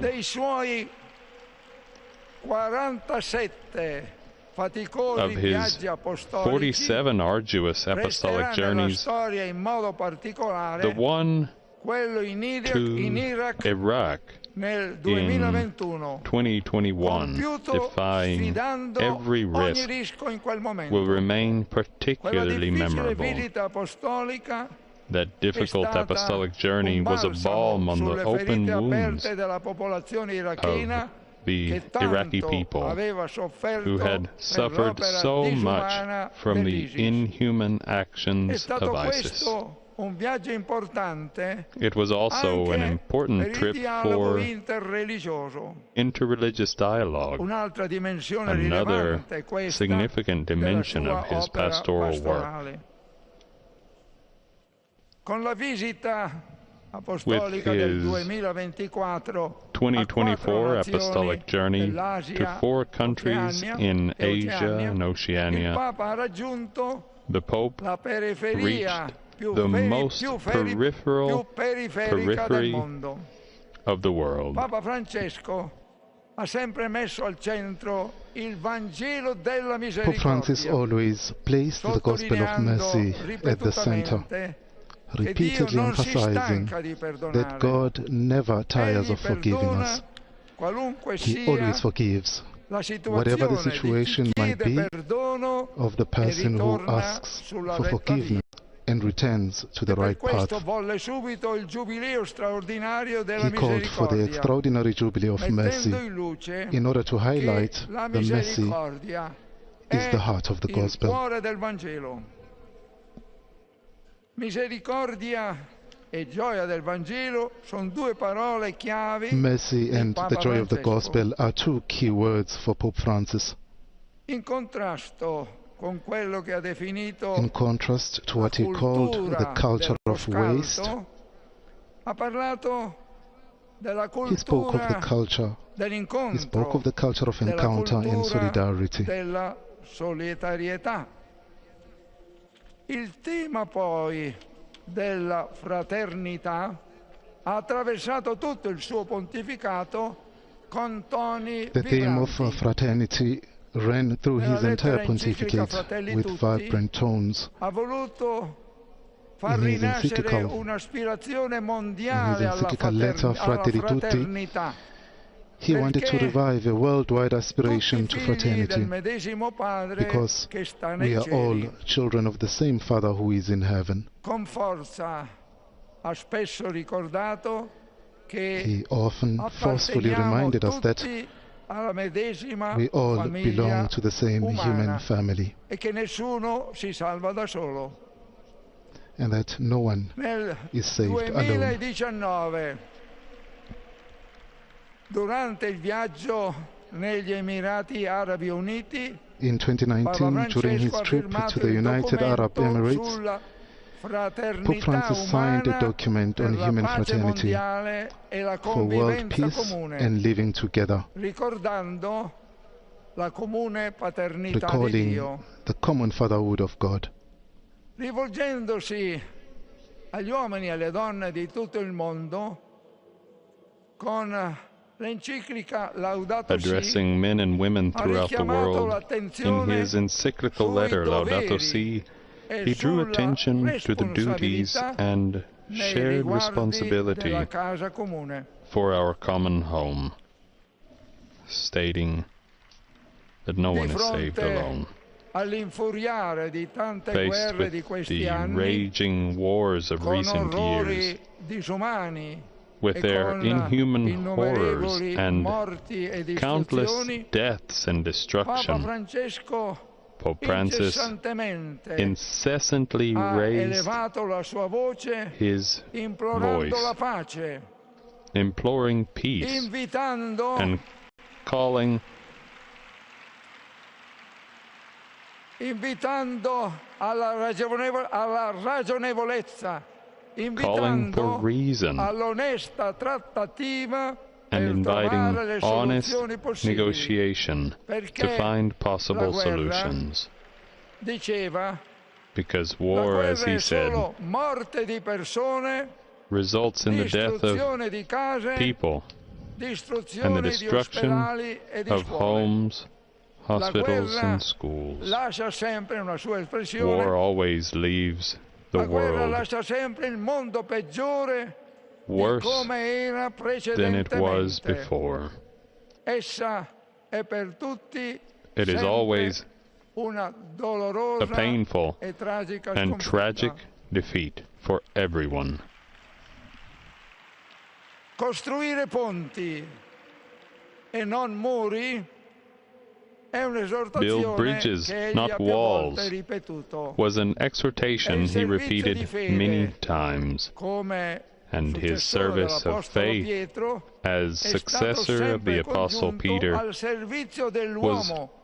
always linked to the service of humanity in all its dimensions.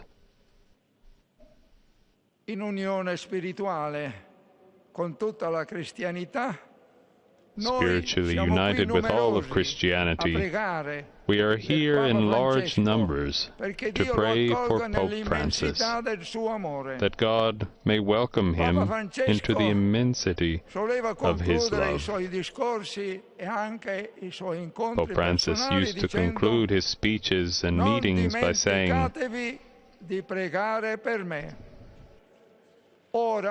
"Do not forget to pray for me." Ora, caro Papa Francesco, now, dear Pope Francis, we now ask you to pray for us. E ti chiediamo we ask you che dal cielo tu benedica la Chiesa, from heaven, benedica Roma, may you bless benedica the il mondo Church. Intero. May you bless Rome and bless the whole world as you did last Sunday from the balcony of this basilica, in a final embrace with all the people of God, but also embrace humanity that seeks the truth with a sincere heart and holds high the torch of hope.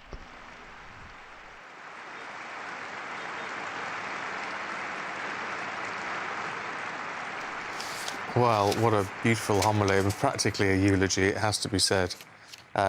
Imploring peace, a man who always implored peace, wanting honest negotiations, building bridges, not walls, was his key message. So we heard from the Cardinal there. A man of the people. That's the overwhelming message that came through there. Just he was a man of the people, a man of the poor. But difficult listening, perhaps, for those people like President Trump, with some of those words there. Claire? Well, good. It was almost 20 minutes of Cardinal Ray's homily there that, as you've just said, was in some parts more like a eulogy. I think the words that are spoken, I hope that will be translated for the likes of the President of the United States, Donald Trump. And I hope it's one that will be recorded and, reflected upon throughout the coming days and weeks, especially of the cardinals that will form the conclave to vote the next Pope in. And also a reminder of his extraordinary life towards the beginning of the homily, brief story of how he came into the church, his life in Argentina, and of course I think he's the first Jesuit Pope, is that correct, Rafe? That's right, he is the first Jesuit Pope. And we saw the Book of the Gospels on the coffin of the Pope, which of course he tried to ensure his whole life that the Church would actually follow the teachings of Christ specifically and wouldn't get too comfortable and would have that revolutionary spirit that he saw in Jesus to help the poor and the vulnerable. That's the legacy I think he wants to leave to the Church. As we just heard there, the prayer of the faithful. Let's just talk to Ellie, who's there. It was noticeable, Ellie, how much applause there was during that homily. Yes, Stephen, that's something that I noticed too. And as a lifelong Catholic, I've never heard applause in Mass. It's not something that we do. But this crowd clearly want to show their appreciation. They are not simply spectators, they are participants in this Mass. And in that almost 30-minute homily there from Cardinal Ray, it did sound almost like a eulogy, and eulogies are not heard in Catholic funerals. That's often reserved for something more like a vigil, but that was a demonstration of Pope Francis as a person and what he stood for. And when he was speaking about Pope Francis's first trip to Lampedusa to see refugees there, a huge round of applause broke out amongst the crowd. And after that moment, any line about Pope Francis that they agreed with in terms of his personality and the causes that he held dear, another round of applause would ring out across St. Peter's Square. And towards the end of that sermon there, it was every few sentences that they would come together to show their appreciation. And I did just want to remark on the reverence of the spectators here in St. Peter's Square. They are bowing their heads in prayer. There's a lot of emotion, tangible emotion in St. Peter's Square. Right now it's very hot temperatures, but people are focused on the scene of history in front of them. And you juxtapose that with the scenes that we saw this week of people not being respectful, of taking TikToks and smiling selfies by the open coffin of Pope Francis. And it actually restores your faith in humanity when you see young and old, people from all around the globe coming together in reverence and respect for a great man and the people's Pope. Struck me, Ellie, during that homily was that throughout all the comments about what he believed in, what he was passionate about, what he hoped for during his papacy, it was about him being a man of the people, an ordinary man, a simple man who was a servant as much, if not more, than a leader.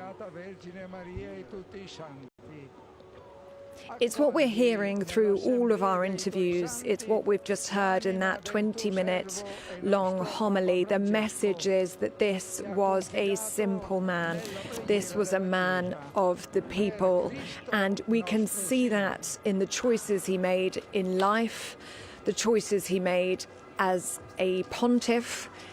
He rejected the ostentatious outfits that have previously been seen on popes and pontiffs gone by. He tried to stay as best he could in his white, simple robes. He famously kept the same wristwatch that he wore back in Buenos Aires in Argentina. He sold off a number of the papal watches in the watch collection.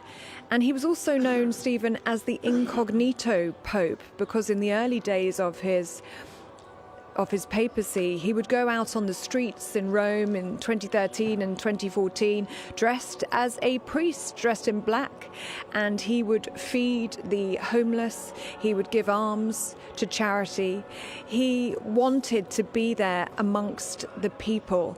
And even in death, we can see those choices again of wanting to be with the people. He wanted to be on ground level whilst he lay in state for those 3 days. In fact, he wanted to be tilted towards the pews. He wanted to face the people. He wanted it to be an open coffin so that the people could see him.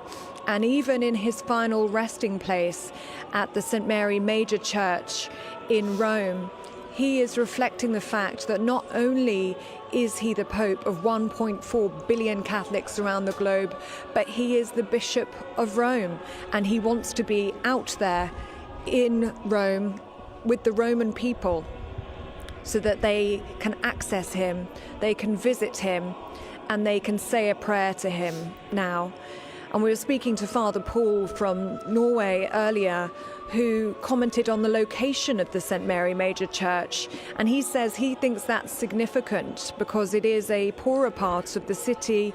It is where there are a number of homeless people and refugees and prostitutes who are walking the street. And he says that was an intentional choice of location by Pope Francis, because he knows that anyone who comes to pay their respects to him at his tomb will also be amongst the poor in Rome, and that is what he wanted, for the poor to be recognized, for the poor to be included, and that is what he tried to do throughout his papacy. And we do understand that a number, this is what the Vatican have told us this morning, that a group of the poor are going to be waiting outside once the motorcade begins later and the coffin is taken through the streets of Rome to St. Mary Major Church. There will be a group of the poor that are waiting to receive him and to say farewell.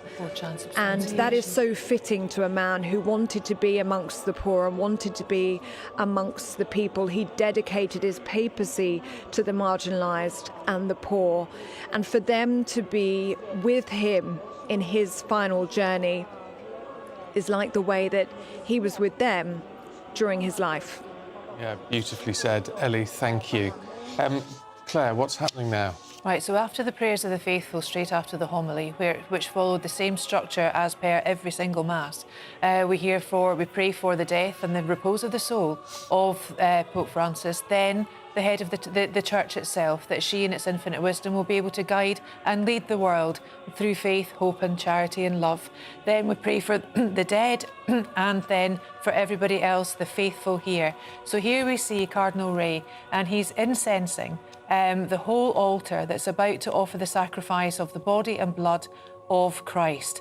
Last week we celebrated Easter, as I said. We had the Mass of the Last Supper, and this is what you're seeing a replica of, more or less. And it's something that as Catholics we've got the fortune of experiencing every single time we go to Mass. Everything has been blessed with the incense at the moment, including Cardinal Ray, who's about to change the body and blood, we believe, through transubstantiation, the bread and wine into the body and blood of Christ, which will then be administered during Holy Communion. This is a huge thing for us Catholics, that we can receive the body and blood of Christ to nurture and cherish and grow our souls, and hopefully grow in peace, hope and love, and then go out and implore the word of the Lord. Just one thing on Pope Francis as well. We often hear about the 10 Commandments. For him, it was more, I'd say, the Beatitudes. The Beatitudes are stemmed in love and service and goodness, whereby the commandments are more stern, I'd say, in their, not only in their when you say them out loud, but also in what they mean. Whereas the Beatitudes are much closer to the soul, are much closer to the human soul, and much closer to us as mere mortals to live by. Okay, Claire, thank you. Let's listen in. Look with favour, we pray, O Lord, on the peaceful offering of your people, with which we confidently commit to your mercy the soul of your servant, Pope Francis, and grant, we pray, that having been in the midst of the human family, an instrument of your charity and peace, he may merit to delight in the same forever with your saints, through Christ our Lord. Sursum corda. Gratias agamus Domino Deo nostro. Dignum et justum est. Vere dignum et justum est, ecum et salutare, nos tibi semper tubique It is truly right and just, our duty and our salvation, always and everywhere to give you thanks, Lord, Holy Father, Almighty and Eternal God, through Christ our Lord. In him the hope of blessed resurrection is dawned, that those saddened by the certainty of dying might be consoled by the promise of immortality to come. Indeed, for your faithful Lord, life is changed, not ended. And when this earthly dwelling turns to dust, an eternal dwelling is made ready for them in heaven. And so with angels and archangels, with thrones and dominions, and with all the hosts and powers of heaven, we sing the hymn of your glory, as without end we acclaim.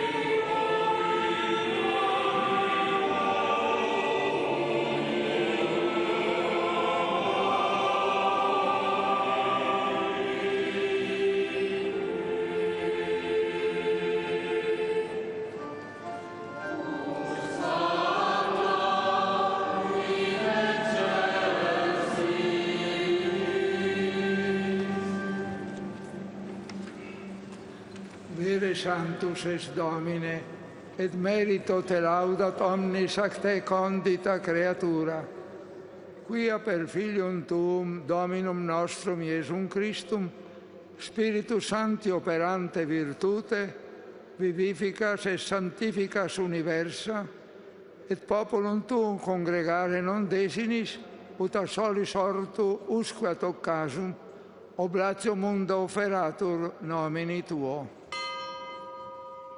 Supplices ergo te Domine deprecamur, ut ec munera quae tibi sacranda deturimus, et odem spiritus sanctificare digneris, ut corpus et sanguis fiant Filii Tui Domini nostri Iesu Christi, cuius mandato ec mysteria celebramus.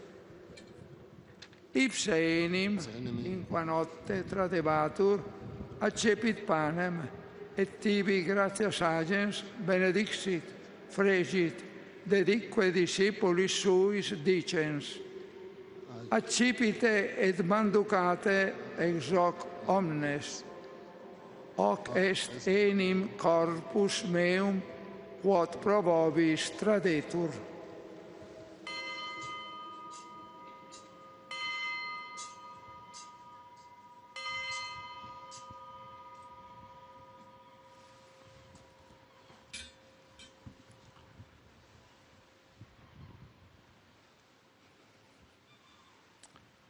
Simili modo, postquam cenatum est, accipiens calicem, et tibi gratias agens benedixit, dedique discipulis suis dicens.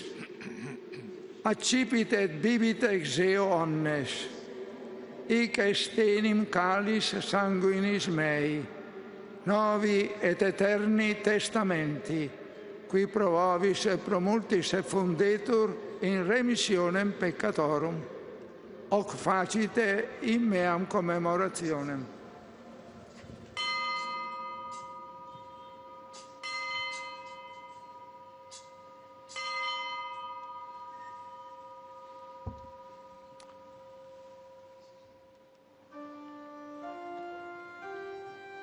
Mysterium Fidei.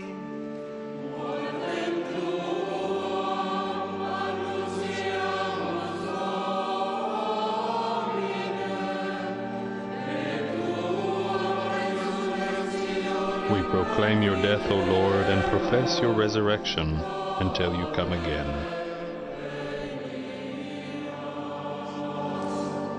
Memores igitur Domine, eius dem Filii Tui salutifere passionis, nec non mirabilis resurrectionis et ascensionis in celum, sed prestolantes alterum eius adventum, offerimus tibi gratias referentes, hoc sacrificium vivum et sanctum. Respice quesimus in oblationem ecclesiae Tue, et a nosem ostiam, cuius voluisti immolatione placari, concede, ut qui corpore et sanguine Filii Tui reficimur, Spiritus eius Sancto repleti, unum corpus et unus Spiritus inveniamur in Christo. Ipse nos tibi perficiat munus aeternum, ut cum electis tuis hereditatem consequivaleamus, in primis cum Beatissima Vergine Dei Genetrice Maria, cum Beato Iosef eius sponso, cum Beatis Apostolis tuis et gloriosis martiribus, et omnibus sanctis, quorum intercessione perpetuo apud te confidimus adiuvari. Ec ostia nostre reconciliationis proficiat, quesumus Domine, ad totius mundi pacem atque salutem. Ecclesiam tuam, pellegrinantem in terra, in fide et caritate firmare digneris, cum episcopali ordine et universo clero, et omni populo acquisitionis Tue. Votis huius familiae, quam tibi astare voluisti, ad esto propitius. Omnes filios Tuos ubique dispersos, tibi clemens pater miseratus coniunge.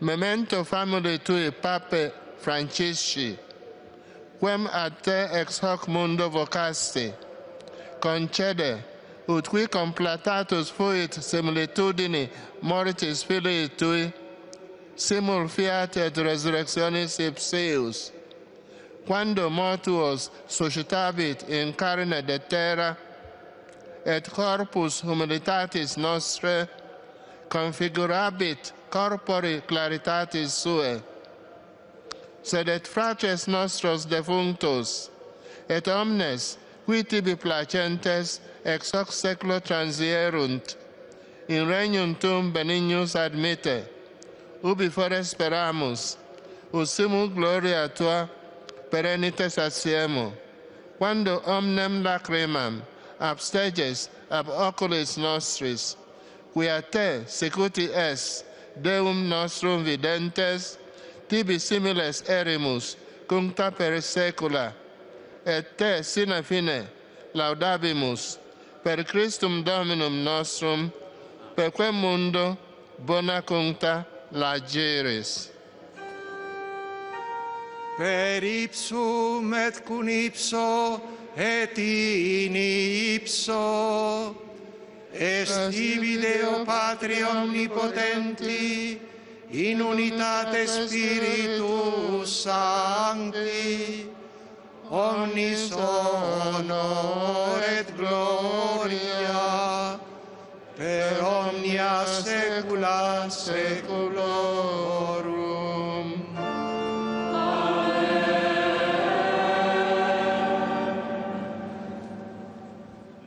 Preceptis salutaribus moniti et divina istituzione formati, audemus dicere.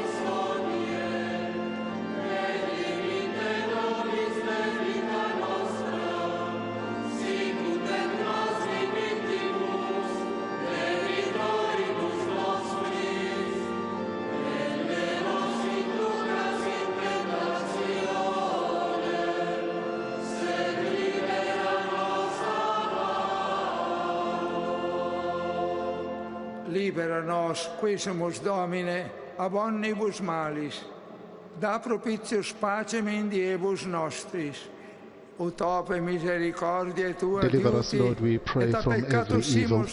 Graciously grant peace in our days, that by the help of your mercy we may be always free from sin and safe from all distress, as we await the blessed hope and the coming of our Saviour, Jesus Christ.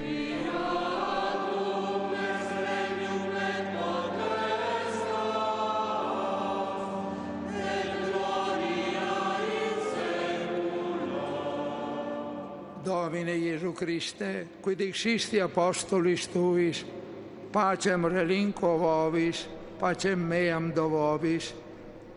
Lord Jesus Christ, who said to your apostles, "Peace I leave you, my peace I give you," look not on our sins, but on the faith of your Church, and graciously grant her peace and unity, in accordance with your will, who live and reign forever and ever. Pax Domini sit semper vobiscum. And the peace of the Lord be with you always.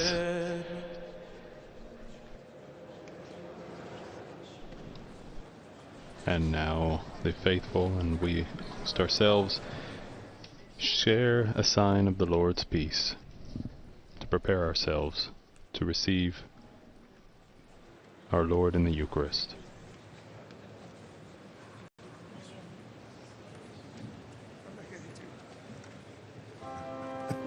So we've had the Eucharistic prayer, and we had the Lord's Prayer, which was sung, in case you're not familiar with that, but obviously a lot of it is in Latin.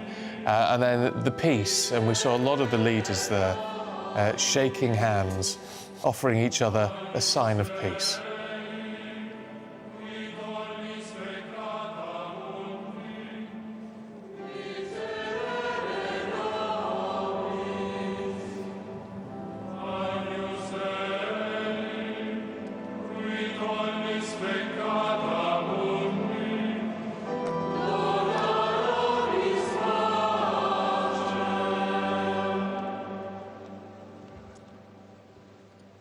Ecce Agnus Dei, ecce qui tollit peccata mundi, beati qui a cena magni vocati sunt.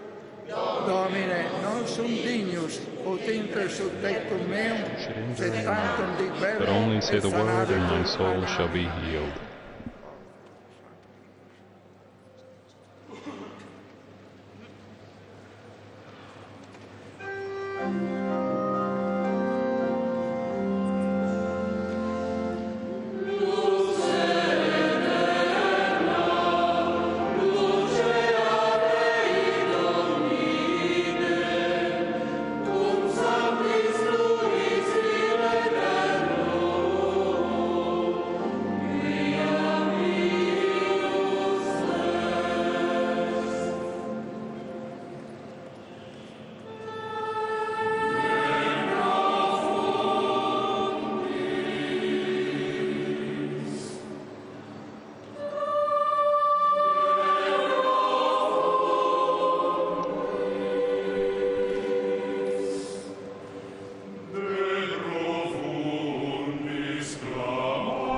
Priests distribute throughout St. Peter's Square to distribute communion. We are the choir, the Sistine Chapel choir, chant the words of Psalm 129 in the Vatican numbering. Let perpetual light shine upon him with your saints forever, for you are merciful. Okay, well, communion is now being handed out throughout St. Peter's Square, a remarkable thing to see on such a scale. Ellie Costello has been monitoring all of this, and I know, Ellie, frankly, to be there must be almost overwhelming. It truly is, Stephen. I mean, the sounds right now of the Sistine Chapel choir just ringing out across St. Peter's Square. I can't even put into words how beautiful, solemn and poignant this moment is. And also I wanted to touch on the level of organisation as well that we are witnessing in front of us right now. I can see the priests receiving communion there, 4,000 of them in St. Peter's Square for this funeral, and many of them will then go on to give out communion to the crowds that are here. 750 bishops, you can see them there in purple, and 220 cardinals. It is the most incredible sight, and the reverence in the crowd is so striking. It's hot here today. Let me just take a look at how hot it is. 20 degrees already at 25 past 11 in the morning, and there are pilgrims down in St. Peter's Square now fanning themselves. There's now a sea of umbrellas where the temperatures are obviously starting to soar now, and they could be forgiven perhaps for being distracted from the Requiem Mass that is taking place, considering it is in Latin and it is a long service, but that is not the case. They are all facing forwards, they are focused, they are reflecting on the words that have been said by Cardinal Ray and the beautiful sounds of the Sistine Chapel Choir. It truly is just the most beautiful atmosphere here. And as you were touching upon earlier, a celebration as well as obviously marking the very sad passing of Pope Francis. It's a celebration of his memory and everything that he stood for. And we saw that in the 20-minute homily, didn't we? Which we now have a translation for that has come through on email to us from the Vatican. So I will get the English translation for us here, because it really was so poignant, wasn't it, in such a broken world that we are living in at the moment.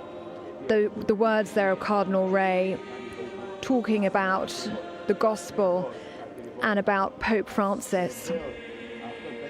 And he concluded that sermon by talking about Pope Francis and his message to people, which was, do not forget to pray for me. It's what he always said to people when he was leaving them. We heard that from the priests that we were speaking to earlier on breakfast. They said the same thing. It was his message.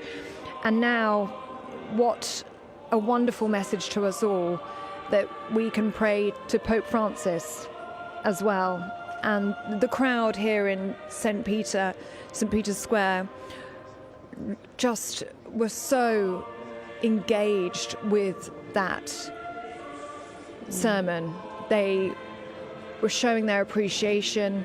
They were applauding when the topics and the causes that Pope Francis championed and clearly felt so passionate about were mentioned. Anything that they agreed with, they would begin to applaud. And that is not something that I have ever experienced within the Catholic Church. But it does add to that sense of unity here in St. Peter's Square. This isn't a mass being held by the elite. This is, as the Vatican put it, this is a funeral for a shepherd, not a sovereign. And these are the sheep in St. Peter's Square right now. And they are showing their appreciation through their applause. And it truly is the most stunning sight. What seems remarkable, Ellie, is that this is a man we know who started his papacy by saying, I'm a sinner, who throughout his papacy, as we heard in the homily, said to people, don't forget to pray for me, an acknowledgement that he needed prayer, that he himself, although he was leading the Catholic Church, was a sinner. It brings him back down to the people, doesn't it? It's an acknowledgement that we are all sinners and that he is only one of us, even though he was the shepherd. And that is the way that he held himself as a person and also held himself in his papacy, Stephen. He never wanted to be Pope. He expressed that very quickly after he was elected back in 2013. He was a surprise candidate. He was the first Jesuit pontiff. He's the first from Latin America. He is the first Pope born outside of Europe since the 8th century. He didn't want to be Pope. So once that happened, once he did become Pope, once he was elected in 2013, he made it his mission to emphasize humility. He wanted to open the church to the poor, to the LGBT community. He wanted the Catholic Church to be more sympathetic to everyone. And that is where he focused his efforts. And I think that's so touching, isn't it? For a man that didn't actually want the job, he was mostly happy with the people. He turned his papacy into a focus on the people, on the marginalized, on the oppressed, and he brought them to the forefront. And we can see that even in the crowds that are here today. There are prisoners here that Pope Francis arranged to be here at his funeral. One of the last visits he made was to prisoners last Thursday, and one of the last regrets that he expressed to his doctor over the weekend was that he wasn't able to get down to the feet of those prisoners and wash their feet. Even in the last few days of his life, he was a man focused on service, and he wanted to serve the people. And that really stays with you and is so obvious in the crowds that are here today, young and old, from all around the globe, here to pay their respects to a man who was a Pope of first and truly was unique. Ellie, thank you so much for that, and incredible scenes there. Let's bring in our studio experts again. And Rafe, going to you, these are extraordinary scenes, and I think what's so incredible about it is that this is more or less the same Mass that is said at all Popes' funerals, and of course that goes back centuries. And the Catholic Church as an institution ties us to the past in a way that probably no other institution does. Indeed, Catholics believe that every pope is a successor in a direct, unbroken line back to St. Peter, who, of course, the altar and tomb of St. Peter are just not far from here at all. There have been 266 popes. So the funerals, of course, are something that the Catholic Church understands very well. But as Claire was saying earlier, whether you are a pope, a prince, or a pauper, the fundamentals of the funeral mass and the rituals associated with it don't change. The Pope very much, of course, wanted to stress the fact that this was a funeral for a shepherd, not for a sovereign. But it's hard not to understand that this is also the funeral of a sovereign, a man who wielded power not just over 1.5 billion Catholics, but also very much as a head of state. We have other heads of state here, and the papacy has always had a long-standing involvement in European affairs and European politics, and you're seeing the historical legacy of that present here in many respects. And we must remember, of course, the mourning for Pope Francis does not end with this Mass. This is simply the first of a 9-day period of mourning that commences today. There will be 8 further Masses taking place every single day. Tomorrow being a Sunday, there'll be another Mass in St. Peter's Square at 10:30 of the Divine Mercy. But then every day after that, inside St. Peter's Basilica, there will be another 7 Masses taking place for Pope Francis. So that all those who are gathered in Rome will have plenty of occasions where they can pay their respects to their Pope. I bet you were there, Claire. I wish you were there. I really, really, really do. And I said that to Ellie earlier on this week. I said, you know, I wanted to get her and Jared a beautiful papal blessing for their wedding. It won't be a Pope Francis papal blessing, it will be a new Pope. And on that, everyone that's in Rome at the moment has the ability to walk through the Holy Door. The Holy Door is in St. Peter's Basilica, and it offers Catholics a plenary indulgence. And by talking about the redemptive nature of confessing and offering up our sins and admitting our sins. So by walking through that door, only every 25 years this actually happens. So the people here are so incredibly lucky, not only to witness the corporal remains of Pope Francis being buried and celebrating in this beautiful Requiem Mass, but also given the ability to gain a plenary indulgence, which takes them one step closer to heaven, believe it or not. And a huge number of people receiving communion. I mean, a phenomenal organisational feat, never mind a spiritual one. And I think we saw footage of the ordinary people in the crowds also being offered communion. It wasn't just the cardinals and the priests. No, of course they would be, because anyone celebrating the Mass, anyone witnessing the Mass, if you are a baptised Catholic, then you can receive the sacrament of the Eucharist. If you're not, you're asked to fold your hands over your chest with your palms up to your shoulders in a cross, bow your head, and you can be given a blessing. It's a Mass for everyone. And everyone is the correct word, because, of course, for the first time now, we're going to be seeing the Pope's coffin go through the streets of Rome, the city he loved so much. He wanted to be known more as the Bishop of Rome, even, than as the Supreme Pontiff.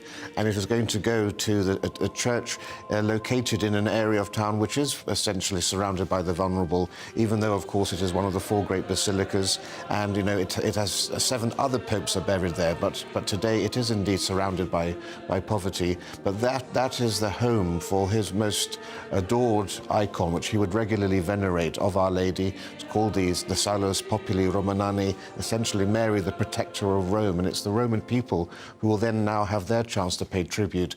And the last group, called the Last Ones, will be made up of the vulnerable, of the downtrodden and the poor, the last people to pay tribute before the private burial of the Pope commences. And indeed, that section of the population and society will be on the steps, waiting to greet the coffin as it emerges and as it enters Santa Maria Maggiore. And it's remarkable to think that when the Pope became Pope, he actually installed showers in St. Peter's Square for the homeless to have a wash and also have weekly free haircuts. He invited beggars to his birthday. When he had a premiere of a film, he invited the poor to come to the premiere rather than the great and the good of the land. OK, well, it is the prayer after communion taking place now. There's a round of applause actually happening, it would seem, if that has just happened. Here we go. I love you above all things, and I desire to receive you into my soul. Convivi, misericordiam tuam, Domine, pro anima famoli tui, Pape Francisci, supplicite imploramus. As we come to the table of your eternal banquet, we humbly beg your mercy, Lord, for the soul of your departed servant, Pope Francis, that he may rejoice at last in possession of the truth in which he faithfully confirmed your people. Through Christ our Lord. Amen.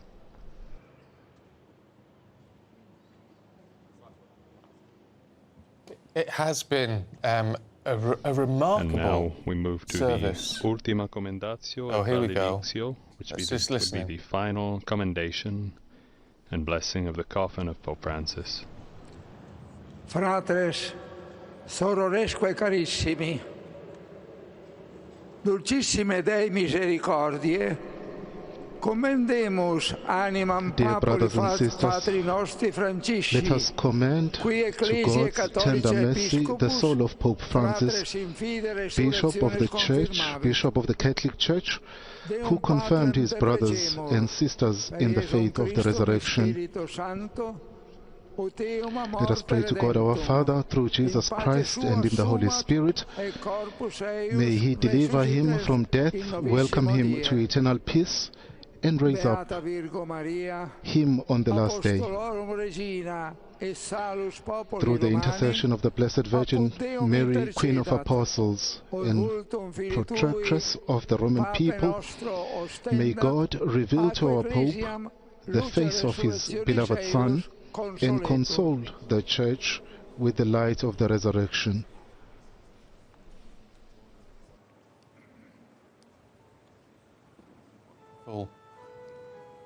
Beautiful prayer there, Claire. And now we will pray the litany of the saints. It truly is. I mean, it's called the final commendation and the farewell to the Pope and whoever it is that's been buried, but it's very much also not only looking to the past, but looking to the future.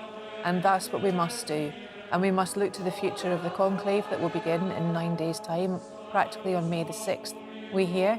And also look to the future of what's going on in global events, in global history, in global events going forward, and what's going to happen to the whole world. We see the picture of the Madonna there, clutching her son Jesus, very much an icon of the Pope, and indeed most Catholics who invoke the intercession of Our Lady to God the Father in the hope that our intercession and our prayer will be heard and granted. Conclave is going to be fascinating, isn't it? Because of all this international pressure. Yeah, and the film. And the film. But what the cardinals believe is God's will in who they take them forward, whether someone more conservative, someone from Africa, the Catholic Church in Africa, or indeed one of the younger cardinals. Well, you know, out of the 135 that are eligible of the 250-odd cardinals, because there's only 135 that will be eligible because they'll be under the age of 80, 2 of those are not actually attending. They've already said they wouldn't attend due to ill health. So there'll be 133 joining the conclave. And in fact, one of the latter cardinals of the Diocese of Westminster, Cardinal Cormac Murphy O'Connor, who himself was actually an advisor to the film and the book, Robert Harris's book, Conclave.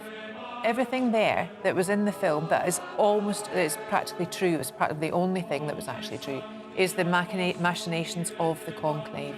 And, you know, it's the Holy Spirit that comes, and then the white smoke indicating that a future Pope has been elected, and then the dark smoke to indicate to the public that there hasn't been one elected yet. Well, we can bring in Ellie Costello again, who is live there at the Vatican. Ellie, this service is drawing to a close. What's the experience been like for you? It must be absolutely awe-inspiring. How close are you to the music?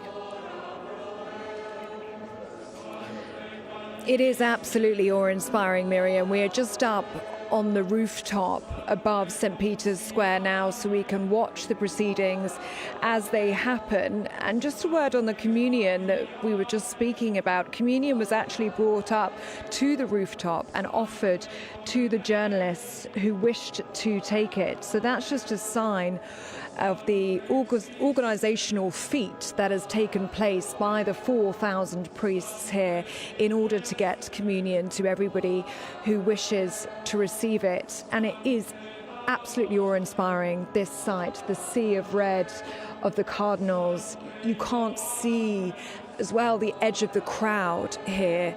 The Vatican estimates there are almost 200,000 people here today to pay their respects, to bid farewell to Pope Francis. And as this Requiem Mass draws to a close, of course, thoughts are going to turn to the next Pope. And interesting that you're talking about the conclave there, because the conclave looks remarkably different now to the way it did back in 2013 when Pope Francis was elected. This is now the most diverse college of cardinals that we have ever seen in the 2,000-year history of the Catholic Church. When Francis was elected in 2013, the cardinals came from 48 countries. They now come from 72. So that's an indication, isn't it, of just how much Pope Francis opened up the Catholic Church. I was speaking to a priest earlier who also made the point to me that when appointing cardinals, Pope Francis wouldn't just choose the people with the biggest profile. He wouldn't automatically choose the archbishops from large cities around the world. He would choose people to be cardinals whom he had personally connected with, people he had a personal warmth and affection for. And there's a great story about Pope Francis going to Mongolia, where there are very, very few Catholics, very few churches there. And he met a priest in Mongolia who he connected with and instantly had a rapport with.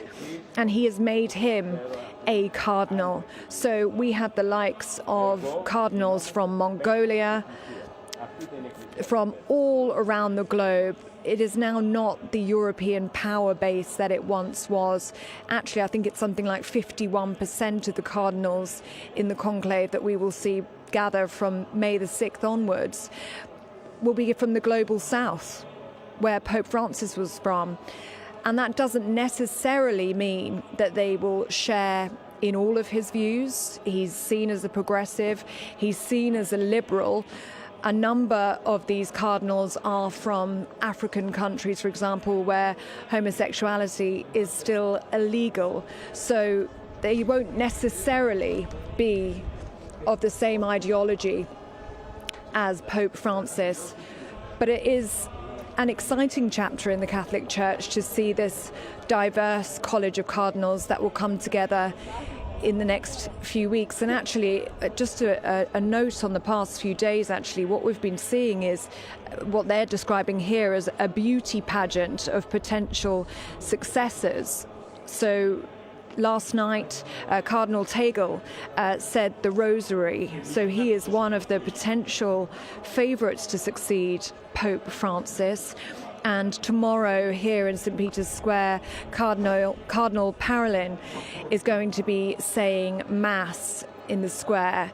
So we are seeing the men who could potentially take over from Pope Francis as the next pontiff in the public arena here in Rome, here in the Vatican City in the next few days. But as we reflected earlier, Pope Francis was not the favourite in the conclave in 2013. He was a surprise pick. He didn't even want the job himself, but he took it, he made it his own. And what a fantastic Pope he turned out to be. And we can see that from these scenes that we're seeing on our screens now, the number of people gathering in St. Peter's Square to pay their respects to the people's Pope, who wanted to be among the people and continued to serve until his last days on earth. I wonder, Claire, if that's what actually makes a good Pope, someone who doesn't want the job. When men go through holy orders and are ordained priests, one of the vows they take is that of obedience. And when you are in a conclave, or when the Pope will be elected, or when he will be elected and offered the job, it would be very, very, very churlish and not within the norms for that man to turn around and say no because of the vow of obedience, amongst others, celibacy, poverty, etc., that they take in ordination. And the film The Conclave, to make a comparison of life, perhaps not imitating art, hopefully, was the den of vipers and the ambitiousness of the cardinals in the film. And one would hope they would have enough humility in themselves when they are voting for each other, that when the deadlock might arise, it'll be down to 2. And because there is an odd number sitting to vote, the outcome will be made easier rather than having the even number. I would say it's whether the cardinal wants the job or not. If it is the will of God and if it's the will of the Holy Spirit guiding those that vote in the conclave, then he doesn't really have much choice.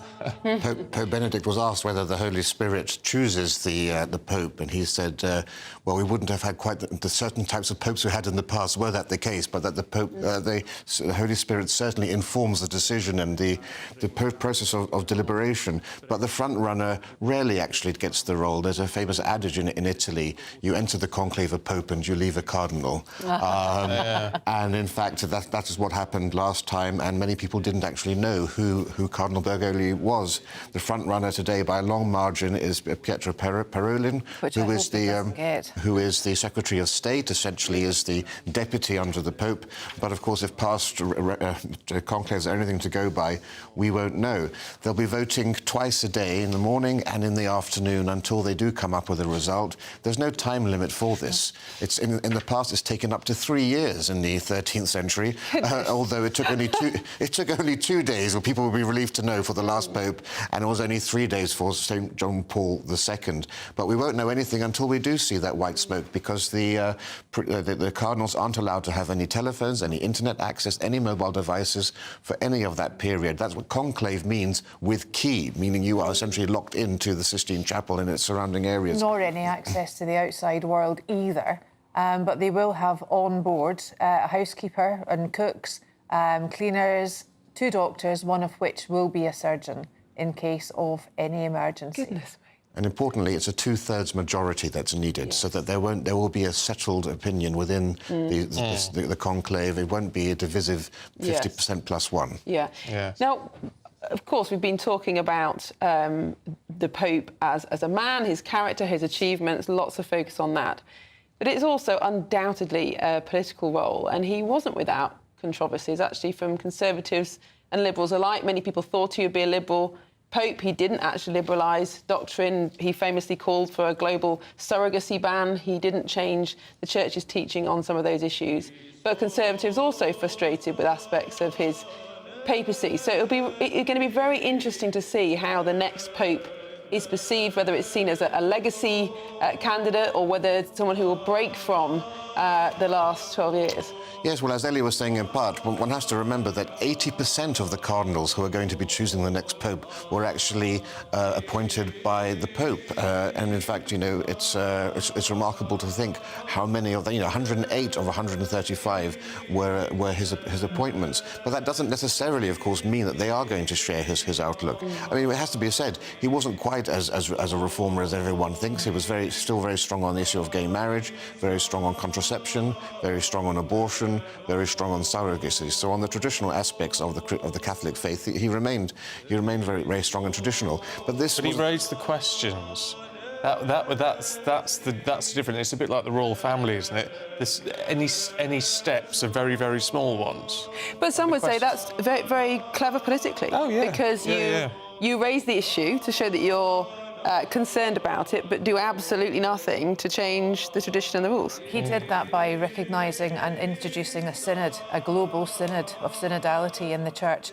And it was more or less a whitewash, really, of what was going on.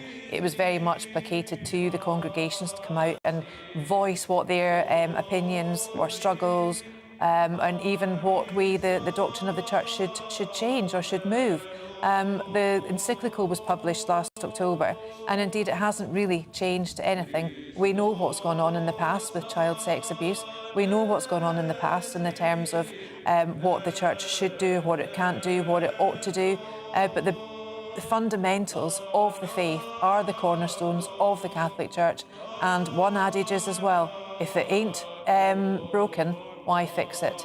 But the Pope was fundamentally, I think, a Pope about the global South. And as Ellie was saying also, his great legacy was the expansion of the Church away from Europe, where Catholicism actually isn't growing rapidly. In fact, in many places it's shrinking, to the global South, where it is a dynamic force. It's growing in Latin America, it's growing in Asia, it's growing in Africa. And those are all parts of the world, of course, which are areas of poverty, which, of course, is what marked his papacy as well. But they're also traditionally conservative, with a left-leaning a streak of socialism there too, and that's very much what you see with the papacy. So he would attack capitalism, he would attack excessive wealth, but he would still be socially conservative on many issues in some ways as well. And I think that's what we're going to see from a lot of the cardinals now choosing here. So yes, many people he appointed may have followed in his reforming agenda, but there'll be many others who actually want to return back to a more traditional form. So we really don't know which way the votes will go.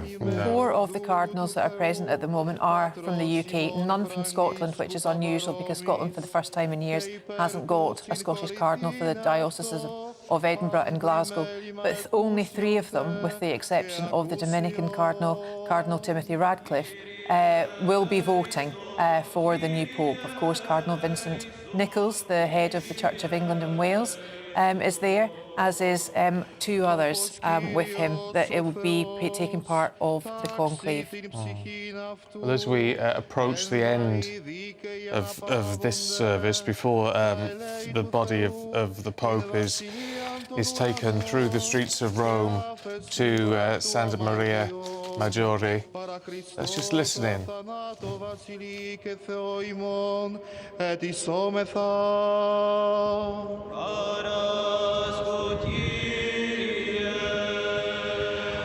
Του Κυρίου δεηθώμε.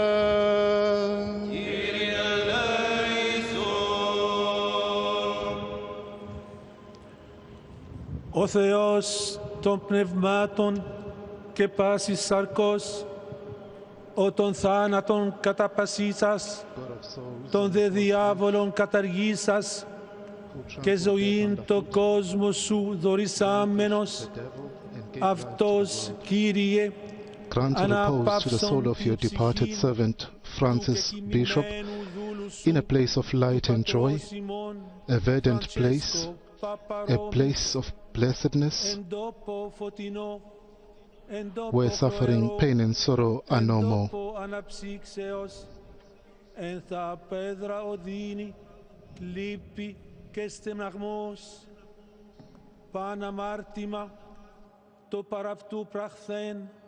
Εν λόγω ή έργο ή διανία, ως αγαθός και φιλάνθρωπος Θεός, Forgive every sin he committed in thought, word or deed, for you are a gracious God and a friend to mankind. No one who lives is without sin. You alone are sinless. Your righteousness is eternal and your word is truth. και ο νόμος σου αλήθεια, لأنك أنت القيامة والحياة والراحة لعبدك الراقد أبينا فرانسيس بابا روما أيها المسيح إلهنا. For you, O Christ our God, are the resurrection, the life and the repose of your servant Francis Bishop, who has fallen asleep.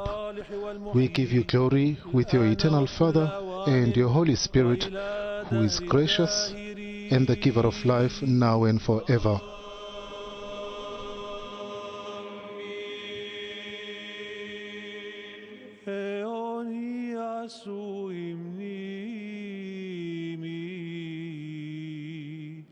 فليكن ذكره مؤبدا إيونياس إمنيمي.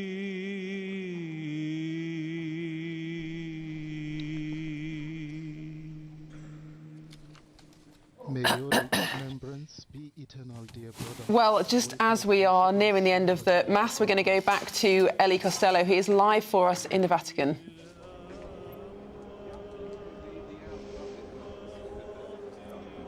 Yes, hi Stephen and Miriam. This is just the most awe-inspiring sight in St. Peter's Square as this Requiem Mass comes to a close. The reverence that is being reserved by the crowd is just such a beautiful sight. Of the scenes we saw earlier this week of people streaming live on TikTok near the open coffin of Pope Francis and smiling in selfies by his open casket. This has really restored faith in humanity, really, that people can be so respectful and reverent for an occasion that so requires and deserves it. And it's been the most moving ceremony, the homily being the most powerful part of the Requiem Mass. The Gospel, 20 minutes in length, it was full of colour from the Pope's life. And at times it did feel quite political, didn't it? With the sermon afterwards, Cardinal Ray talking about the Pope's call to build bridges and not walls, talking about his compassion for migrants, which led to a huge round of applause from the crowd that has gathered here in St. Peter's Square, almost 200,000 of them. It is an issue that Pope Francis had clashed with Donald Trump over in the past. He had been critical of the Trump administration and their approach to migration. He'd also been critical of Giorgia Meloni and her policies. Towards the Trump administration, he had said that the expulsion of undocumented migrants was a disgrace. So perhaps uncomfortable listening for the likes of President Trump. But there were, as I say, ripples of applause from the crowd here as Pope Francis was encaptured in that homily there, his personality, but also the values that he stood for, the values he brought to the papacy, the fact that he put himself amongst the people, he served the people, and he was really one of them up until the very end. Even Easter Sunday, in this very square that we see this Requiem Mass, he was in the Pope-mobile last Sunday, blessing babies, giving thumbs up to the crowd. And really, that is such a touching tribute to the man who was the people's Pope. Ellie, and back in the studio now, we're joined by Charlie Peters, who's replaced Stephen as our presenter, and we're going to see very soon the coffin moved in a procession, because as we've been hearing this morning, Pope Francis will be the first Pope in over 100 years not to be buried in the Vatican. Good morning, Miriam, and good morning to all of you at home. If you're just joining us now, this moving liturgical procession, but also an intense diplomatic event, almost a political event, Rafe, and talk us through what's going to occur now. Well, we're now in the final stages of the funeral. I think there we can see the King of Jordan visible there, and then look at that side, the largest cathedral in the Catholic Church, obviously built by Michelangelo, a wonderful set piece for occasions just like this. The coffin is going to proceed back into the Basilica for a final commendation and last rites before it then proceeds not again out of the main doors, but out of the so-called door of death, where it will then proceed for the first time since 1903 outside of St. Peter's, not since the funeral of Leo XIII in 1903 has a pope been buried outside of the Vatican. The coffin will process through the streets of Rome, so that the people of Rome will have their chance to pay their last tributes to him. The Pope very keen to be styled as the Bishop of Rome as much as he was Supreme Pontiff. I think we're going to just have the last rites now being commended here. Quem Petri successore constituisti et ecclesia pastorem. Nuntium intrepidum verbi tui, Pope Francis, whom you made successor of Peter and shepherd of your church, a fearless preacher of your word, and a faithful minister of the divine mysteries. Welcome him, we pray, into your heavenly dwelling place, to enjoy eternal glory with all your chosen ones. We give you thanks, Lord, for all the blessings that in your goodness you bestowed upon him for the good of your people.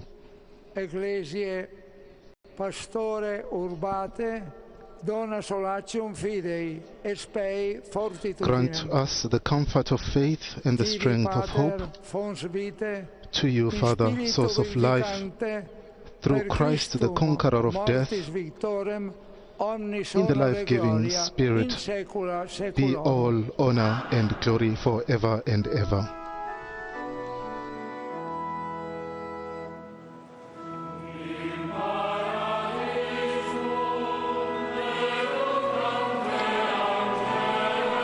We hear the choir conclude this Ultima Commendatio et Valedictio with the antiphon, "May the angels lead you into paradise.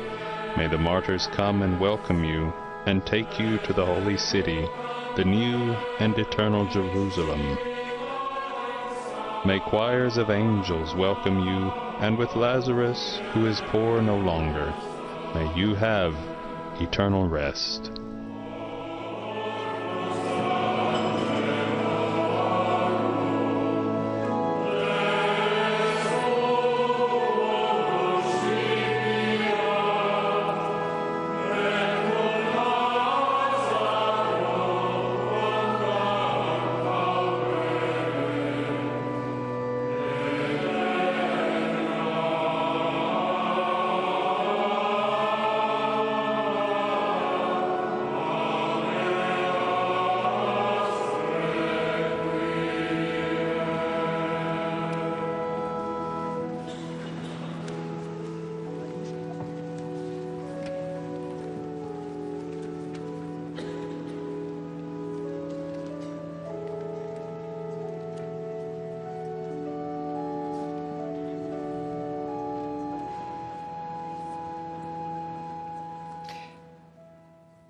we're seeing now the start of that procession. The coffin's going to re-enter St Peter's Basilica and then process to a different church, St Mary Maggiore, I believe. That's right, Santa Maria Maggiore, which is one of the 4 major basilicas. Maggiore means major. A basilica essentially is an honour given to a church, giving it a very special status. It's the seat of, 7 popes have been buried there, the last one being Clement IX.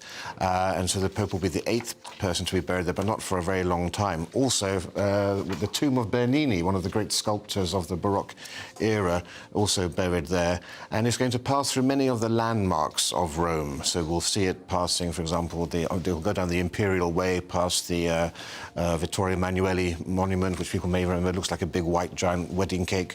It'll then also pass the Colosseum, of course, which will link Christianity back to its very origins. People, of course, will remember the deaths that Christians faced in the Colosseum. And now, of course, the Pope is passing by in grand splendour that same venue, ending up at Santa Maria Maggiore, which, of course, the Pope chose because it is the home to his most venerated icon, the Salus Populi Romani, Mary, the protector of Rome, and of course it's the Roman people who will pay the last tribute. The very last people to pay tribute are the last ones, the downtrodden and the poor, before there is a private burial of the Pope.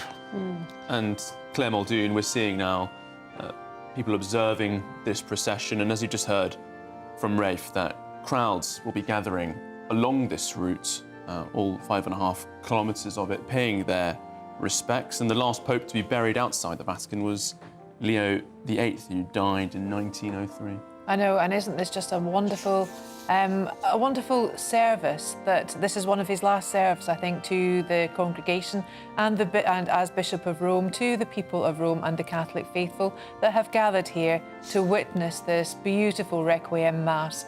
The procession would be about 3.4 miles to the Church of the Santa Maria Maggiore, and it will be a litany of people, a litany of souls witnessing the passing of the coffin, of the corporal remains of Pope Francis here on earth before he becomes a private entombment in that church, which will be so lovely for people visiting, pilgrims visiting Rome, to be able to go and see St. Peter in the crypt, along with St. John Paul II and Pope Benedict, and all the other popes buried in the crypt of St. Peter's, knowing that St. Francis is actually buried not that far away, and they can actually make it part of the pilgrimage to go around and see these beautiful, beautiful churches and indeed pray to our Virgin Holy Mother of God and hope that her intercession can elevate our wishes, our wants and our prayers up to heaven and up to God. For if God's will be done, then it will. Rafe, it's fascinating watching this from Britain because, of course, we are not, since the Reformation, a Catholic country, and there'll be many people watching this who've never attended a Catholic Mass, who don't understand, well, including myself, all the symbolism that you and Claire have been explaining to us. And one of the key aspects of the Mass was the communion, the Eucharist, which was served to many thousands of people. And, of course, there are key differences, aren't there, in the Catholic theology of the Mass and the Protestant, and that was one of the reasons for the split of the Church in the first place. Yes, you're absolutely right there. I mean, in terms of the actual celebration of the Mass, the Church of England, of course, has many of the rituals are similar in form, but, of course, fundamentally, Protestants don't believe in transubstantiation. They don't believe that the bread and the wine are transformed into the blood and body of our Lord. Catholics do believe that. But many of the other, various Protestant faiths don't have anything quite close to a Catholic ritual, but those people who are Anglican will indeed see many similarities in terms of the way that the service is conducted. And, of course, anyone familiar with the coronation will realise, of course, that we have an ancient ritual as well, which has Catholic roots, of course, or Christian roots, pre-Reformation roots, I should say. And, of course, we're so used to the symbolism of the Christian rite of coronation as demonstrated at Westminster Abbey that I would hope that there are similarities that can be drawn between all similar Christian services. And, of course, you know, the Pope, also a king, the cardinals of the Church are princes of the Church as well. So still some sort of hierarchy. We can think about the House of Lords as princes and so forth. So there are similarities there. And Claire, this is, of course, goes without saying, it's a sombre atmosphere for this remarkable funeral procession, a mass Catholic event. periodically interrupted by applause. But also, at the backdrop to all of this is an intense diplomatic event at the same time, with these world leaders gathering in the backdrop of the echoes of Pope Francis's words about a desire for peace. We're now hearing that Trump and Zelensky are set to hold a second meeting later today. The White House previously described their first meeting inside St. Peter's Basilica as a very productive discussion. Members of the Catholic Church present may be hoping that in Pope Francis's funeral there is an opportunity for some of those parties to gather to explain their differences and find a path to peace. Well, we have to hope that will be the case, and we have to hope as well there'll be a lot of holy water around to extinguish the devils that might be there at the moment as well, in order to enable this peaceful process. And we were commenting actually during the Latin Rite, the Latin Mass there that was said, when it came to the sign of peace, we wondered if indeed the hand of peace would have been extended to many of the dignitaries there, and indeed it was. We saw Trump shaking hands, wishing hopefully peace on earth to those that were sitting next to him, and I believe it was President Macron actually that was sitting next to President Trump. But you know, hope is never lost in times like this, and we need to, you know, people can pray to Pope Francis that he might enable and might shift and might chivvy along some of the prayers and some of the peace that were definitely needed here on earth. And it's a beautiful time to get everybody together, and it's a great time too. And we're now seeing the next stage of the procession, which will be coffin being moved into the door of the dead, also known as the door of death, this bronze door in the Vatican roof. Yes, and once it passes through that, we'll hear the great bell of St. Peter's to toll, and that will start the procession. The crowds will be lined on the sides of the route, and they won't be allowed to process behind the coffin as it processes too, so it will still remain a very dignified occasion as he's carried by the pallbearers. A more difficult task this year for the pallbearers, because in the amendments and changes made to the Pope's funeral rites just last year, actually, the Pope decided not to be buried in the traditional 3 coffins that was previously used, but to use only 1 coffin lined in zinc, and usually the pallbearers would carry only the lighter of the 3 coffins, whereas this is a much heavier item. The 3 coffins before were made of cypress wood to preserve the body, and cypress wood is a very sweet-smelling wood. Then there would be a lead coffin usually, and that is where official documents, including the document that lists out the achievements of this papacy, would be listed. And then another coffin around that made of oak to symbolize strength. However, the current Pope thought it would be much more appropriate for his papacy, where he saw himself very much as a disciple of Christ rather than a man of power, to have simply a much more simple coffin. And Rafe, in the homily, we heard the words of Cardinal Battista Re, who was reminding people about the life of Pope Francis, but also some of the things he stood for, some of the things that could be interpreted as quite political, standing up for refugees, standing up for the marginalised.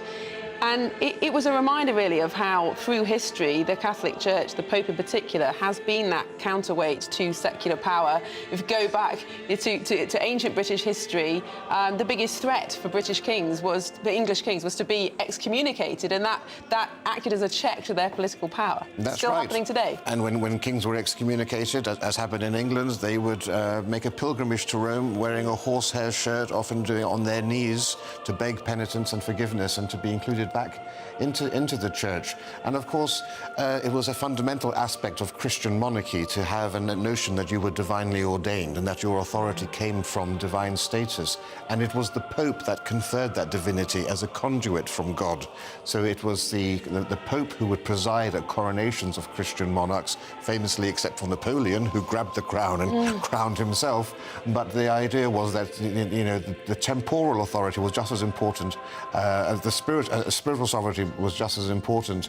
And of course, it's for that very reason that you would have the kings of France, of Hungary and elsewhere styled as His Most Christian Majesty, His Most Catholic Majesty, His Most Apostolic Majesty. And indeed, one of the aspects of that continues today with our own monarchy, because of course it was the papacy that bestowed the title of Defender of the Faith upon Henry VIII at a time when he was a very loyal Catholic. And Claire, we're seeing now the coffin of Pope Francis entering St. Peter's Basilica. The last time he will be in. It will be, but he'll be there very much, I assume, and I can guess, in spirit. But, you know, isn't it funny? We're talking about the Reformation and the reason of the schism between Roman Catholicism in the UK bordering on to the new church that Henry VIII founded of, the Church of England, because he couldn't get an annulment for one of his marriages. But also, isn't it strange, though, in this day and age, you cannot be a Prime Minister of this country if you are indeed a Catholic. So there's many things to extrapolate. I don't think that's... Tony Blair was... He wasn't a Catholic. I thought that you can't be a serving member of the royal family and a Catholic. I don't think it's... No, one of the members of the royal family is. The tennis one's Princess of Kent is. But you cannot be a serving Prime Minister in this country if you're a Roman Catholic.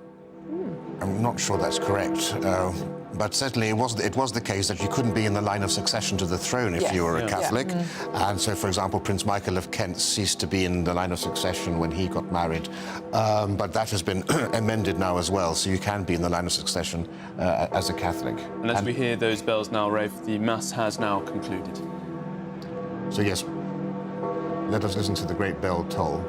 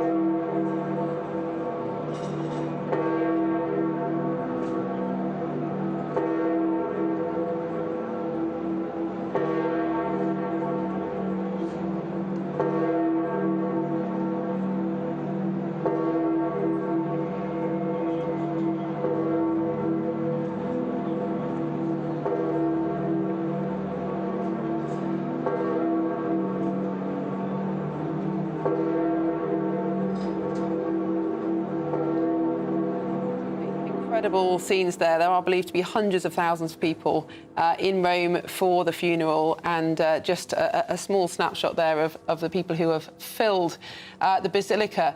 An historic event, a different kind of funeral, many similar aspects to previous Pope's funeral, but nevertheless some key differences. Yes, a magnificent sight. The Pope said he wanted a funeral of a shepherd rather than a sovereign. If it was a shepherd's funeral, it was the grandest shepherd's funeral I've ever seen. But of course, imbued throughout it, the symbolism of his desire to be seen simply was quite clear. So he's managed to have both a grand funeral, but also one that stressed humility throughout, which of course is a great advertisement for his papacy as a whole. 200,000 people, we understand, gathered for the Mass and the funeral service. Millions more will be crowding the streets, not least because this is a Jubilee year for the Catholic Church, so there were already great crowds arriving, and the Pope's death happened to coincide with that. A remarkable occasion, the largest event of its kind we've seen since the death of St. John Paul II in 2005. The Pope made his own imprint on the Church. He has fundamentally changed it by rerouting its axis away from Europe and to the global south, and what we'll see over the coming days is the repercussions of that, as a new Pope is chosen by cardinals reflecting very different issues and priorities than we've seen before. So we are in for very interesting times.